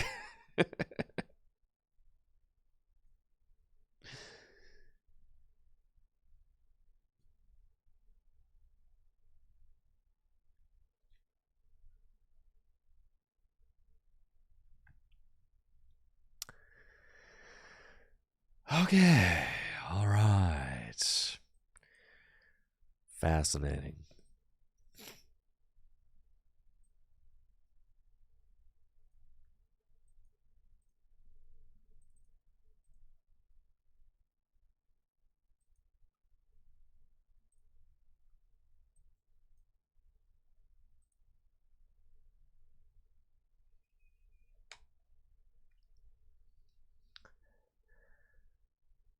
Maybe Pal World will release a banger client, TCG client. Yeah, maybe. Dude, my opponent about to charge energy. All right, well now we're gonna need a game for the best of 5, dude.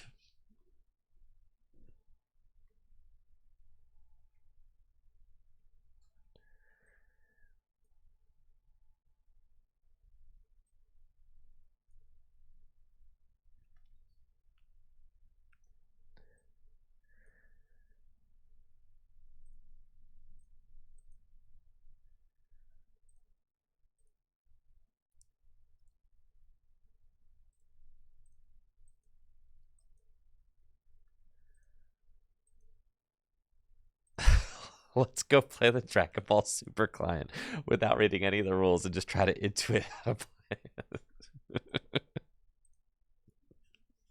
That's basically what I do every time I boot up Magic Arena. I mean, I know, I very loosely know the rules of Magic the Gathering, but I don't know any of like the intricacies. There's a lot of keywords that I don't know. But most of the keywords, you can click on a card and it'll explain the keyword to you. So, like, that's pretty much how I play Arena.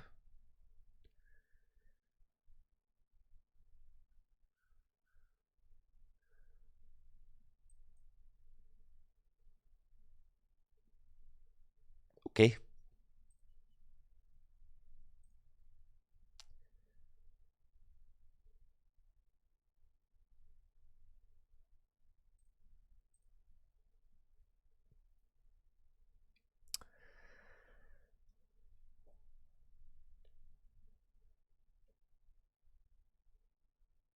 What even is their deck? I haven't figured out yet.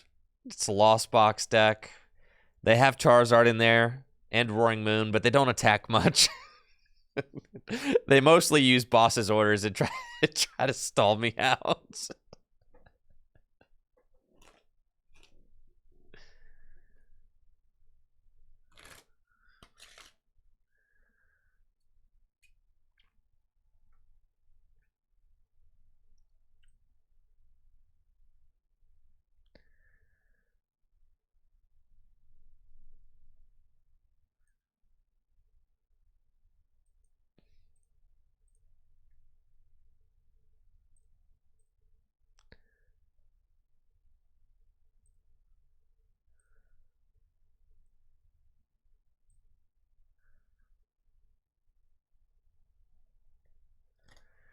Arena has cube support now? Oh my goodness. I just do the quick drafts.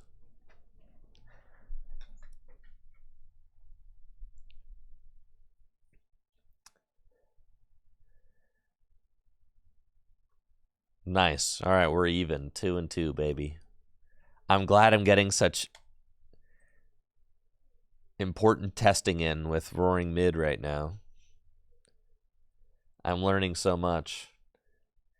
You think we'll play a fifth time?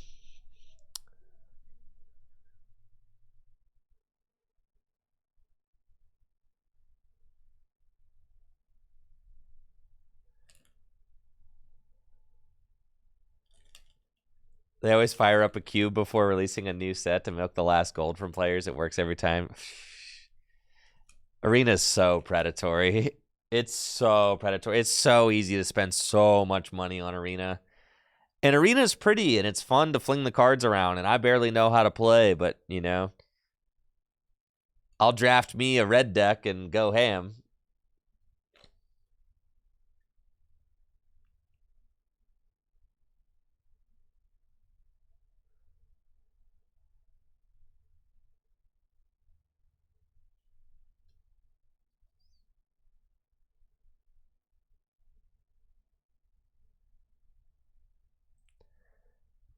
But yeah, it is. Well, also, it's really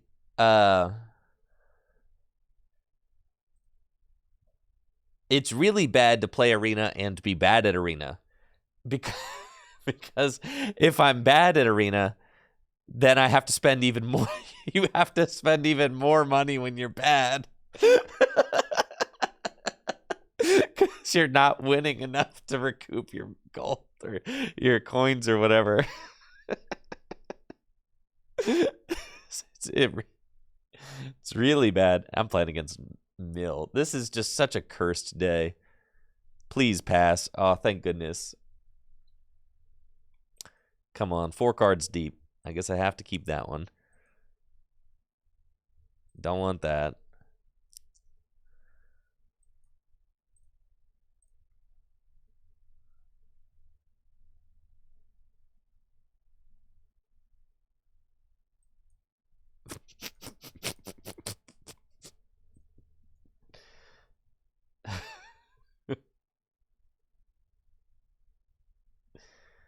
Yeah, man, I'm good, actually. Just get me out of here.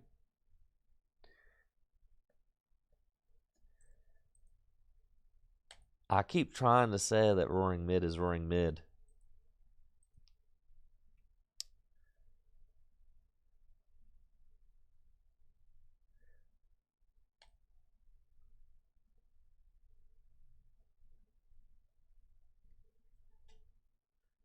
Gosh.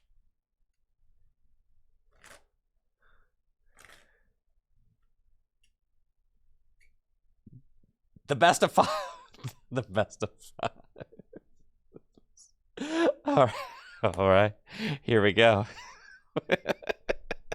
Thank God you're back, Jimmy. Ain't nobody playing this game. Who will win the best of 5?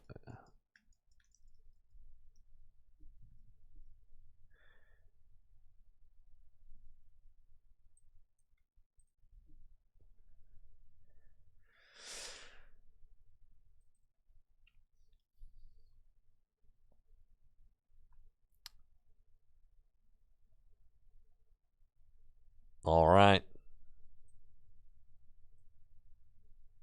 Here we go.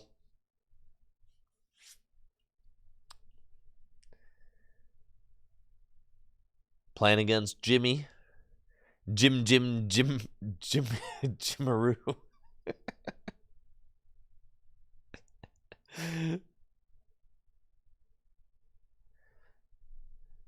We got straight Jim Bob over here. All right, Jim Bob's play. It's the Roaring Moon Mirror. Is this Bubble Butt's alt? Oh my gosh. All right, we got the Roaring Mid Mirror for our 5th game. Dang, dude. Ain't nobody got money on Jim Bob over here.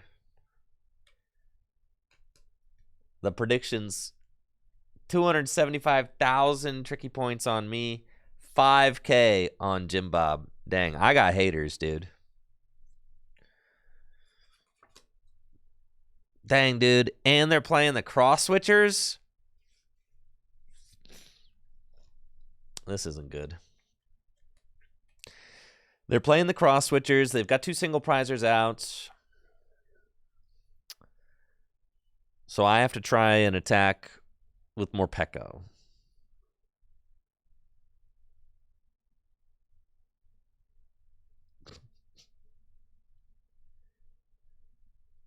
Yeah, thank you, Connor.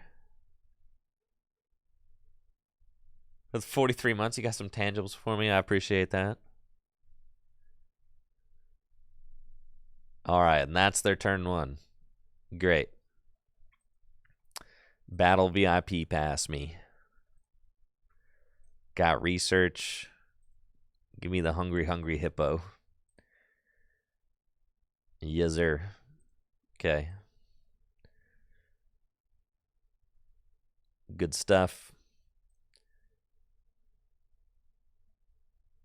Okay, we got Dark Patch and Energy Switch. I mean, I've got pretty much...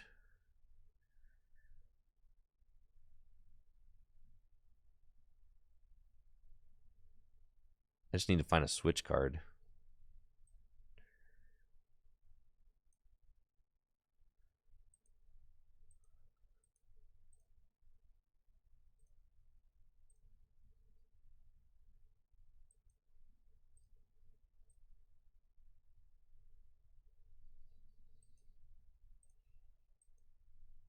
Okay, more Pekko.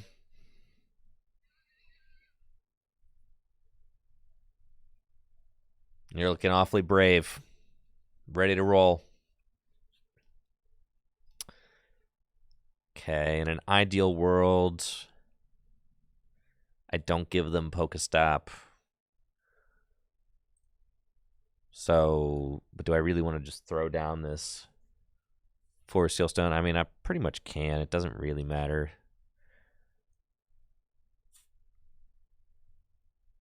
We could do this. I can squawk. That's fine. think it's okay to do that.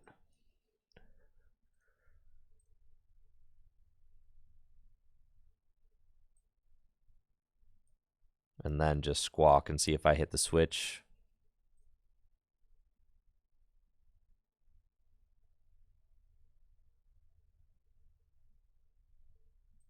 Earthen Vessel. We've got both switch cards are in deck. Okay. Not going to dig. Hey, let's go, baby. I was going to say I'm not going to dig too hard for it, but if I find it, I find it. And we'll wheel it up.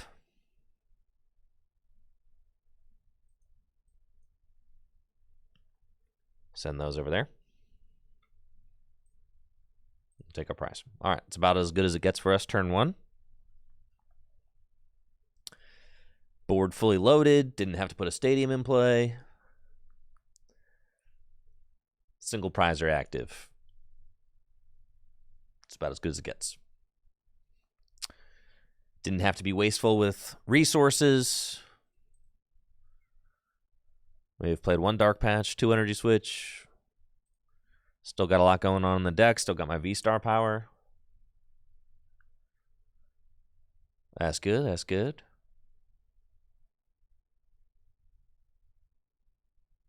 They've got research. Okay.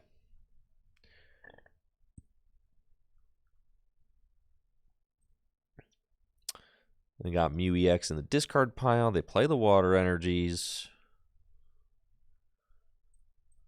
They play cross switchers.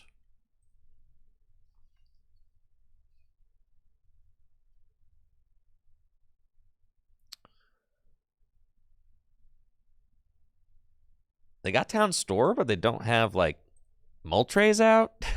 So, and they've got a 4 Sealstone in the discard pile. So it's possible they ain't doing squat this turn.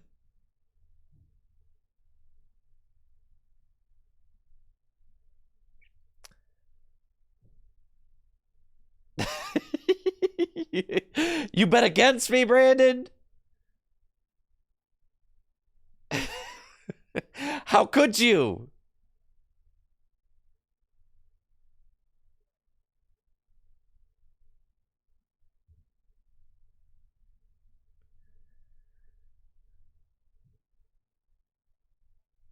Yes.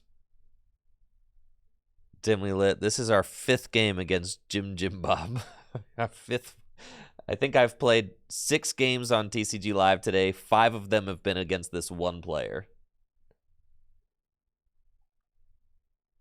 And the only way he's beat me so far is by deck out. He did not just Calamity Storm my guy. Not my Morpeko. Not Morpeko. Okay.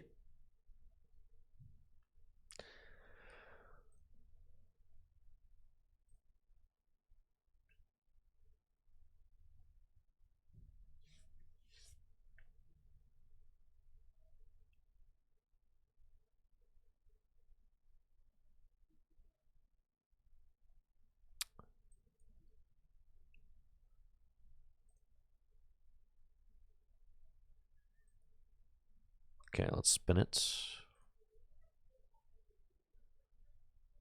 Cool.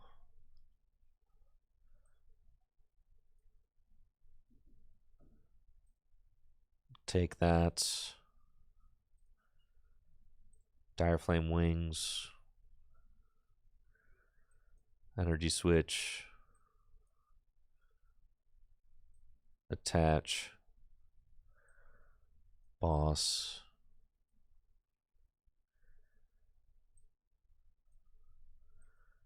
Get rid of these to go get.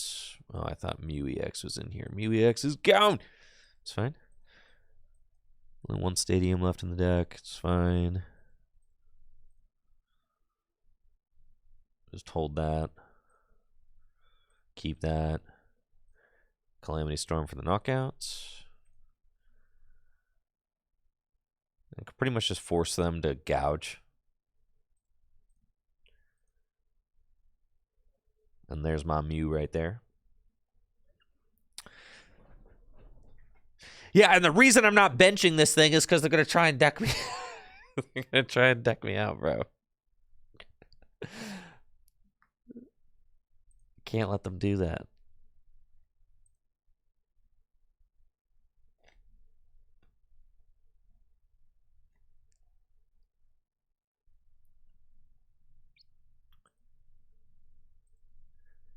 They're down 3 Dark Patch already? Should just be knocking out the active.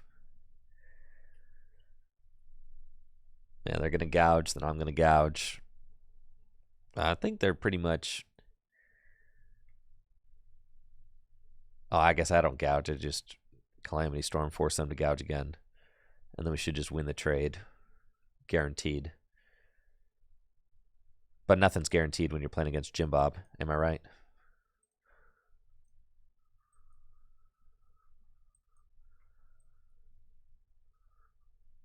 Nice Sada's Vitality. Great.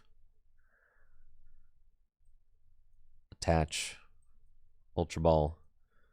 All I have to do is attack one more time. Jelly. Restarts.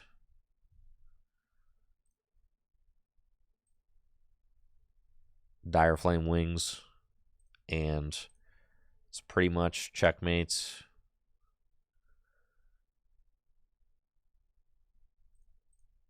I got 1 prize left. And 2 Moon.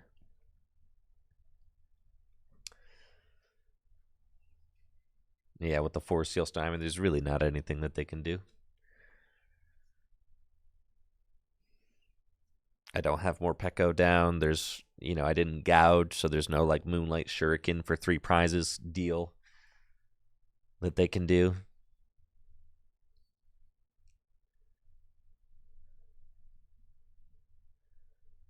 Incoming Kyogre, that would certainly be a way to win.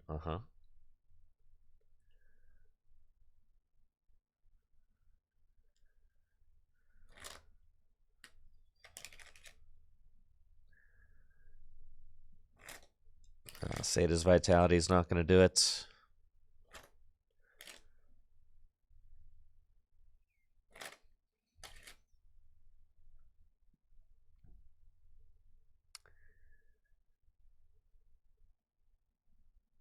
They might be able to attack.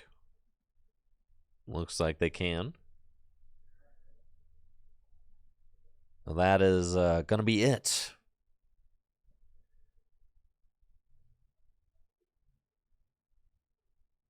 The jelly. GG's, Jimbo. A pleasure playing you. 5 times.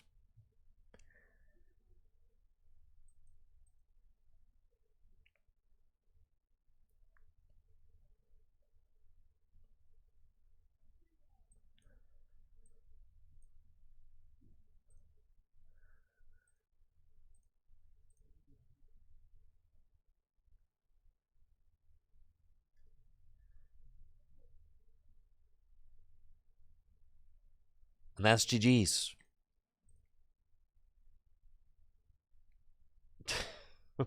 GG's, Jimmy. GG's. No, I think I'm tired of playing against Jimmy, and I got videos to edit, so I'm going to get out of here for the day. But thank you guys so much for watching. I'm going to be live tomorrow afternoon with Temporal Force's tabletop games featuring new standard decks from our new standard formats. So definitely make sure to tune in tomorrow. Tomorrow afternoon should be getting started by about 2 p.m. Eastern. So a little bit of a later stream tomorrow, but we'll be doing tabletop. We'll have cool new decks. It'll be fun. Lots of fun. We'll get to put some of the ideas we talked about during the early parts of the stream today into practice. And I love putting ideas into practice. Let's go.